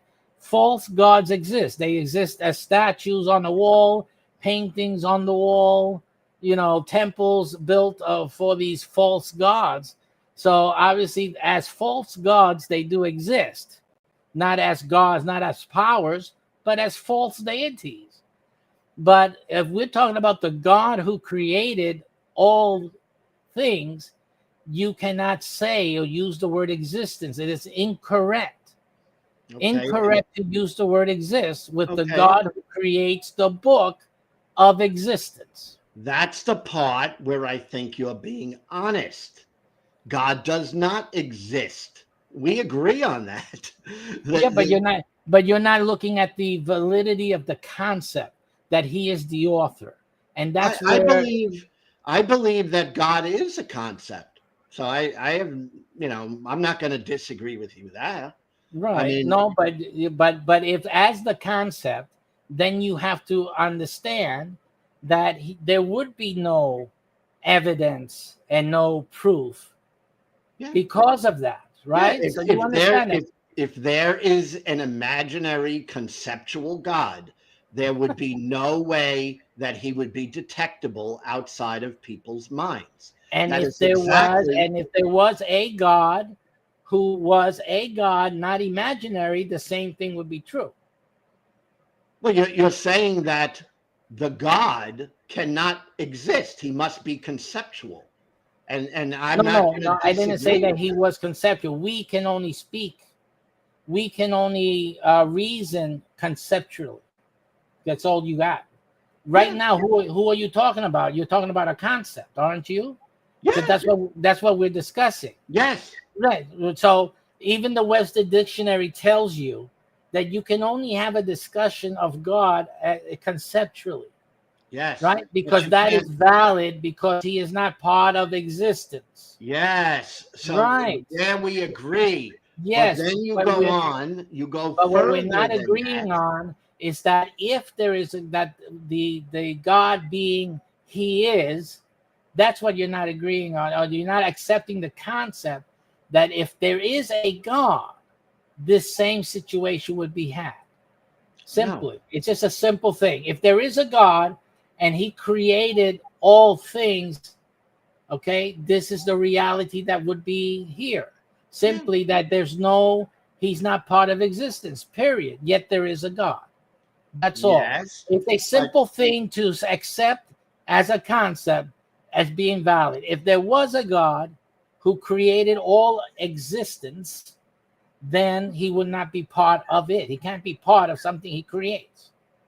Okay. So that's it. Now, if you can come to that understanding, then it's a you're belief. That's no, not an no. understanding. It's an understanding. It's it's an not. understanding of concepts. If you can understand that concept, then you can have a discussion and reframe the way you're looking at it. You don't have to believe that there is a God. It's just to be able to discuss the God of the Bible correctly, appropriately with the claims it's making.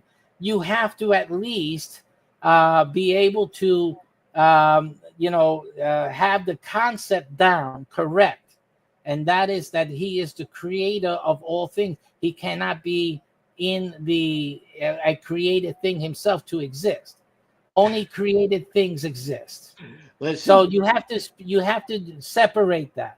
Separate existence from the God of the Bible, because the Bible itself, the claims of the Bible, tell you that you cannot use the word existence with him. In matter of fact, God made it very clear, because in the Bible the word exists is not there. He never says I exist. He says I am. That's it.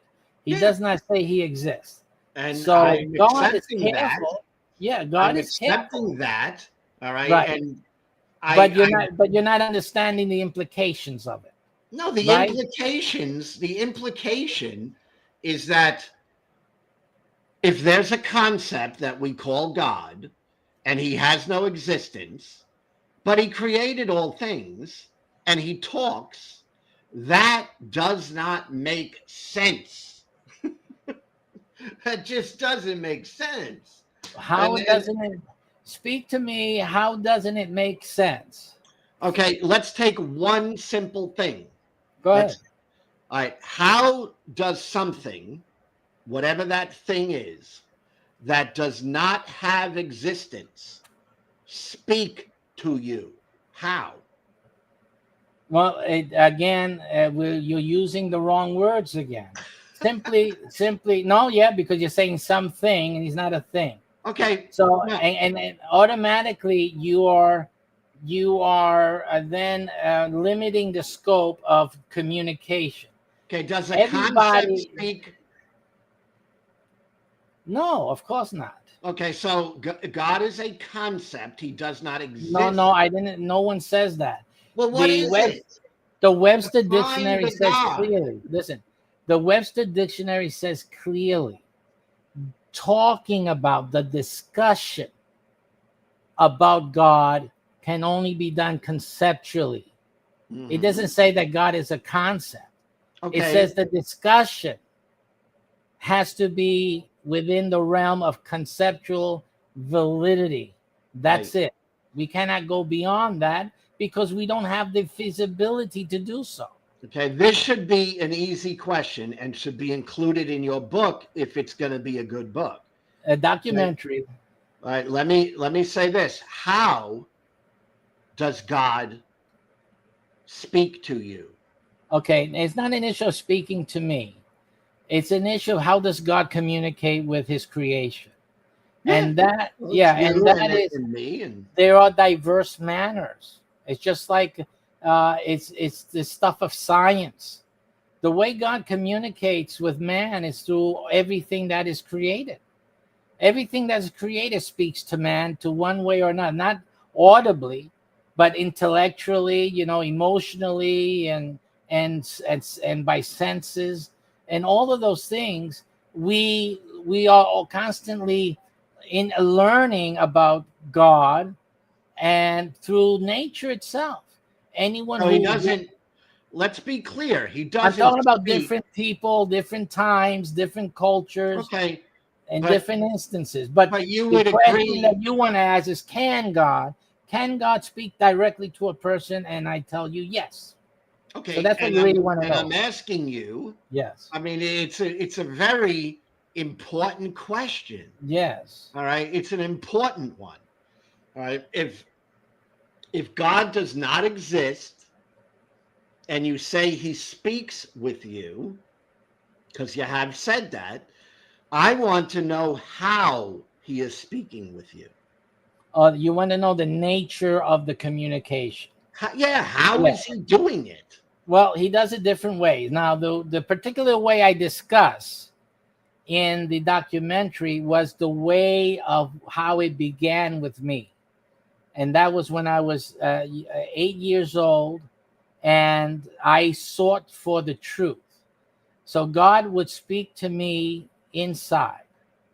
Now, hold it. What does that mean? What does that mean? He spoke to What you does it mean? inside. Yes. What does that mean? It's an understanding. In your It's mind. an understanding. It's correct? I'm sorry? In your mind. You have Oh yeah, well, everything's your mind. Everything about us is our mind. Okay, What else is going to so be? if you say God spoke to you in your mind, I'm not going to disagree with that. So I guess I could believe in your type of God that just speaks in people's minds. Right. So that is very clear. Now, the thing is that's not enough. That's not enough, right? Because what's to say that that's not a feeling or Yeah. your own thoughts? Exactly. Right? Exactly. But then we go back to the story of Moses. What made it God more than just a feeling or a thought for Moses? And this is why I asked you the question. What made it more than just a feeling or a thought? The fact that I think the Bible portrays God speaking audibly to Moses. That's what I think it means in the Bible. Right, but there's no proof of that. That's what I meant by God spoke to people. I don't mean that He spoke, telepathically to people. I meant I believe the Bible portrays a God that speaks like the real way, the audible way. Right, but He doesn't do that. He doesn't do that, and there's reasons. He did it one time, once, and He didn't do it again. And and you see the reason why. And that is found in Exodus chapter 20. One time where He talks to the people audibly. And what was the effect? They all fell over like dead. They all fainted. Okay, so God from that point on would only speak through Moses, and after that through His prophets. Never again would God speak audibly, but He showed that for the reason for that. Now and again, but the thing is, in both of these instances, with Moses and with the people of Israel falling over like dead, the point here is that that's where it stops being a thought or a feeling, when there's actual physical impact in accordance to what was said, and the exactitude of what was said would occur. These things give the person proof that what they're hearing in their mind and in their heart, or audibly, if that was the case, is actually the God of what I call the God of the Bible, the God that's communicating with them. That is a proof, because he says that this will happen and this will happen in a moment, and it does. No, we don't know that happened, but that's fine. No, but I'm saying that if you, Lou, let me ask you a question. If you were looking after God, looking for truth, and God started to telepathically communicate with you, and God told you that something would happen and gave you exact details, okay? And those things happen exact to the T. What would you tell me? Because if that's not a God, then you should be pulling a rabbit out of your hat. No, I wouldn't. I mean, honestly, I wouldn't know if that was a god or a devil or any other spiritual thing or not non-thing. All right, anything. No, but it was something else. Okay, at least we got that far. It's something else. Yeah, it could also be. It could also be, and the one that I would personally think was that it was something I was thinking. Also, that you now have the power to project your thought and to make things happen. Is that a thing? No. I have the power to think thoughts that in my mind can project anything in the world. I could project thoughts to myself, not that they are real. But can they be made real? Thoughts are not real. They're not real. But I'm talking about empirical evidence. Empirical evidence. Can you make something empirical? Go ahead. Are thoughts real? No, not all thoughts real. Can thoughts make another person in another time do exactly what the thought was to the exact detail? No. I don't think so, but it could be. No, it can't be, because the science would have already discovered that. No, there's that no such we have thing. Enough science to say, well, this is possible. There are coincidences that these are coincidences are something that is known. All right. Now, when we're talking about thoughts, we seem to agree that thoughts are not real, okay? Or no? Or do you think they have some sort of substance? A thought is a thought. It has nothing more to it than that. Well, is it real? Of course, it exists in this reality of ours. Okay, all of that is real. What is a thought? Is it something tangible? Is there anything that we could say, look, it's a tangible thing? No, Thoughts are not a thing, are they? We can measure it. We can track it with a brain scan. You can see a person thinking. And so you see evidence that a person is thinking, and basically what area of thought they're at by the location of what's being triggered in the brain. So that is trackable. Okay, do you feel, because this is important for me to understand you, all right, do you feel then that God, who doesn't exist, communicates to people through thought? That's what he can communicate with people in many different ways, and thought is one of them. Sure. Okay, so if he communicated with people through thought, he would be implanting thoughts in our minds, which is telekinetic. Right? When thoughts are implanted in someone's mind, that's telekinetic. So you might be saying God communicates telepathically, which I could say, well, maybe there's a God that doesn't exist that communicates telepathically and implants thoughts in people's minds. And I could say, well, yeah, that is entirely possible. It's possible, except that it would be not correct for God to do so. And I'll tell you why. God, see, that's where we get into the character of God, because that would be violating your personal space. It would be violating your independence, your free will. I agree. Yeah, so that's a violation.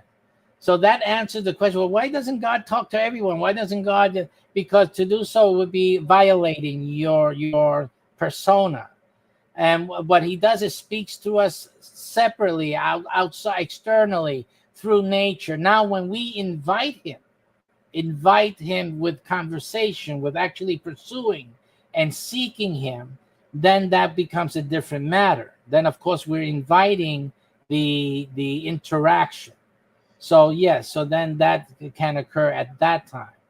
Okay. But again, what are the purposes? What are the motivations? There's a lot of complexity here that God thinks about that we can't even fathom. But yes, does the God who does not exist speak with us outside of our own thoughts? Well, I just said he can speak to you through signs. Can he? Is that God capable? The God that doesn't exist, is he capable of speaking to us audibly? Can he do that? He did so in Exodus, and we told you about that, Exodus 20, and the results were seen. When God does that, the result is very evident.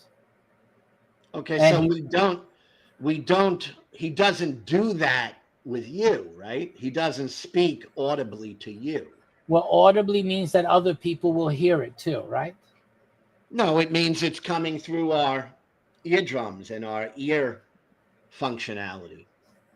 That would be a physical thing. Yes, that's what. And other people would hear it.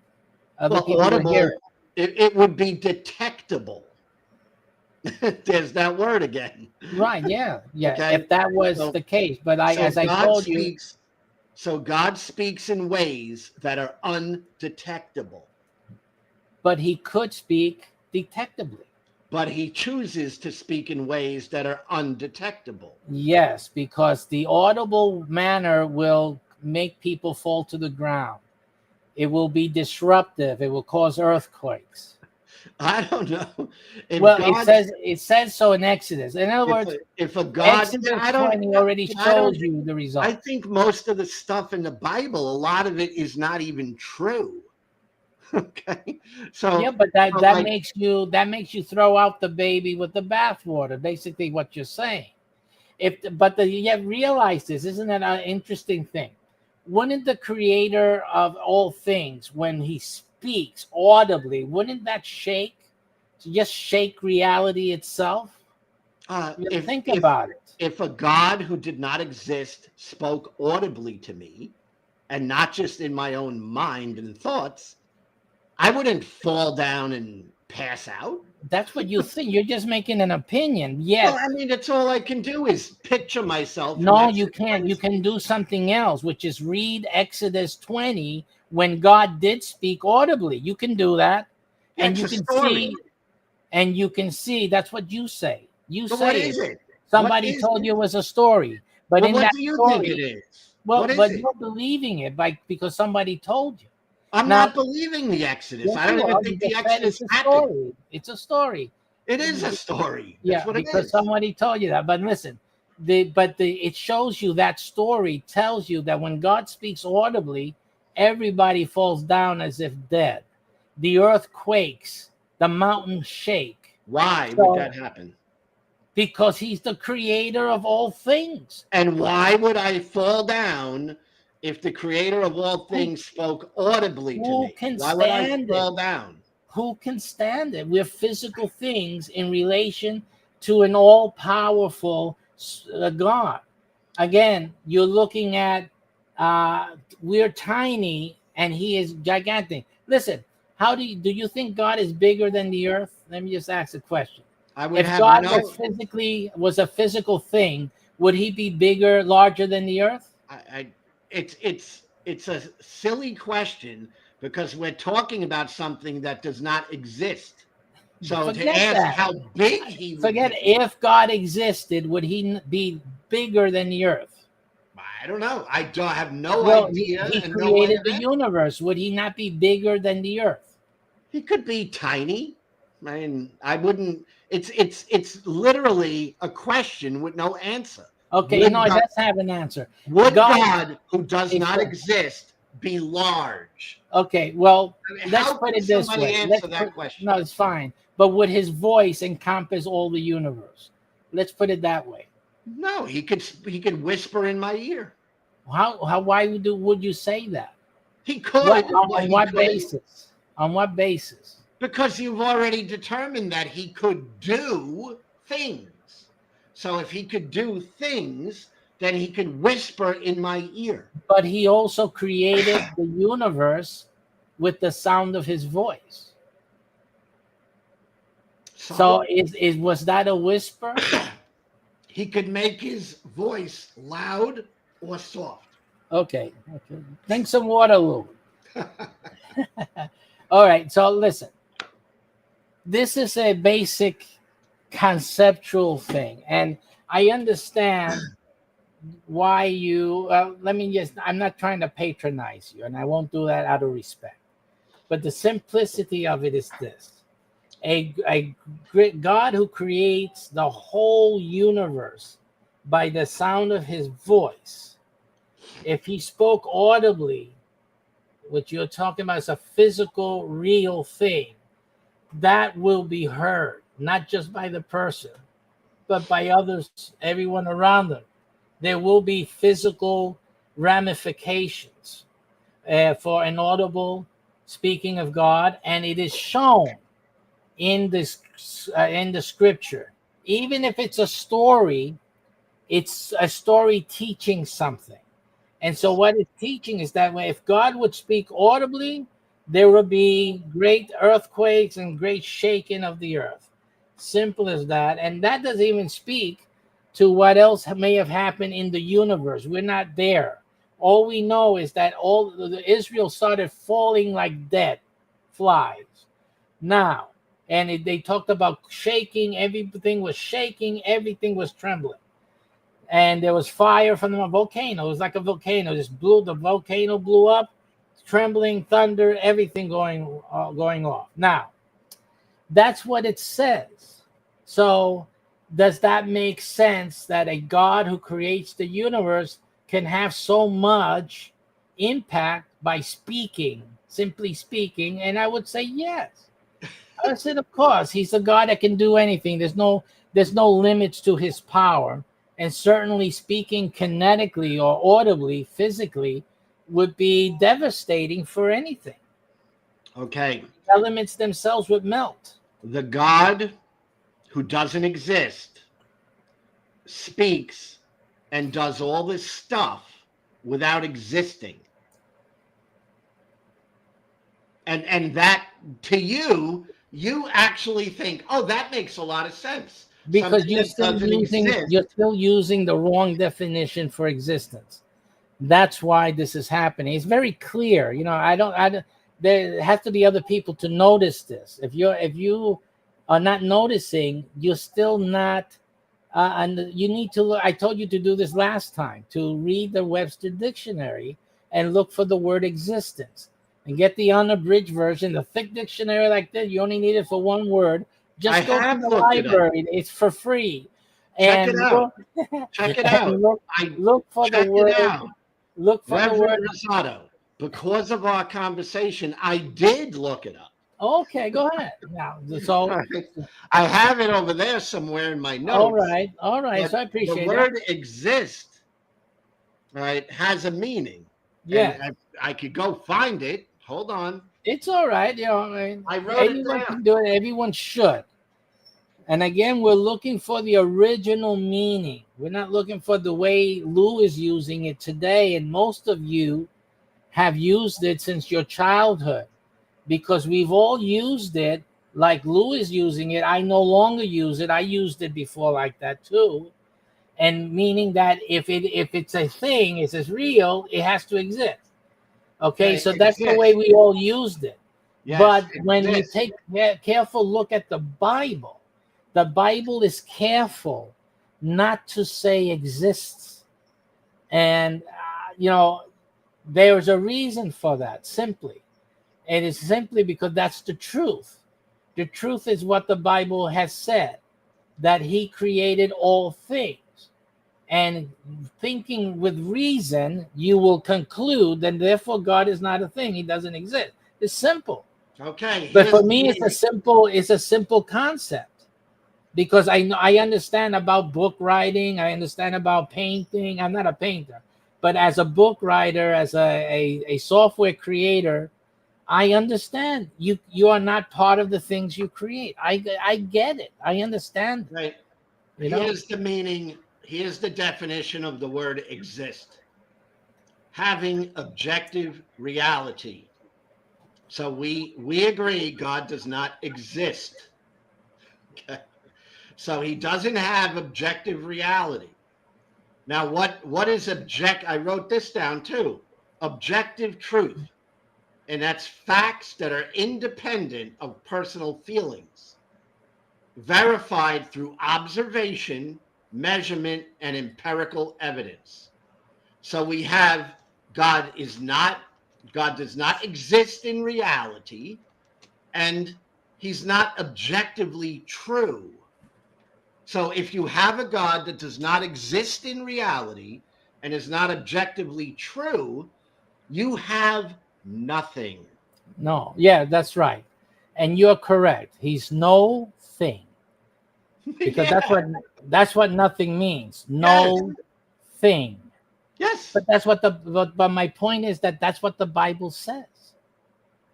Okay, so the Bible says God does not exist. He has no reality, and he doesn't. What's the last thing? He's he no does- thing. He's Yeah, no. so he's thing. nothing. He doesn't exist. All right, and then I'm supposed to say to myself, this is the part that it really boggles my mind. I'm supposed to say, well, he doesn't exist. He's nothing.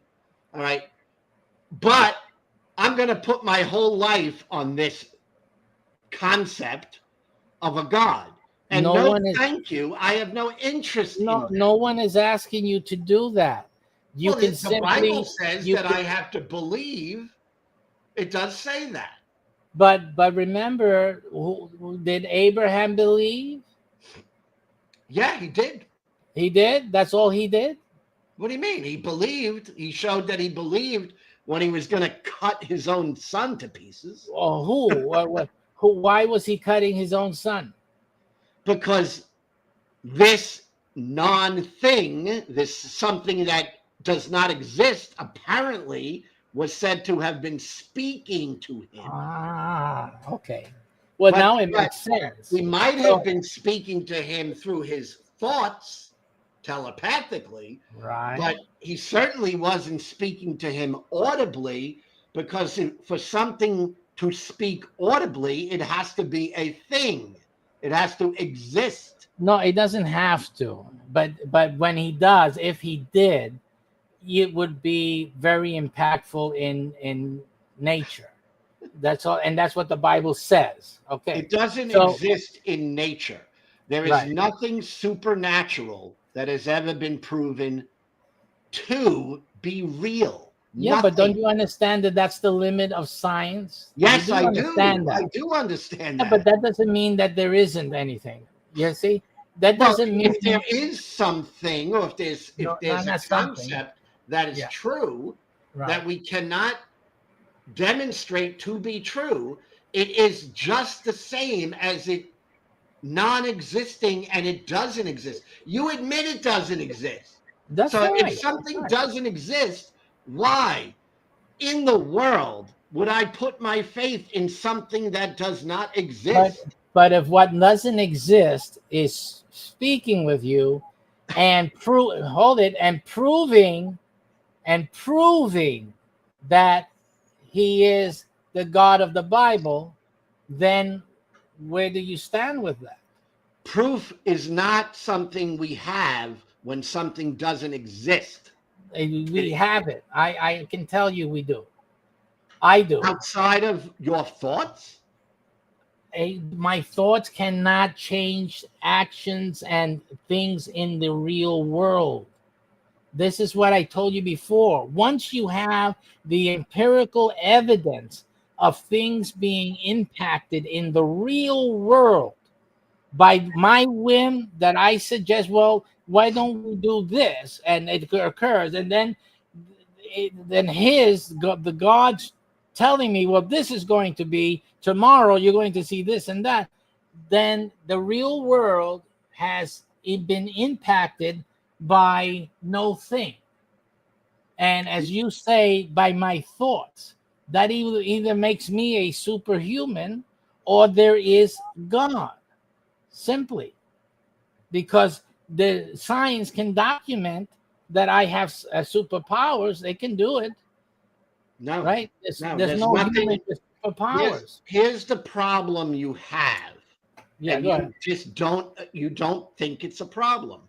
The problem you have is there's no thing that has ever been demonstrated to have any type of existence that is beyond Existence. nature.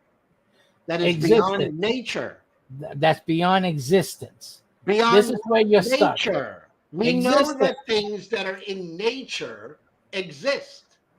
Yes, You but recognize that. Existence is nature itself. So there's no demonstration whatsoever that something, a concept, I hate saying the word thing, a concept, all right, that has no ties to nature, something that has no ties to nature, there is no demonstration of it being real. None. Real, again, is the another word for existence, and real depends on things. You read it in the dictionary. You know it's circular reasoning. No, here's the definition of reality. I wrote down reality. Go ahead. Come on. The world or state of being as things actually exist. So there's that word again. Yeah. So we have for something to be real, it must exist. So God does not exist, so he cannot be real. Right, because real, look, yeah, but if you look at it, see, you're not reasoning enough to realize that the word real shouldn't be dependent on existence. It shouldn't. It is according to the dictionary. I know that, but you're not recognizing that it's circular reasoning, right? What is circular reasoning? Reality, existence, reality. No, they're not real. They do not exist. You have to understand that the claim of the Bible is that God created all reality, that God created all existence. Now, the concept is the author of a book physically in the book? And the answer to that is no. Agreed. So the concept that a God creator can be outside of existence is already plain and clearly proven through conceptual validity of authorship of a book, of a painting, of a piece of music, of a sculpture. Does the author of a book exist? Only because, yes, that exists because it's an existing person who does it. Okay, and you're saying we're not creating existence. You're saying that a non-existent God who is not real is somehow interacting with you. In the documentary, I will explain all of this in full details. There's only one way that we can tell if there is God, and that is that when he says something that's going to happen, or he's going to do something, that it actually happens. And to the level of complexity to convince you of that fact, that is what you need. Even you, Lou, would agree that if God would tell you that he is going to do X, Y, and Z in complete detail, down to the minutest of detail of other people, of other things doing X, Y, Z and all that. This is not just an orchestration of one easy little thing, a leaf falling from a tree. No, this is precise detail that would be totally impossible to be foretold. Then that I even you as a skeptic, would have to believe, wait a minute, and that you admit it as such, that something did this, and that something told me about it. And that's plain and simple. So I don't see that. That's all the conceptual validity that's required here. I'm not telling you, oh, that's the basis for you to believe my story. No, I'm just telling that you, as a seeker of truth, and everyone here listening, if you're seeking the truth, you need to seek it. And what is your capacity to understand? When I was 8 years old, I did this when I was 8 years old, but I was very scientifically minded. I understood. I loved science as a kid. I understood science. I used the scientific method before I even learned about the scientific method. And God gave me evidence by demonstration beyond a shadow of a doubt. So when I'm saying, I'm not telling you, oh, you have to believe me. No. But what I'm saying is that if there is a God, he got to talk. If he's interested in saving humanity, then he needs to reach out, right? So what I'm telling y'all, everyone here, is to seek, and you shall find. Well, I'm going to ask anyone. I'm going to ask anyone in the chat. All right, if anyone in the chat thinks it's possible for something that does not exist and is not real to communicate with a person, that would be my question.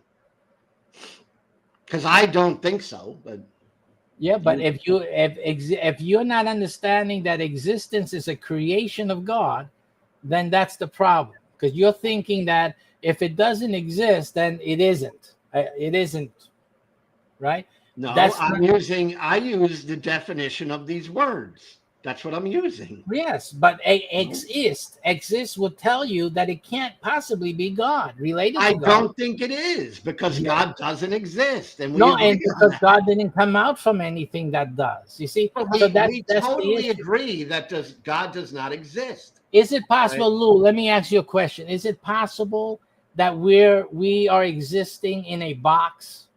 Is that a possibility, that the universe is in a gigantic box that we are yet to discover? Is that a possible thing? I would say it's possible, but I wouldn't stake my life on that. Yeah, you're not going to make it a fact. No. So that's all we're saying here. It's possible.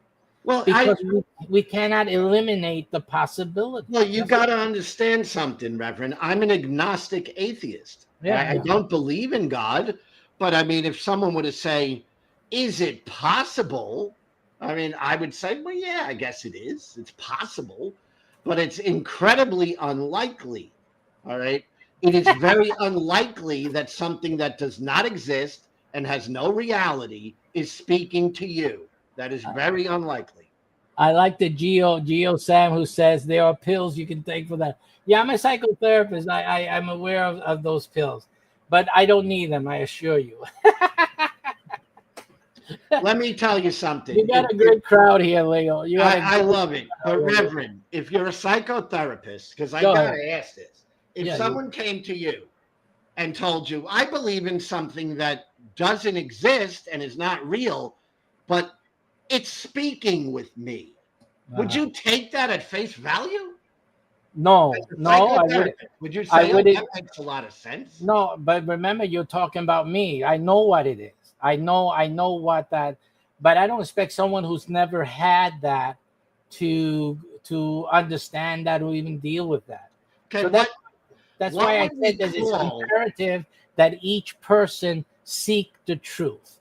What would we diagnose? Search for God. What would we diagnose a person as having if they came and they told you that something that does not exist and is not real is talking to them or speaking to them? What would you call that? No, I wouldn't call it anything. I would want to know more. I want what is the proof that they have? That's what I would want to know. I wouldn't just discard it that way. Let's go real serious about psychotherapy, okay? I know people in my personal life who have heard things and entities that have spoken to them, okay? And it's called schizophrenia. Right. Okay, so I know people like that. Yes, but Okay. you don't know anyone who's schizoid who is going to say something that's according to the scripture, that has in-depth knowledge of scripture, alignment with scripture, and that can foretell the future. That is one that I would like to see. Okay, I worked a long time ago in a psych unit, Yeah. and I didn't work there as a practitioner, but I was a security guard. Okay. And I sat in the room when psychotherapists spoke with people. Okay. And when a person says they are hearing voices that are coming from something that doesn't exist and is not real, okay, they are usually put on a hold, a 72-hour hold, Yeah, because it is obviously delusional thought. of All right. course. Now you're saying that, well, there's that, and then there's a God who doesn't exist and is not real, but he really does speak with the people. There's no way of distinguishing the difference. No, there is one, and you said it, but you seem not to even catch your own speech. What is it? You said they heard voices, Yeah, plural. a voice. No, they No, didn't. no, you When I didn't say say that, sir. voices, You said voices. yeah, but that's just a terminology. all No, right? no, that's what they hear. I No, know. I have heard. They all people say they tell me. hear voices. We've I all have heard it. sat in the room where people spoke about hearing a person's voice. Right. Now, it doesn't have to be multiple, all right? But they've heard a person telling them things, Okay. right? And these people are known by the psychotherapist that they're talking about something that is not real and does not exist. Right. And they are diagnosed as such. Yes, that's right, because that is diagnosable. Yes. That is scientifically proven that they are schizoid. But yeah. Yeah. But it's not because of the voice or voices. That's a No, symptom. that's how they diagnose the person. No, they say, do more than just that. That What is are- just a symptom. They say, what is it? Tell me about what you're hearing. Right. Tell me about this voice. Why do they Tell do me that? about this. Because And the they're trying to person says, determine if they're actually hearing something or not. Yes. And what's the nature of what they're hearing. Yes. That's the same thing that I would do. They're trying to determine if what they're hearing is real. That's what they're trying to determine. Well, of course, because So if you're hearing from a God that is not real and does not exist, it is indistinguishable from a schizophrenic or a bipolar episode. it is Or- distinguishable because How? I am not schizoid. There is a difference, a great difference. No. What you are, in my opinion, I'm not a doctor, okay, but you're a person who believes things. That's about it. All right, what you believe is not real. It doesn't exist. It's just a belief. And you have a belief. That's There's the way nothing you more see to it. it. That's the way you see it, of course. Well, how else would I see it? No other way until you go and find the truth for yourself. Well, I've been trying to seek truth my whole life. Well, then have you sought after God? Have you looked to God? Of course I have. No, you say, of course. Then what happened? Because I'm going to tell you one thing: if you seek God, you will find Him. So now we can go into why haven't you found Him yet? You cannot can do find that. something. We You can do cannot that find discussion. something that is not real. You cannot find something that has no existence. All right. The only thing that I agree with you on is that, yes, there are concepts that we have in our thoughts. And if you want to say that is God, I have no problem with that. All right. But that is not what most people think of when they think of a God. They think of a being, a person. All right. They think of something. That's what they're thinking of. Now, maybe everyone out there has the wrong concept and you have the right one, but I'm sorry if I tell you honestly, the things you say don't make real sense. They don't. Okay? It's like talking to that patient. And I go, well, something that doesn't exist and is not real is speaking to me. I heard the voice. Well, what is it you heard, madam? What is it you heard? Well, I heard him say this and that and this and that. Right. But he didn't And, do and, this or that. and what we do, He didn't never do this or that. and what we do, if we're professionals, we go, is there really something that is speaking to this person? Well, And we when will we know. and You when can we know if the determine, person tells you that God is telling me right now, or this voice is telling me right now that he's going to raise this eyeglass case from the table and raise it. Okay, and it happens. Is that a schizoid? no, because that's not what I'm But not that's what saying I'm that's talking about. no, I'm no. talking about I'm evidence talking about in real life when we in talk real to life. people, In real when life. we talk to people and they say something non-existent that's not real is speaking to me, okay? And we know that nothing real is talking to them. You're telling me that's a normal person. No, again, you're using the wrong terms. I've already discussed the term. When you're saying real and you're saying or not real, when we use the words real and existence, we're talking about things that God created according to the Bible. So that obviously, if that is true, what the Bible says, if it is true, then yes, you have to agree that conceptually speaking, that is possible. That's it. If This you is an issue of believe, conceptual validity. That's if all. you believe in God, I agree with you. But Even that if you don't concept, believe, if you don't believe, it doesn't change. If God does something, or the voice that we're hearing in our heads does something in reality with other people, they believe it or not, right? So again, it doesn't matter what you believe, what you see, it's what you saw. all right, So it's not just belief. Belief is not enough. We're not talking about belief here. And it's not just faith either. The original topic of your show. It is not just faith. This is not an issue of faith or belief. It's an issue of seeking God and having God demonstrate that he is the God of the Bible. And you see in real life the effect of the God doing what he said he would do. So that is not a thought in your mind. It's not a feeling. It's actual reality of something that thought you had in your head actually became real and reality. So if a patient comes to a doctor, Yeah, and says, I heard I heard God tell me that I need to move to a different state. The voice was perfectly clear to me. right. Okay. Would you assume that that person heard from God, or I don't. would you be skeptical and I say, would not accept that even from a member of my church.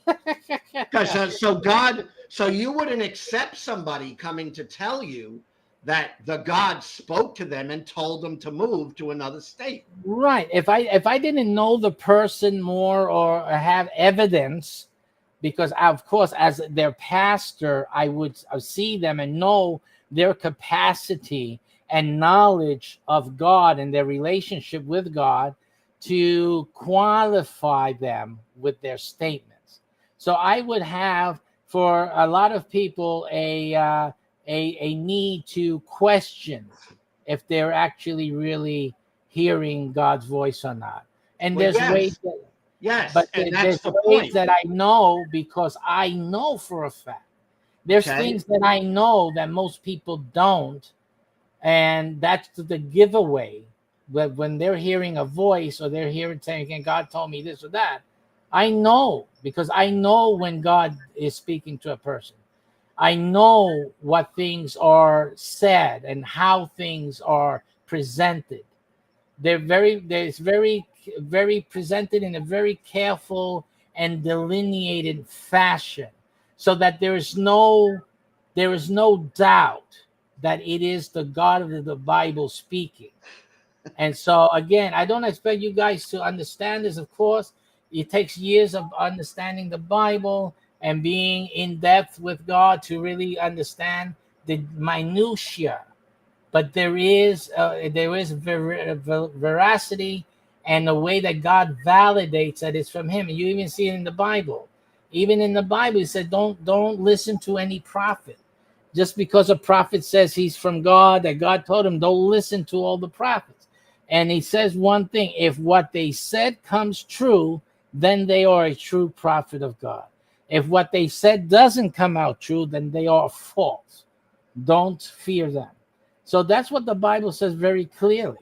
So again, the Bible is telling us and teaching us that there has to be valid evidence, real evidence that the uttering is of God. So that's all I You say. cannot. But this is not a theology class here. Oh, no. You cannot have evidence of something that does not exist. There is no evidence.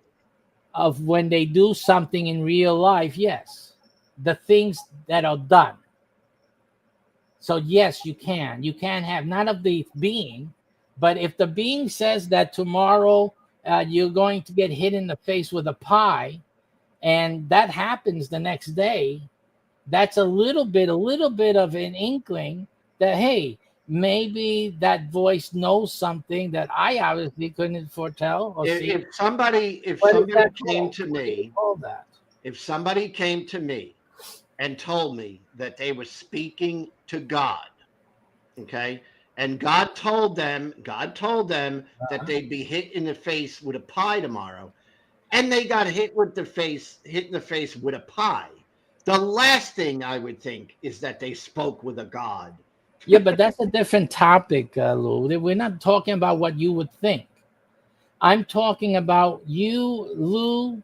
If God would wake you up this evening and tell you, Lou, I want you to understand that I am, and I'm going to do XYZ tomorrow morning, and then that way you will know. Would you agree that if that voice is telling you that tomorrow morning XYZ is going to happen, all right, and it's complex, not something easy, something complex involving other people, someone you wouldn't expect to come and say exact words to you or do an exact strange movement that is like, this is weird, what this guy doing, right? Would that not prove that the voice that spoke to you had something to do with that? That's Not all I'm really. saying. I mean, I wish No. I could say it would, but I it think wouldn't. I think you're in denial. I think No, I'm not I in think that denial. proves it. Like That proves it right there. you That's something you did could prove. say. You did say that God is not detectable. He's not testable. We're talking Okay. about what He does. Well, What that He would be a does test. is. That would be a test. All right. It is a test. Sure. I offered this test to somebody very recently. Mhm. I'm on a laptop, and my laptop is working fine. And this test is not a big deal. It should be very simple. I said, well, with my laptop working fine, what I'm going to ask you to do is ask your God to blow out my laptop in the next 10 minutes so that it will not be functioning. All right. And what you get when you ask someone something like that, Christians, you get every excuse in the world. Oh, and God doesn't do that. Well, what the heck does a God do? Nothing. I'll tell you. And it's a funny thing you chose that so that I would tell you that God is in this mix tonight. because I have a computer story for you. I had my printing business, and I had a computer in the basement, and that was the lifeblood of the business. I did the typesetting there, flyers, all newspapers that I would publish, et cetera, et cetera. And that machine fell apart on me, stopped operating, just went dead. And, as a newspaper guy, the newspaper has to go to press. It has to get finished on the deadline. We cannot miss a publishing date. You understand how that is. And I was really in a pickle. I called one of our advertisers. He was a computer tech. So he came in and he looked over, he pulled the machine apart, and he checked all the cables, make sure they were fitting, tested every little part. And he says, I don't get it. And he put it back together, and the thing still wouldn't kick on. It still wouldn't kick on at all. And he said, you know what? This machine has beat me. I can't explain it. I can fix any machine. I can't explain why I can't fix this thing today. So he said, I don't know. I can't help you. I'm sorry. This is really, it's baffling to me. So he left, and I was quiet. You're going to have to buy a new computer. I said, I don't have time to get a new computer and to get that information, that newspaper out of there and put it on a new one and get it published. And you know what? I did something that to me was a little disrespectful in my belief and my relationship with God.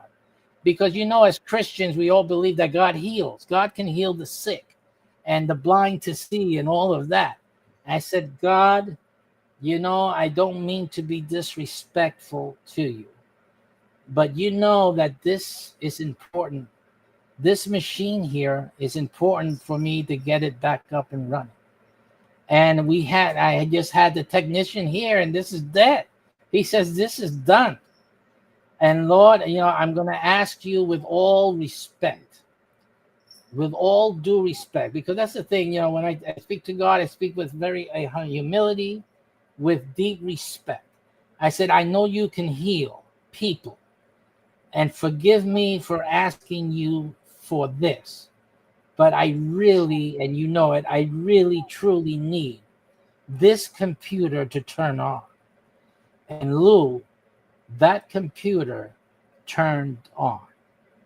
Okay. The next day, the computer tech calls me and said, how did you do with the machine? I said, you won't believe me because I don't expect people to. But I prayed, and I told them to start. I prayed. And that computer turned on. Okay, now And given it stayed on until I chose another computer and brought a new computer. okay, That thing never stopped ever again. Given that testimony that you just gave, okay, I'm going to ask you, and then I'm going to go. I'm losing my voice. Yeah, we're all tired, and you're a champ. You're a champ. You're always a champ, man. I'm going to ask you if you would pray today, after you get off, sometime before you go to bed, that when I wake up in the morning and I go to turn this laptop on, that it actually doesn't turn on, that it is broken. And if I do wake up and I go to turn my laptop on and it's broken, I will tell you, I will announce it right here on my channel, and I'll say, yes, he did pray, and yes, my laptop didn't turn on. And I will be very impressed. Well, So- you won't be as impressed, really, unless it's something that is from your heart. That is from my heart. I want to know. No, but then you pray it. You. I'll pray it right now. No. I'll pray it right now with you. But when you're praying to God, you just don't say it like that, like the way you're going to do it. Why Simply not? listen, because you don't have a contrite heart. Oh, that is going to be all. You're not He's being. not actually going to hear me Well, unless no. I have a God contrite hears you. heart. God's hearing you right now. The issue is why. Why is He going to do this? What's the point? All right, here's the point. Just so that you and that some viewers would say, "Oh, would this happen? Are all these viewers going to accept Jesus Christ as their Lord and Savior and abandon their philosophy? Well, I tell you right now, Channel, change it over I'm to Christian sincere. channel? I'm You know? sincere. All right. And that would be an incredibly persuasive thing to me personally. You don't need. So- We don't need. We so- don't do persuasion here. Oh no, We don't- God doesn't do. Then We it's a don't do cop-out. persuading here. No, no, no, no. You It's a listen. If cop-out. you're in, no, it's not. You're the one Yes, it copping out because it's up to you, the individual. You need to seek the truth yourself. I'm and- telling you, I'm asking God, and You I'm don't have to asking tell you. me. No, you speak with God personally. And I said I'll You. do it just now. I said Right, but now. I'm just telling you that it's not just saying something and, No. and in your estimation. So he's going to decide, all right, what is your God doing? If he can't turn my computer off and he can't break it by the morning, your God is nothing. He does nothing. Not, and he's no thing. But the point is, And he does nothing. And not No, only he- is he no thing, he does nothing either. I would honestly disagree with you. Now, the point Well, is this. he won't do anything for me. No, because he would. My if- heart is not contrite. He would. Why? What was the point of you asking me to pray, though? You know why? Answer that question. You know Go ahead. why? Because you believe in prayer. All right, I can easily pray and I would do it right now, but I'm not really in a position of having that sort of belief. All right. But So that's if the you- point. That's the point, Lou. Listen. If you who do believe, then ask God to do something for me that's specific, all right, that I will know in the morning that God is real. It's fine. Listen, Well, listen. we already said he's not. That's the Right, weird right. thing about this. See, but And I that's the know point. that he did something. Okay, That yeah. I would wake up and go, wow, God did something. Okay, but why don't you do this better? Why don't you just before you go to bed, just do a little prayer to God and say, Lord, if you're there, because I did this when I was 8 years old. I said, if you're there, you should be able to hear me. Mm-hmm. So I need to know that it is you. I need to know that you hear me and that you're going to teach me, because if I'm here having to get stuck with other people saying this and that, who knows who the truth is and what the truth is. So, I've done that prayer. I ask you to do this, to be honest with yourself and simply make that prayer. Just simply, if you're out there, show me, teach me, show me. I But have done that prayer. don't look for magic tricks. No, Don't I've look for done specificity. the prayer that you're describing. I've done it. Right. Okay. So And what did you ask God for? Tell me.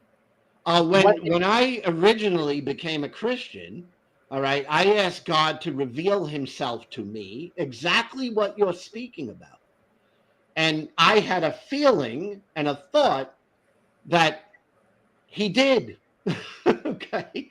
But many years later, when deconstructing and thinking about these things, I realized that he actually did nothing.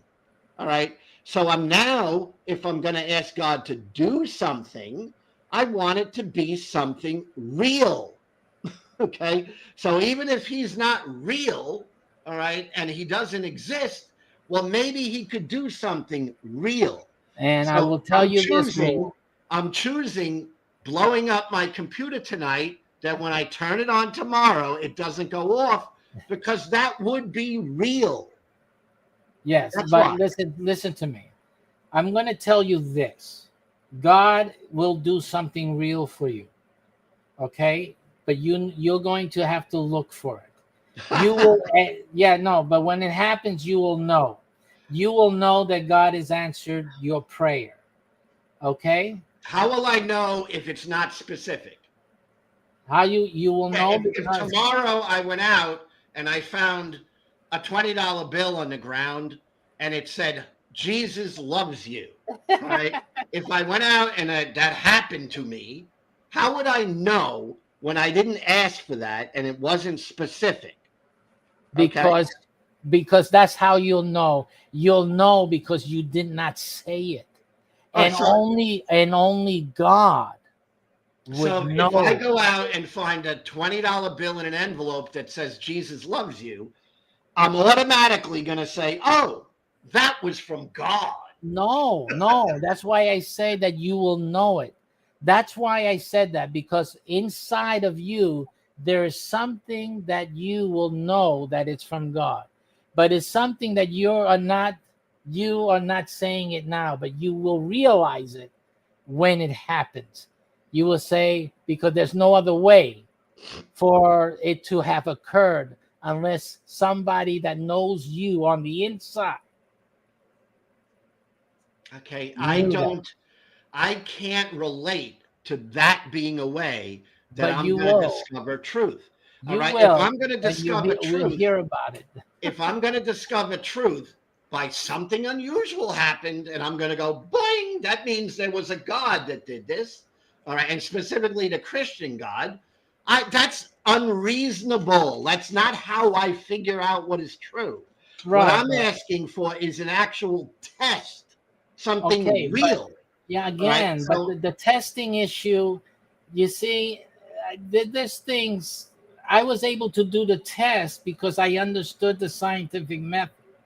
I understood a lot of things about science, and I understood a lot of things about God already. So that the test was something that was familiar with me. You know, it wasn't something that I could mistake it for a sign or just take it for this or that. No, the test was very precise. But the thing is that was a very what do you call it? It was pertinent to my ability for comprehension. The thing is, what is yours? I And I don't think, I don't think. I just gave you a No, you gave, specific- yeah, but you're still talking to me. I didn't talk to anybody else.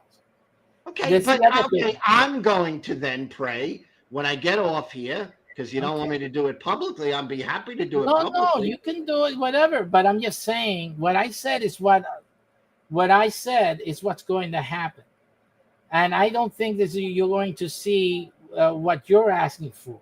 Okay. But you will see something else. Well, I'm gonna see. Listen. No.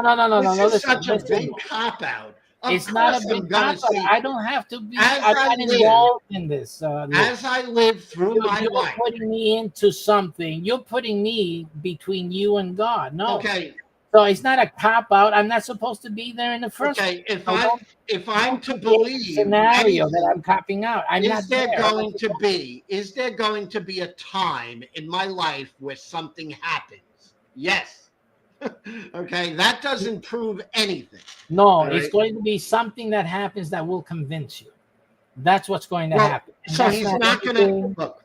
I'm going to pray, and then we're going to go to bed. I'm going to pray right now publicly, at least on this little stream. Okay, and I'm going to ask God to do something specific. Okay. Right? If he does it, I will be happy to come back on and say, you know what? It happened. All right, so I'm going to do it right now. But if nothing happens, I'm also going to say nothing happened. Yeah, but you have to also say that Reverend Rosado told you so, because that's what I'm telling you. Will it happen or not? Listen, because I'm telling you that when I went to do what I did, my test was after a long time of prayer, of self-reflection. There's a lot of things to this. It's not as simple as just making a prayer and see if something happens. Well, it should be that simple. No, it's not. It's not. Again, I tell you, because God is not here to do magic tricks to make people believe in him. He doesn't need it. He doesn't need everyone to believe in him. So that's the first premise here. Mark 11. Yeah. If you ask anything in my name, it will be done, given unto you. So right now, I'm going to be real. You're All right, taking I'm it out gonna of be real. context, but go ahead. I'm He's not. talking. He's talking to whom? He's not talking to agnostics, brother. Come on. Okay. Come on. Let's go. If you're saying God won't answer my prayer because I don't believe in the things you do, that's why I'm asking you to do it. Yes, but then that's inappropriate because you're the one that needs to see what God does in you for you. It's not for me. It's not proper for me to do it for you. Now Look, listen. I'm gonna pray. All right. And I see Evie, because Evie is a Christian as well. And she said she will pray too. So I'm going to pray right now. All right. And I'm really sincere. Okay. I'm serious. All right. Yep. Okay. Dear God, if you are real or not real, or exist or do not exist, can you please break the functionality of my laptop so that when I wake up tomorrow and it doesn't start, that I will know that you are God. And I pray this in the name of Jesus. Okay? Done. Now let's see if something happens. We'll find out. I'll find out. But I already told you. Okay? So we'll see. You're not speaking for God, are you, Reverend? I told you what I got. One person asked me for something like you're doing. I was in a microbiology laboratory, and one of the other researchers there, he was an atheist, and he was a Jewish too, but he was an atheist. And then he tells me, he said, I know you're a person of prayer and faith. Why don't you ask God? There was some blood vessels on the table, on the science table there, and vials, and you know the ones with the little neck on it. So it's a big fat jar and then a little neck. So he asked me, can you ask God to put each bottle on top of the other and have them stand up like that? And I looked at him, and I went into myself, and I connected with the Spirit of God, which is what the Bible teaches we have all the time. And the Spirit of God told me this funny thing. Spirit of God told me, tell him exactly these words. If I do this for you, will you believe and accept me as your personal Lord and Savior and serve me for the rest of your life? Mm-hmm. And I told this guy, I told this scientist, I told him, this is what God is telling me to tell you. And he sat back and he said, I can't do that. See?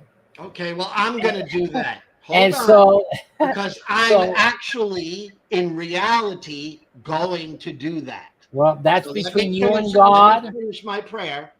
Look, between you and God, if it's truly true. I want you to reveal yourself, and if you would, show me by when I wake up tomorrow, my laptop does not function and does not start up. As silly as that seems, I will take that completely as you doing something in my life. And for the rest of my days, I will serve the Lord Jesus Christ.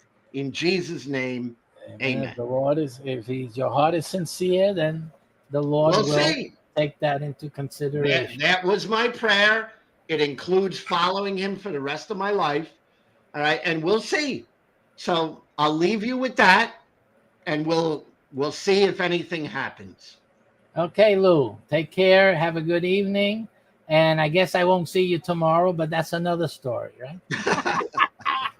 Well, you know my prayer, and you know it was very specific. All right, because I'm not playing games with God. I want it to be specific. Make that clear. Amen. All right. So we'll see. All right. Have a good one. Thank you for having me on. Take care. All right. Bye, everyone. Anyone who's listening, Like, subscribe, comment. I love to hear from all of you. Have a good night. Take care. Bye.